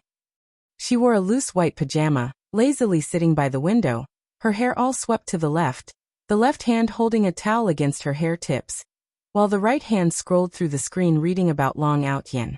She could speed read 10 lines at a glance. Could there really be such a thing as rebirth? After reading a few chapters and seeing nothing about how Long Outyan was reborn, Bai Lian skipped ahead, ready to listen to some English, when a message from Jianjia popped up at the top of her phone. Bai Lian clicked on it and took a look. Your family, that Mr. Jian, he looks a bit like one of my elders. Bai Lian. Jianjia. The one I told you about before, the one who learned zither as a child. Does this Mr. Jian play the zither? Upon reading this, Bai Lian sat up straight, methodically tapped on the head of the Calligraphy Association's director, took a screenshot, then replied. He didn't come back for the new year. It was 10 minutes later, while chatting with Ji Hung, that the director of the Calligraphy Association saw the reply. Just don't let him spread my message. After reading the reply, Bai Lian relayed to Jianjia. It's him. At the other end of the phone, Jianjia, who had just boarded a taxi, suddenly wanted to stand, his head banging hard on the car roof. The driver glanced in the rearview mirror, breaking in alarm. Young man, do you need to go to the hospital? No need, no need, Jianjia replied stiffly. Though he had suspected the old Mr. Jian was his elder from the moment he first saw Jian Zhongyao. Still, the shock was inevitable when Bai Lian confirmed it. The Jian family would resort to anything to meet Jian Zhongyao, even spending a lot of money every year to bribe the people around him. For example, when Jianjia saw yesterday that Jian's father and the rest couldn't meet their target, he thought it was another false lead, but he didn't expect that Jian Zhongyao really came to Xiangqing. And he was at Bai Lian's place. How did he know Bai Lian? The next day, Jianjia, with panda eyes, came to study with Bai Lian and the others. When Pu Xiaohan arrived holding her incomplete winter holiday homework, she was startled by Jianjia. Hi. Jianjia greeted Pu Xiaohan. They had met at the Calligraphy Association, and at that time, Pu Xiaohan was rather distant with Jianjia. Seeing him studying with Bai Lian and the others today, she felt a bit more familiar. Let me copy the winter holiday homework. I didn't do many of the tough questions, Pu Xiaohan murmured, asking Tang Ming for the homework. The extended questions were too difficult. She didn't dare to ask Ning Xiao. His stern look was a big improvement over Jiang Fulai. If it weren't for Bai Lian, Pu Xiaohan would not even dare to speak to him. Tang Ming pulled out his homework for her. Jianjia was shocked as he looked toward Bai Lian and Jiang Fulai. They didn't care? Why couldn't he even sneak a moment on his phone? By 2 in the afternoon, Pu Xiaohan finished copying the homework and had gone through the wrong questions given by Bai Lian. Then she packed her bag and quietly said goodbye to Bai Lian. Bai Lian, I'm going to see grandfather Jian. She was an online friend of the director of the Calligraphy Association and knew he was going to the Eastern City tourist area.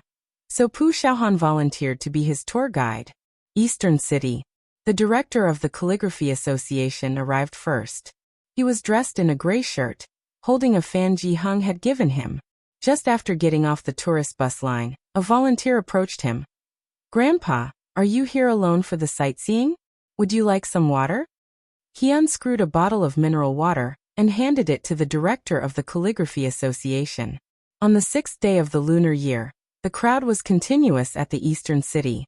The volunteer saw the director alone, and of considerable age. He made a point of finding a young person to be responsible for his safety. Pu Xiaohan hadn't yet arrived when the director was taken to watch a puppet show. Next to it was a stand for performances by the audience. The volunteer gave the director a sugar painting, and even led him to the stand prepared for amateur performers. In addition to puppets and masks, there was an eru placed beside the stand. A child of 7 or 8 years old went up to perform a face-changing act. The director, motivated by the warmth, spur of the moment sat down and picked up the eru beside him. He was proficient with most instruments, except for this one. Grandpa play moon reflected in the second spring. A bunch of people below were clapping. Here no one recognized him, but they were clapping and cheering below the stage. Not for grading or performing, but for the sheer joy of sharing the experience. The director sat on the stool, his right hand relaxedly holding the bow, with his middle finger and ring finger casually inserted between the bow stick and hair.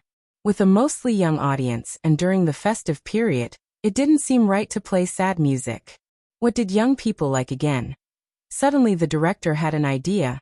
Then he nonchalantly crossed one leg over the other, squinted his eyes, and drew the bow across the strings, his middle finger and ring finger lightly touching them, bringing forth a lively and vigorous sound from the stage. It was like a wave of joy splashing into a calm lake, bringing about a performance.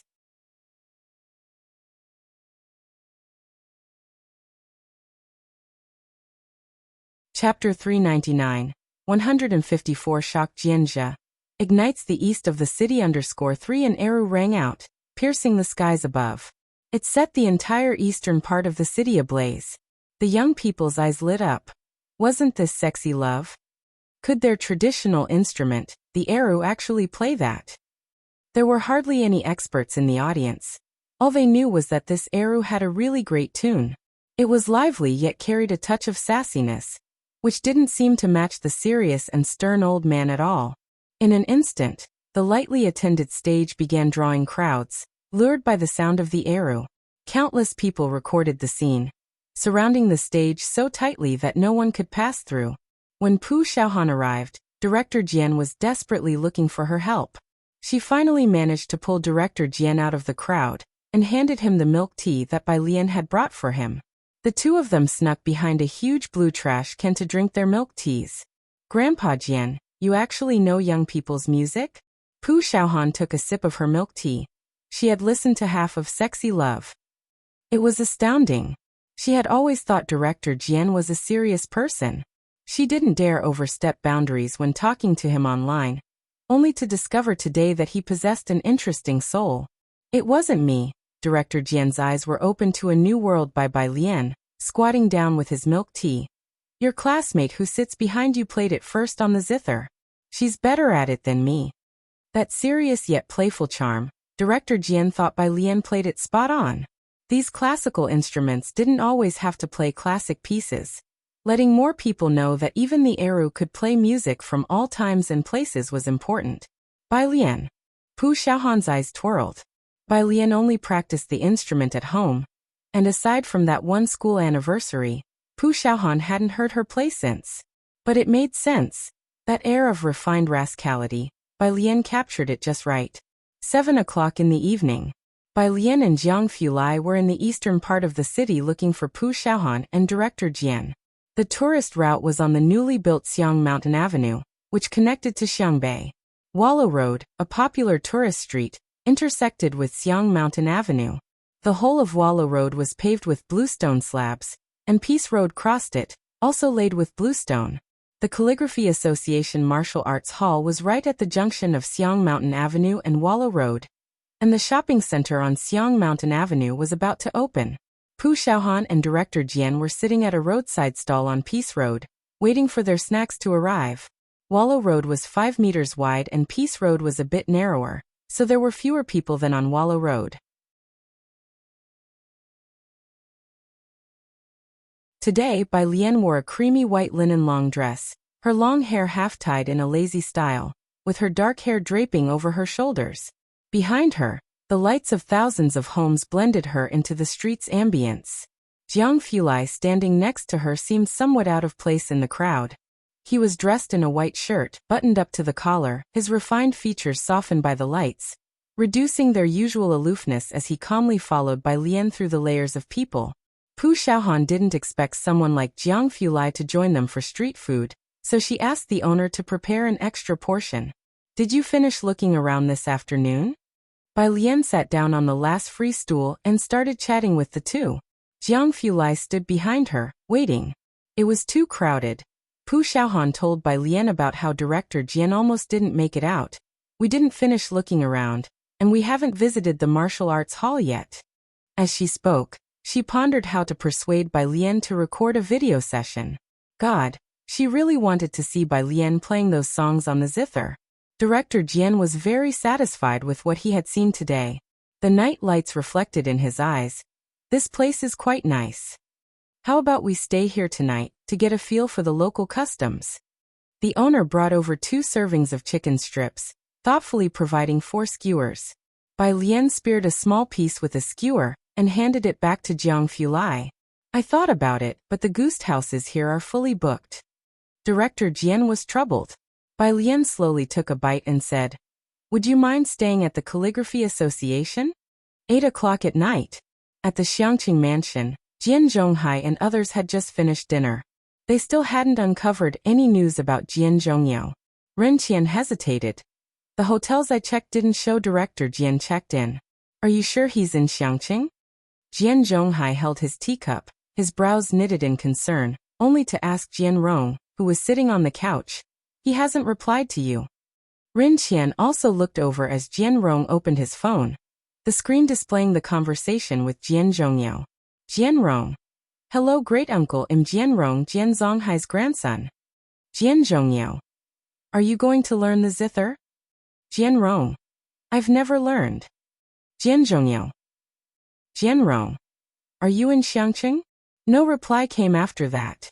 Staring at the single, Jian Rong didn't understand his great-uncle's meaning. "He didn't reply to me." Jianjia had finished reading in the afternoon and was called back by his father. He sat with Jian Rong listening to Jian Zhonghai speak. When Ren Qian and Jian Zhonghai looked over, he could not help but lower his head, tapping his phone to read a novel. Then a message from Bai Lian came through. "Is the Calligraphy Association empty?"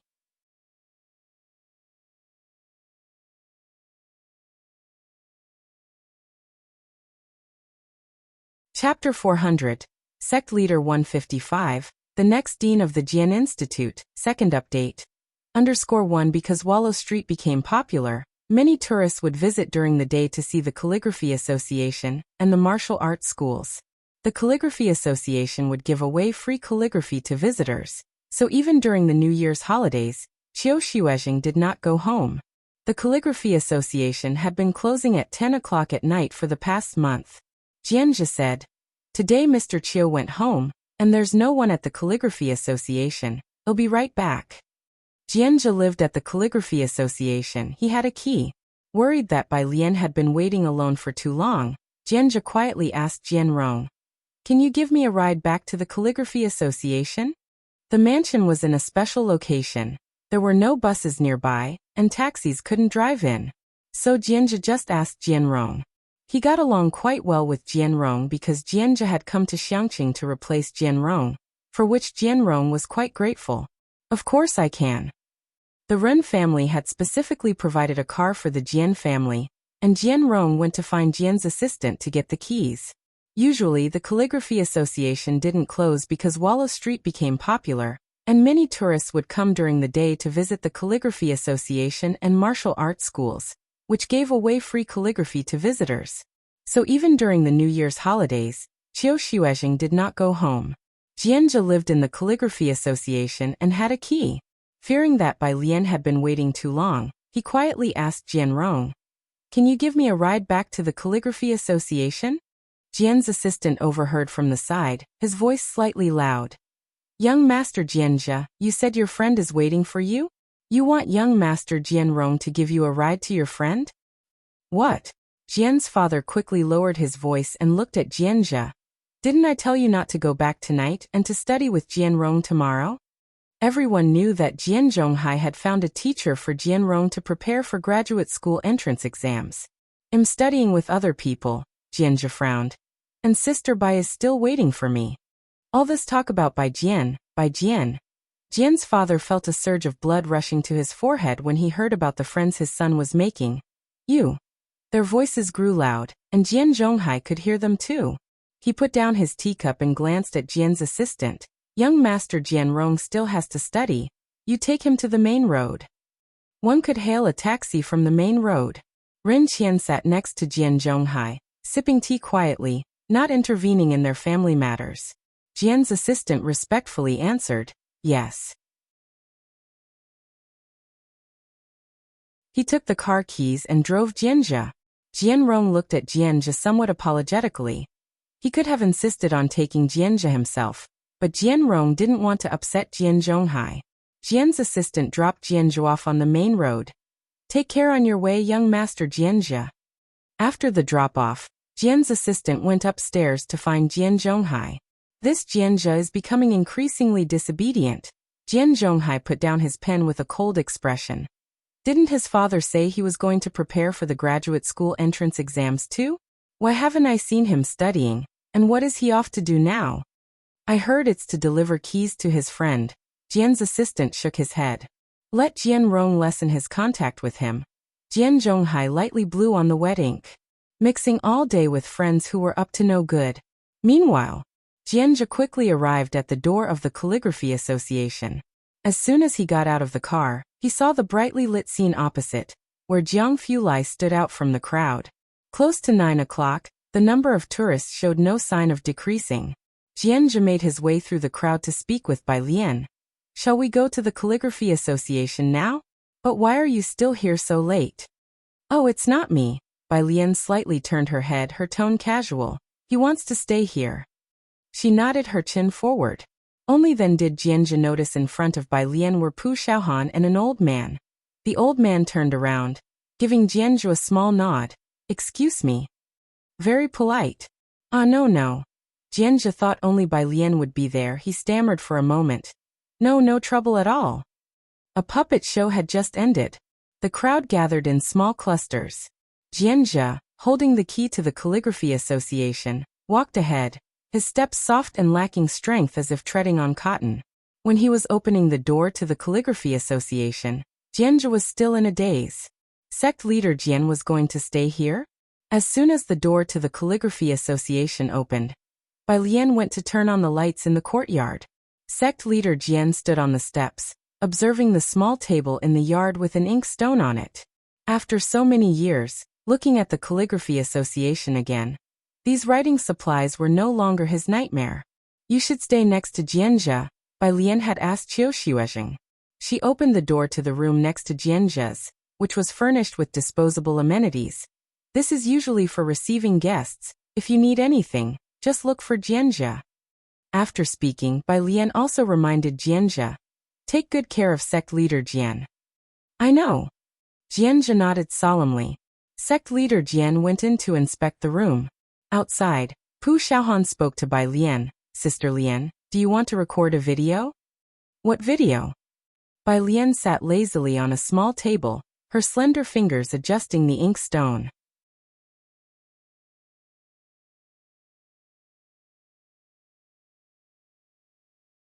Chapter 401. Sect Leader 155. The next Dean of the Jian Institute. Second update.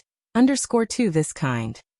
Pu Xiaohan took out her phone and played a video of a girl playing the guzheng for Bai Lian. She was playing gambling with liquor. Pu Xiaohan pointed to the girl in the video and said to Bai Lian, she's super popular lately, and I heard she's about to play autumn again. The comments are all suggesting that Dean Jian should take her as a disciple. Should we also jump on the trend and show off our skills? Bai Lian looked down and saw the girl's name, Bai Xiaoqi? What an unlucky illegitimate child of an outer chamber.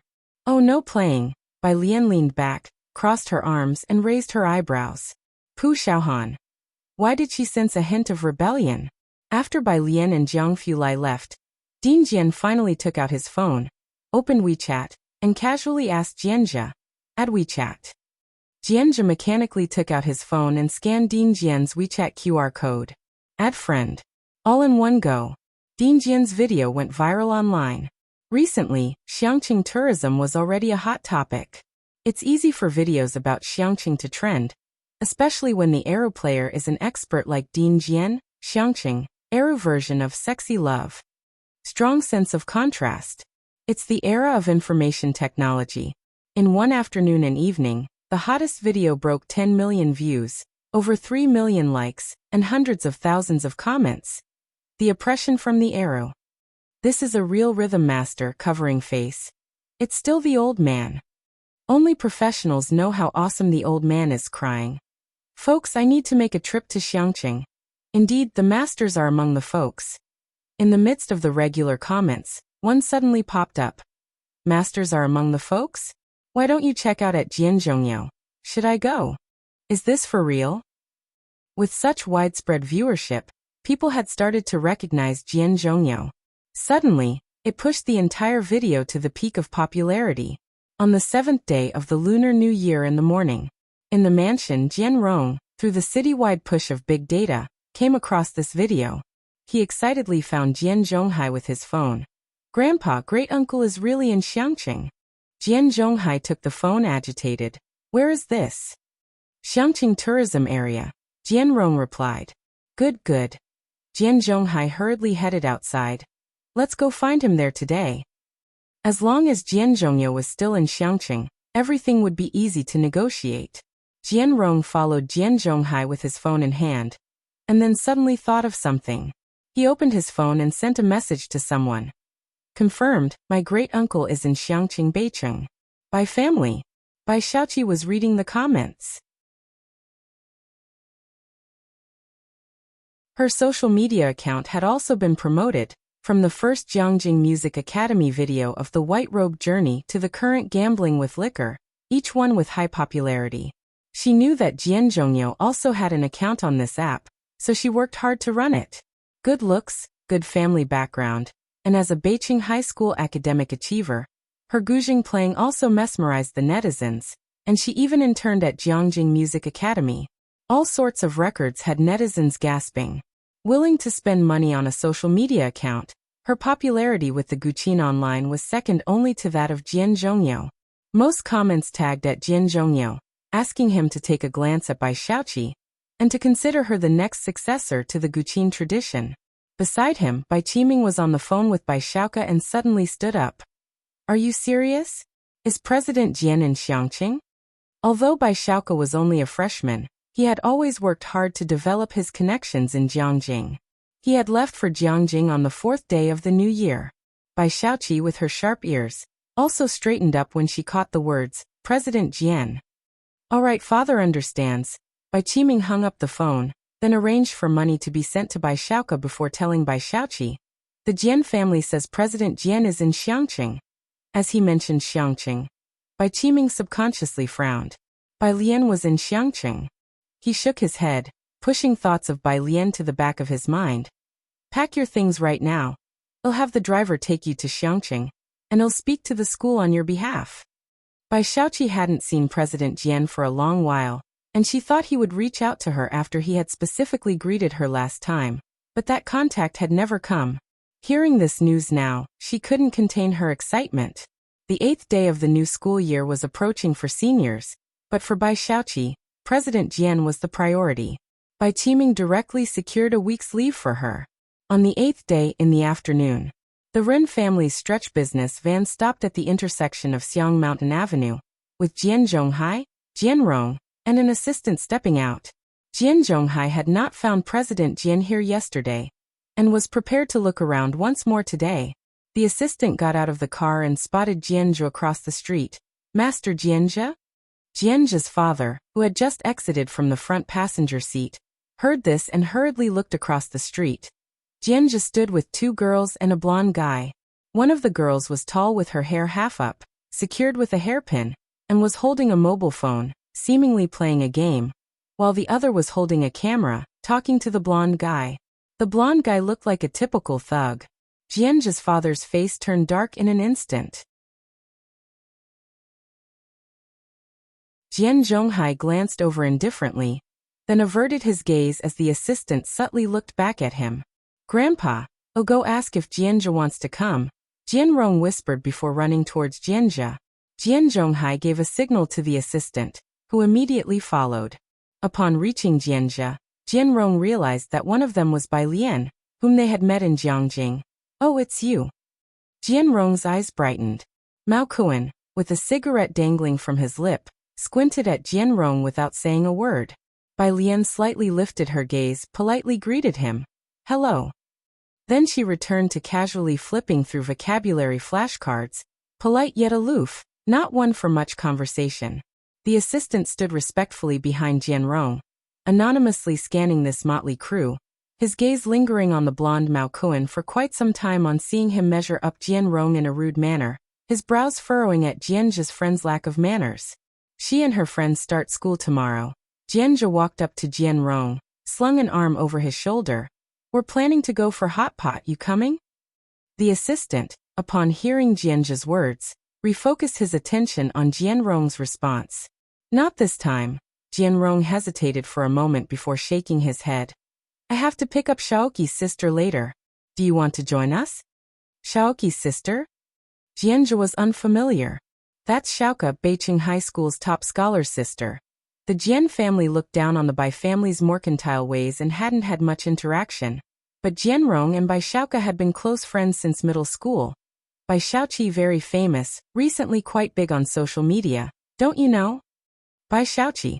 Pu Xiaohan packed away her camera in her backpack, a bit surprised. The one from the internet? As an internet sensation herself, Pu Xiaohan had a decent impression of Bai Shaoqi, chiefly because Bai Shaoqi played the guqin well, and had even played the White Robe Journey. Bai Lian finally looked up, licking her lips and squinting her eyes dangerously. Seeing Bai Lian's reaction, Mao Kuan immediately lowered his head to smoke silent. With the group's reaction neither cold nor warm, the assistant finally couldn't help but interject and explain. Miss Bai is not just the one from the internet. She has been to Jiangjing Music Academy for rehearsals. Our uncle, that is President Jian of Jiangjing Music Academy, do you know him? He thinks highly of Miss Bai, who has much potential and is very likely to become the next sect leader for President Jian. The assistant had great respect for Bai Shaoqi, who might become the close disciple of the uncle. After speaking, the assistant sighed, wondering why had bothered explaining so much to them. They didn't even grasp the significance of the potential next sect leader.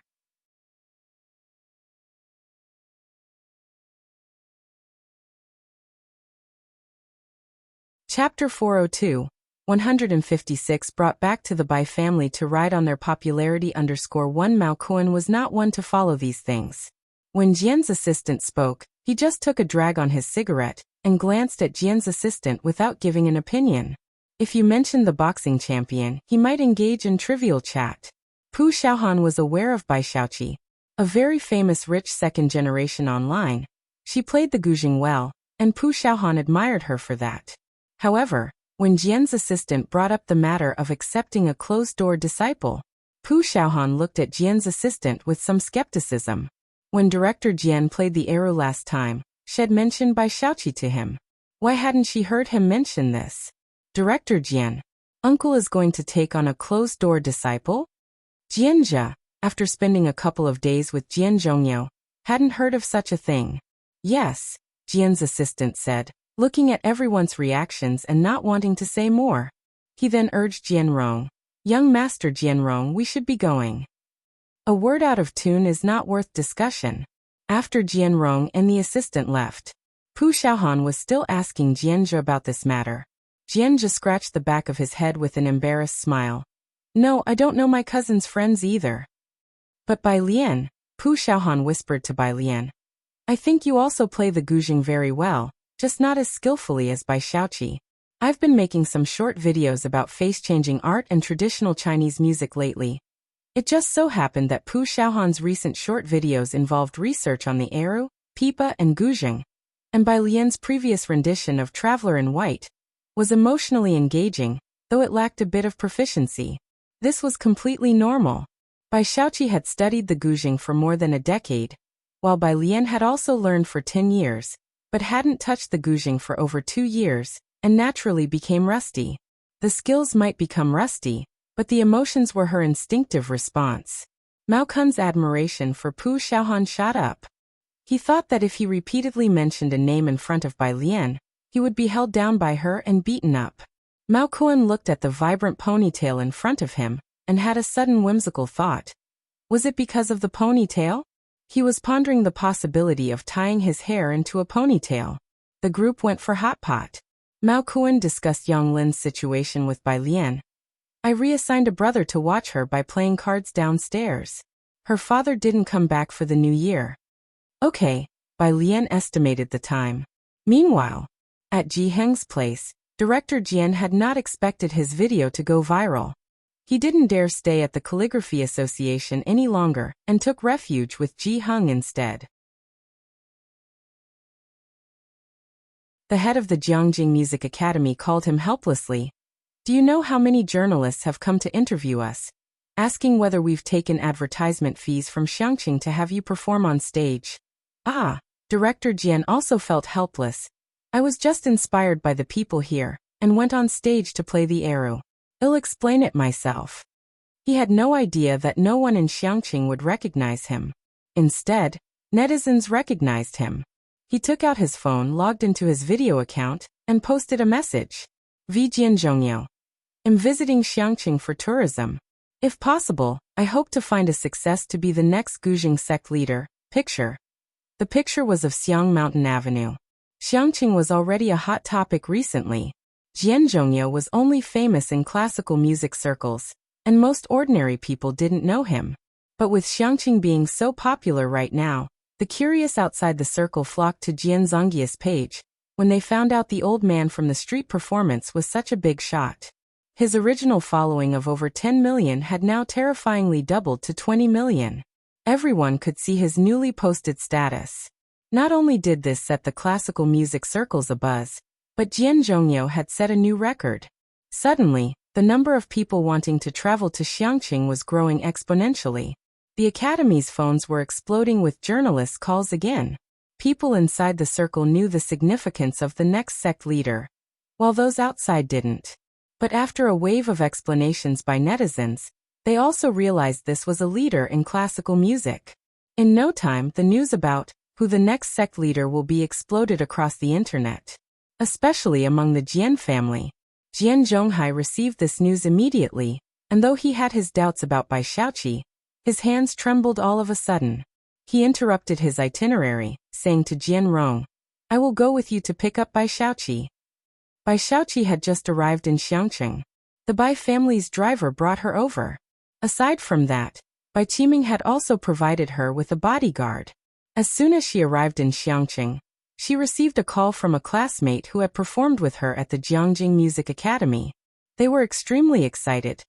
"Shaoqi, are you in Xiangqing now?" Bai Shaoqi, who had slept the entire way, was unaware of the news about Jianzhongyou. "How did you know?" "I just do," the girl suppressed her excitement.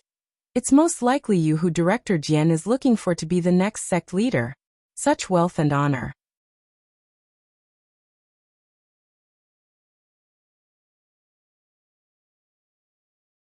Chapter 403.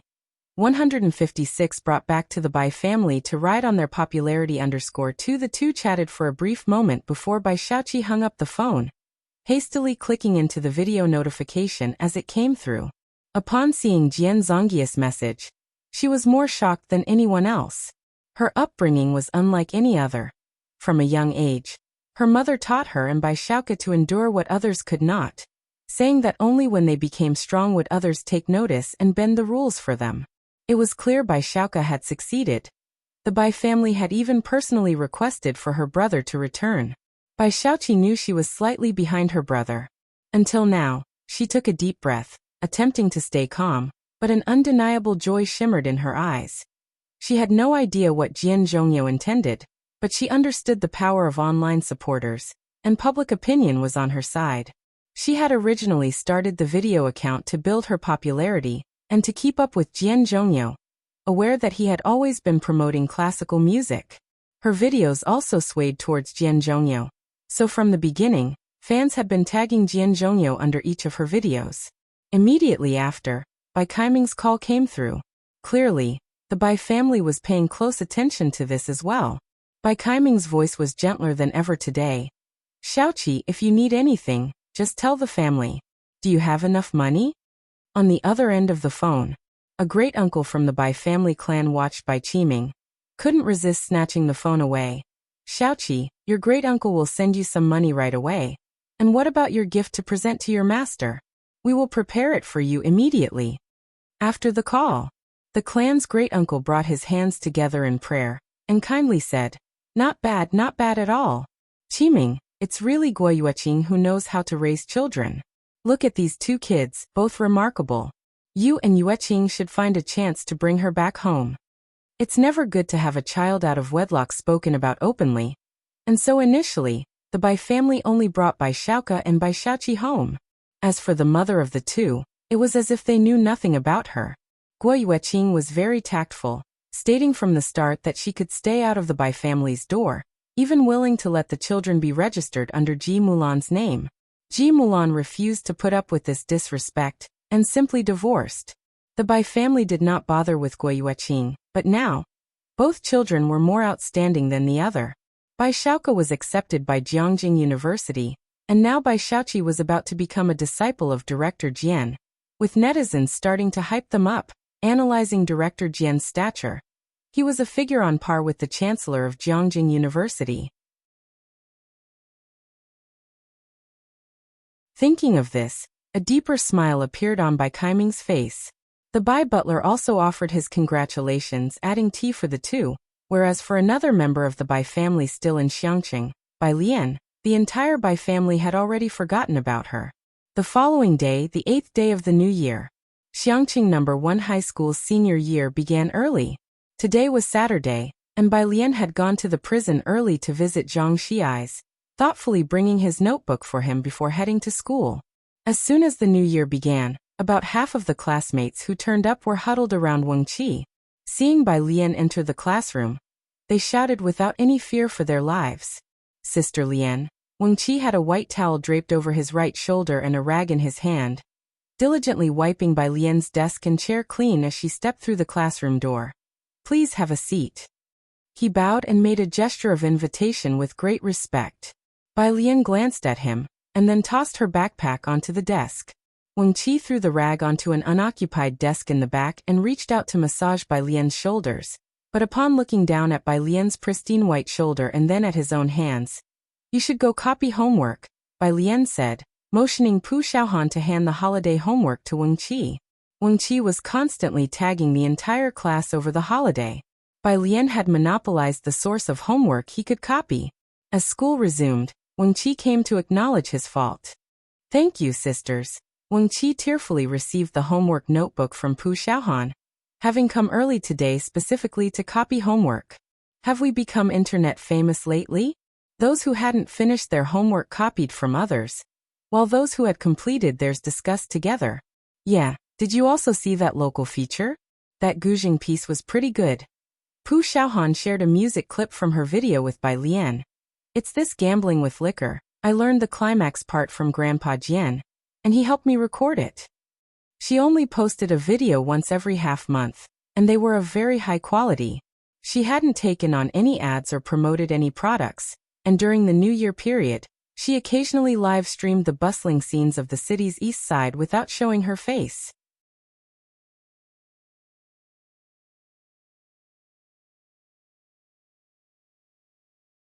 Chapter 404, 156 brought back to the Bai family to ride on their popularity _3. Bai Lian put on her headphones and listened for a while. It's pretty good. Pu Xiaohan only learned this part to play it. She had no technique, relying purely on emotion, but both technique and feeling are very important for the Guzheng.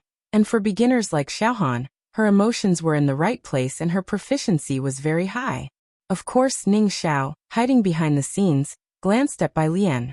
If it were him and Tang Ming, Bai Lian would probably only give them a humph. Really? Xiaohan shared her feelings with Bai Lian. I think Bai Xiaoqi played very well, but her rendition of gambling with liquor was too soft. That's why she suddenly had the idea to learn the piece from Ding Jian. Only someone who had truly experienced the battlefields could convey that sense of clashing iron and charging steeds. Gambling with liquor had become a hit, and Bai Xiaoqi's Guzheng performance drove its popularity to unprecedented heights, almost outranking Yan Lu, who just released a new song. Bai Lian hadn't listened to Bai Xiaoqi's Guzheng, so she made no comment. Today's first class was with Lu Lingxi. She greeted everyone with a smile. Everyone arrived very early today, good, no one is late. As she spoke, her expression paused slightly when her gaze landed on the empty seat behind Bai Lian. In just 150 days, I'll be sending you off to the exams and you'll be stepping into society. Lu Lingxi had the entertainment committee prepare a countdown, rested her hands on the desk, and looked at them tenderly. I know you are all good kids, but as a teacher at the start of the new term, I hope you can stay clear-headed and, no matter when and where, ensure your own safety first. Everyone nodded obediently. Lu Lingxi glanced at Bai Lian and saw that she neither spoke nor nodded, just looking at her. Lu Lingxi. Jian family mansion. Bai Xiaoqi stood on the second-floor balcony, briefly starting a live stream. Miss Xiaoqi, is this? You're in Xiangqing? Wow, don't tell me it's like the rumors online. Dean Jian actually came to see you, right? I just arrived, resting for the day. Bai Xiaoqi replied politely. That mansion behind you, is that it? It looks so luxurious. Bai Xiaoqi nodded. Staying at my brother's friend's place. There's a blogger named One Big Bowl with each meal who imitated your gambling with liquor Guzheng piece. It's a mess. Bai Xiaoqi was the first to popularize the Guzheng piece for this song, and a bunch of people tried to imitate her playing, especially after yesterday's incident with Dean Jian, when many bloggers jumped on her popularity. Bai Xiaoqi was disgusted with those online celebrities who could only imitate and ride on others' coattails. Hopefully they'll have some originality. Having said that, she ended the live stream, less enthusiastic than before. As a newly popular blogger, Bai Xiaoqi occasionally live-streamed her daily life at her fans' requests. Especially over the last 2 days, her fan base had grown rapidly, with many from the Jiangjing Music Academy following her. She descended the stairs. Downstairs, Jian Zhonghai smiled as he introduced her to Ren Qian. This is Xiaoqi, Jianrong's friend's sister. She was just talking to her fans. Ren Qian nodded politely towards Bai Xiaoqi. Not particularly interested. Jian Zhonghai glanced at Ren Qian and said with a smile, she is a disciple our future uncle wants to take under his wing, and her brother was the top scholar from Beijing in the previous session. Ren Qian quickly stood up and greeted Bai Xiaoqi. Everyone in the room was very courteous to Bai Xiaoqi, all except for one person. Bai Xiaoqi looked at the young man sitting on the couch beside her. He glanced at her curiously, then his eyes returned to his phone, which made her frown. She remembered that he seemed to be Jianrong's cousin, apparently exiled to Xiangqing. She paid no further attention to Jianzhe. Did great-uncle mention to you where he is? The assistant to the Jian family brought Bai Xiaoqi some tea, very respectfully. No. Bai Xiaoqi took her seat and answered. Jianrong was a young man who followed Bai Xiaoqi's account. What's happening in your comments section? Before, the comments under Bai Xiaoqi's videos were all messages tagging Jian Zhongyao. But now there seemed to be some about other bloggers. Bai Xiaoqi didn't want to mention them, just some people trying to ride on the popularity. She opened her social media account and posted an update. Bai Xiaoqi. The scenery is really nice. Picture. Location, Xiangqing. The update had a location tag.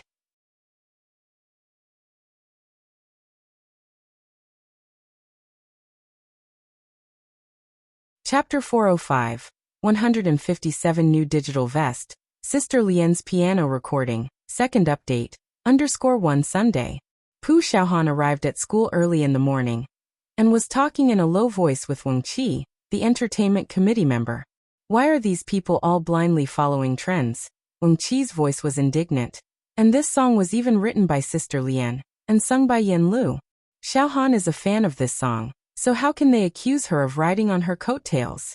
I also said that Bai Xiaoqi was riding on Sister Lian's popularity.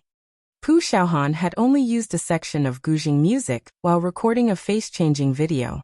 Bai Xiaoqi became famous because of gambling with liquor and planned to record Autumn again afterward.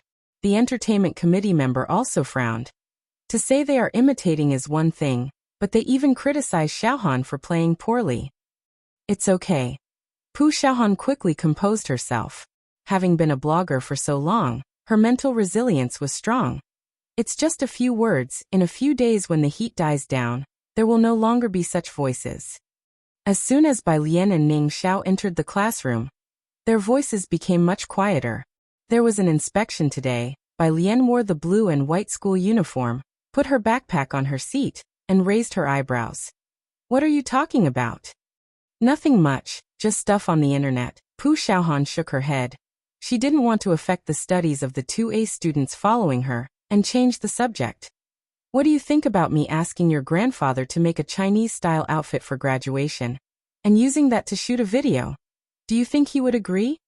That's how things were on the internet, and Pu Xiaohan knew Bai Lian didn't go online, so she didn't want this matter to affect her mood.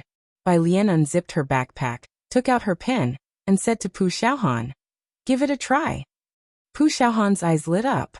That meant there was a chance. She took out her notebook and began to write a plan. Afternoon after school, Pu Xiaohan followed Bai Lian back to the Ji family's home. Ji Heng was embroidering a robe in the courtyard. After Lance returned to his country, his colleagues were impressed by his clothes and asked Lance for the same design. Jiang He sat beside him, reading a big book. Jian Zhongyou took out Bai Lian's guzheng, sat cross-legged under the banyan tree, and slowly plucked at the guzheng strings without any specific melody, just following his heart. As soon as Pu Xiaohan stepped into the courtyard, she feared disturbing this scene. She walked in quietly and handed a bunch of fruit candy to Jiang He, only speaking to Ji Heng when he looked over. The Year 10 class wanted to order custom graduation outfits, and she also wanted to record a video. Normally, Ji Heng would refuse, but this time he hesitated. "Are you planning to record a fully traditional Chinese-themed graduation outfit video and take graduation photos?" "Exactly, Grandpa." Pu Xiaohan sat next to him, helping him massage his shoulders. "Do the other people in your class also want to wear such clothes?" Ji Heng was unsure. Pu Xiaohan was surprised. "Of course, I've asked them already." Since the class fund was being used, she had asked in the group chat. Everyone was already curious about the clothes Bai Lian usually wore, and now that they heard they could order such outfits for the graduation photo, everyone was excited. She showed her phone to Ji Heng, where the chat was filled with everyone's cheering voices. Ji Heng was silent for a while before he said, "All right." Pu Xiaohan cheered. Pu Xiaohan was very proactive. Seeing that Ji Heng agreed, she planned to start capturing details from today. She didn't bring a camera, so she called her dad to bring it over.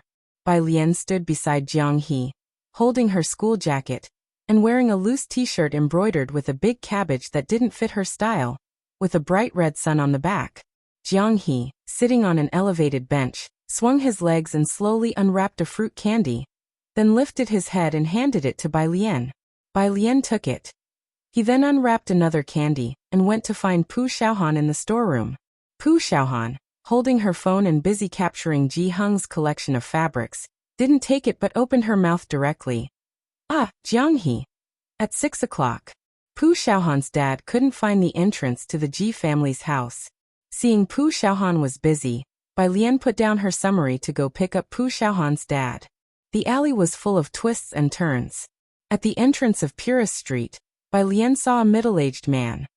He was of average height with a somewhat round face, holding a black bag and looking down at a phone in his hands. "Uncle Lu." Bai Lian hesitated for a moment. As soon as Uncle Lu saw Bai Lian, he hurriedly wiped his eyes. "Ah, Bai student, gosh, I'm really sorry for troubling you to come pick me up. I just don't recognize the way." He walked over with a light step, smiling at Bai Lian. "It's no trouble." Bai Lian wasn't wearing her jacket, just walking beside Uncle Lu. "What's wrong?" She was always direct. "It's embarrassing to say, and I hope you don't laugh." Uncle Lu knew young people were all on Weibo. He had seen the entertainment committee members and even liked their comments every day, thinking Bai Lian knew about the incident with Pu Xiaohan. "I'm just upset by those comments."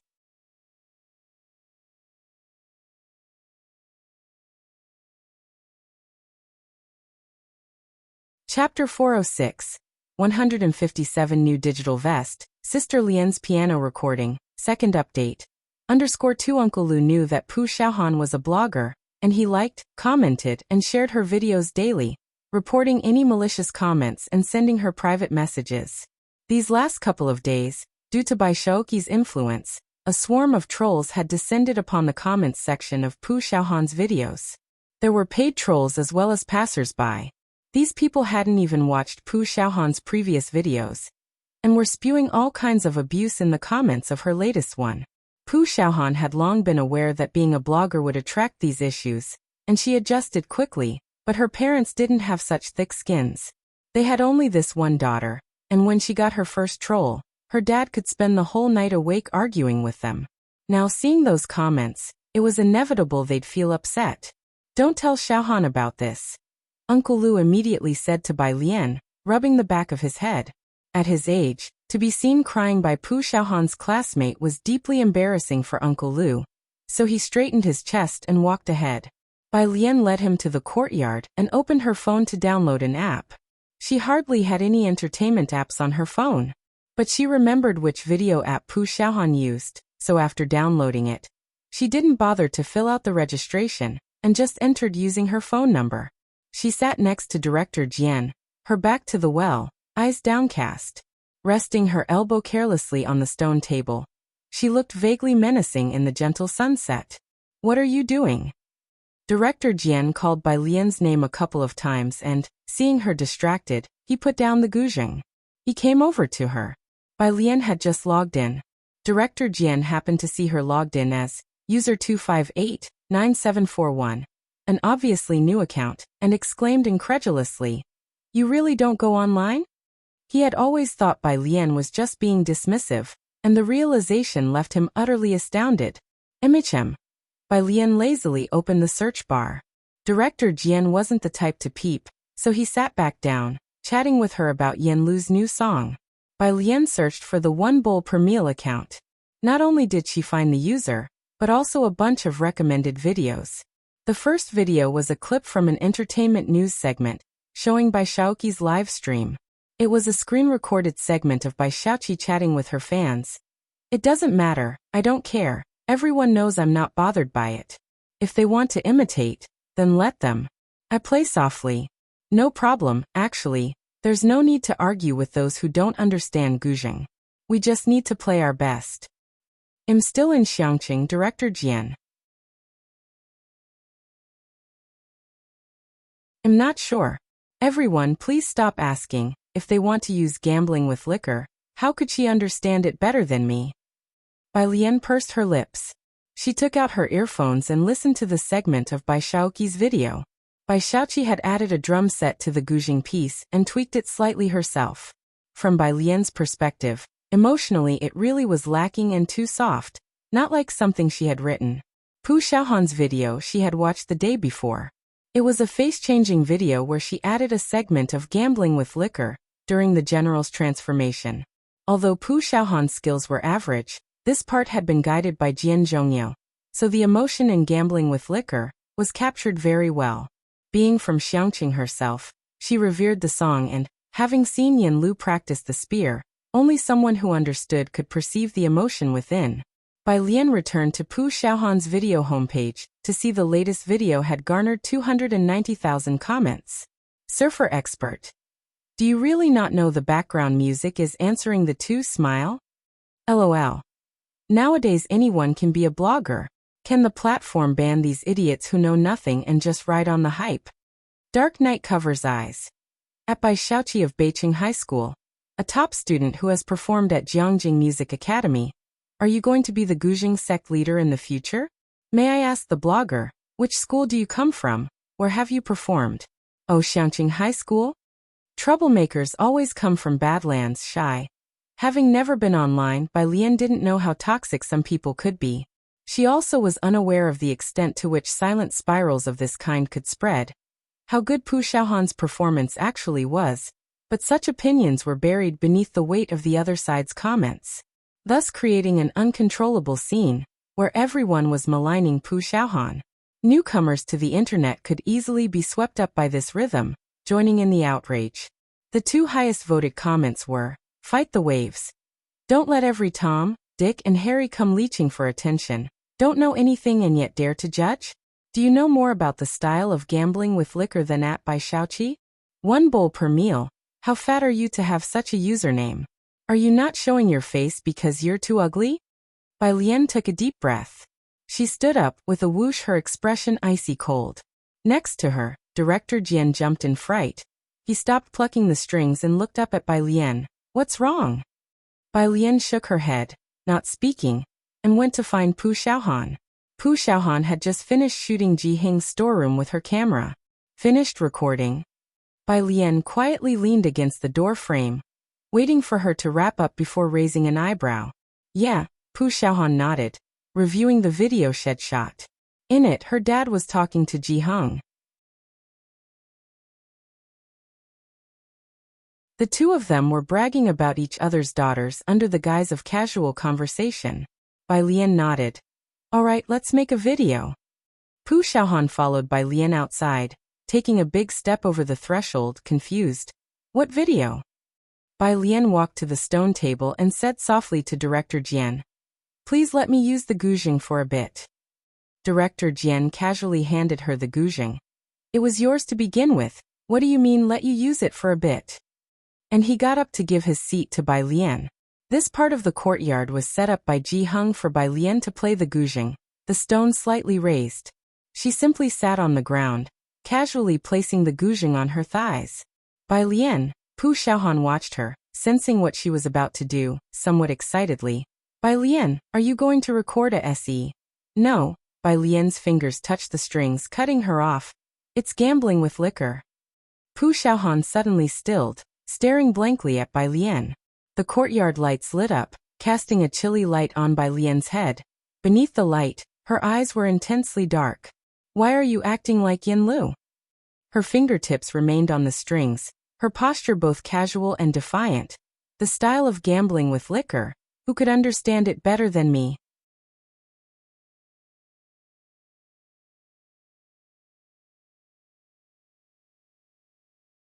Chapter 407, 158 Counterkill _1.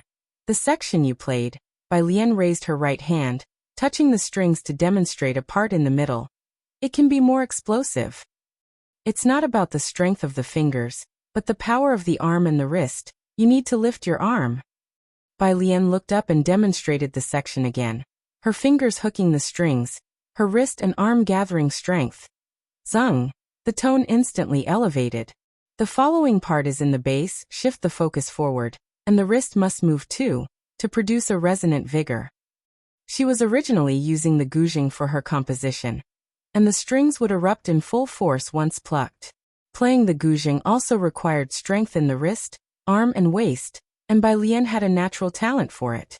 It's said that the guzheng and pipa are two formidable instruments, but mastering the rhythm required to bring out this kind of killing aura is the most difficult aspect to control. Pu Xiaohan was on the side recording her explanation with a camera, and in the end, it was a complete performance. When Jiang Fulai came to pick up Jiang he only heard the sound of the guzheng coming from the yard. He didn't enter, just stood at the doorway listening quietly. The girl's fingers swept the strings, producing sounds that were sometimes short and sometimes exuberant, occasionally fierce as if thousands of horses were galloping. At the end, the sound stopped abruptly. Standing at the storage room entrance, Ji Heng and Uncle Lu hadn't reacted yet. Bai Lian put down the guzheng and stood up to open the door. Jiang Fulai stood quietly at the doorway, still wearing a black coat, with only the yard light illuminating him, his light-colored pupils reflecting the light, appearing lonely and indifferent, until Bai Lian appeared in his eyes. Were you practicing the guzheng? Yeah. Bai Lian stepped aside to let him in, her demeanor as usual. You got off work early today. He hadn't gone to the lab the past couple of days to study with Jianjia, and Bai Lian thought he would be working overtime.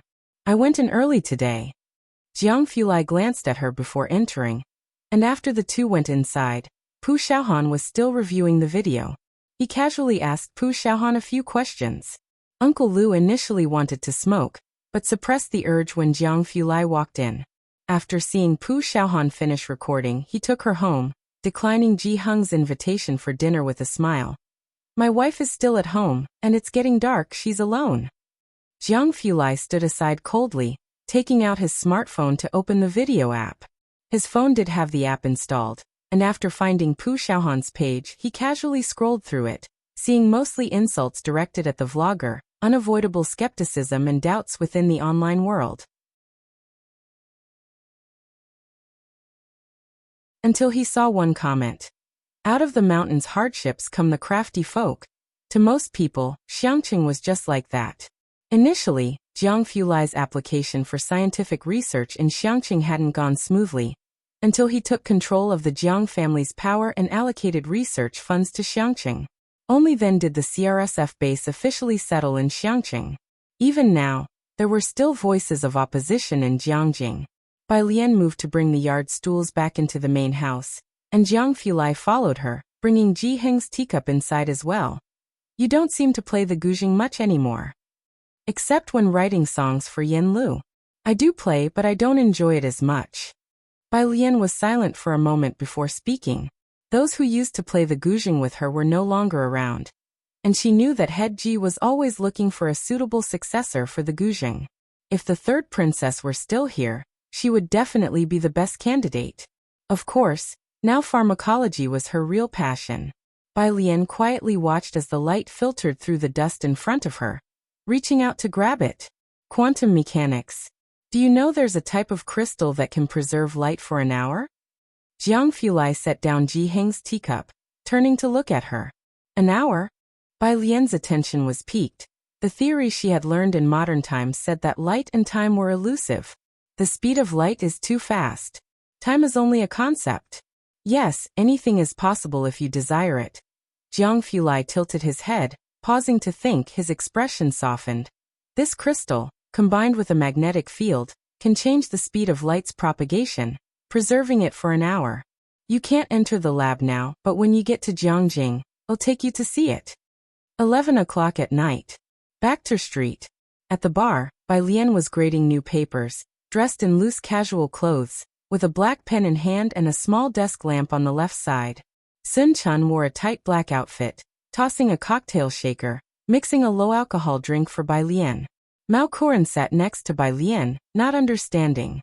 Our headquarters are in the west of the city, at Xiankong Pharmacy, Xiaoqi spoke beside her. The first batch of medicinal farmers has already received funding, and the number of farmers growing medicinal herbs will increase. This month I'm planning to visit the 4 major cities in Jiangjing. Their Blatilla striata and Amomum villosum are quite cheap. That you're tuning in to the Li Mei's Sword of Destiny YouTube channel. We're so grateful for your support, and don't forget to subscribe to join us on this incredible journey through captivating stories. Your generosity through donations truly makes a world of difference, as it's the primary source of revenue that allows me to expand and enhance this channel for you. Thank you from the bottom of my heart for being a part of this adventure.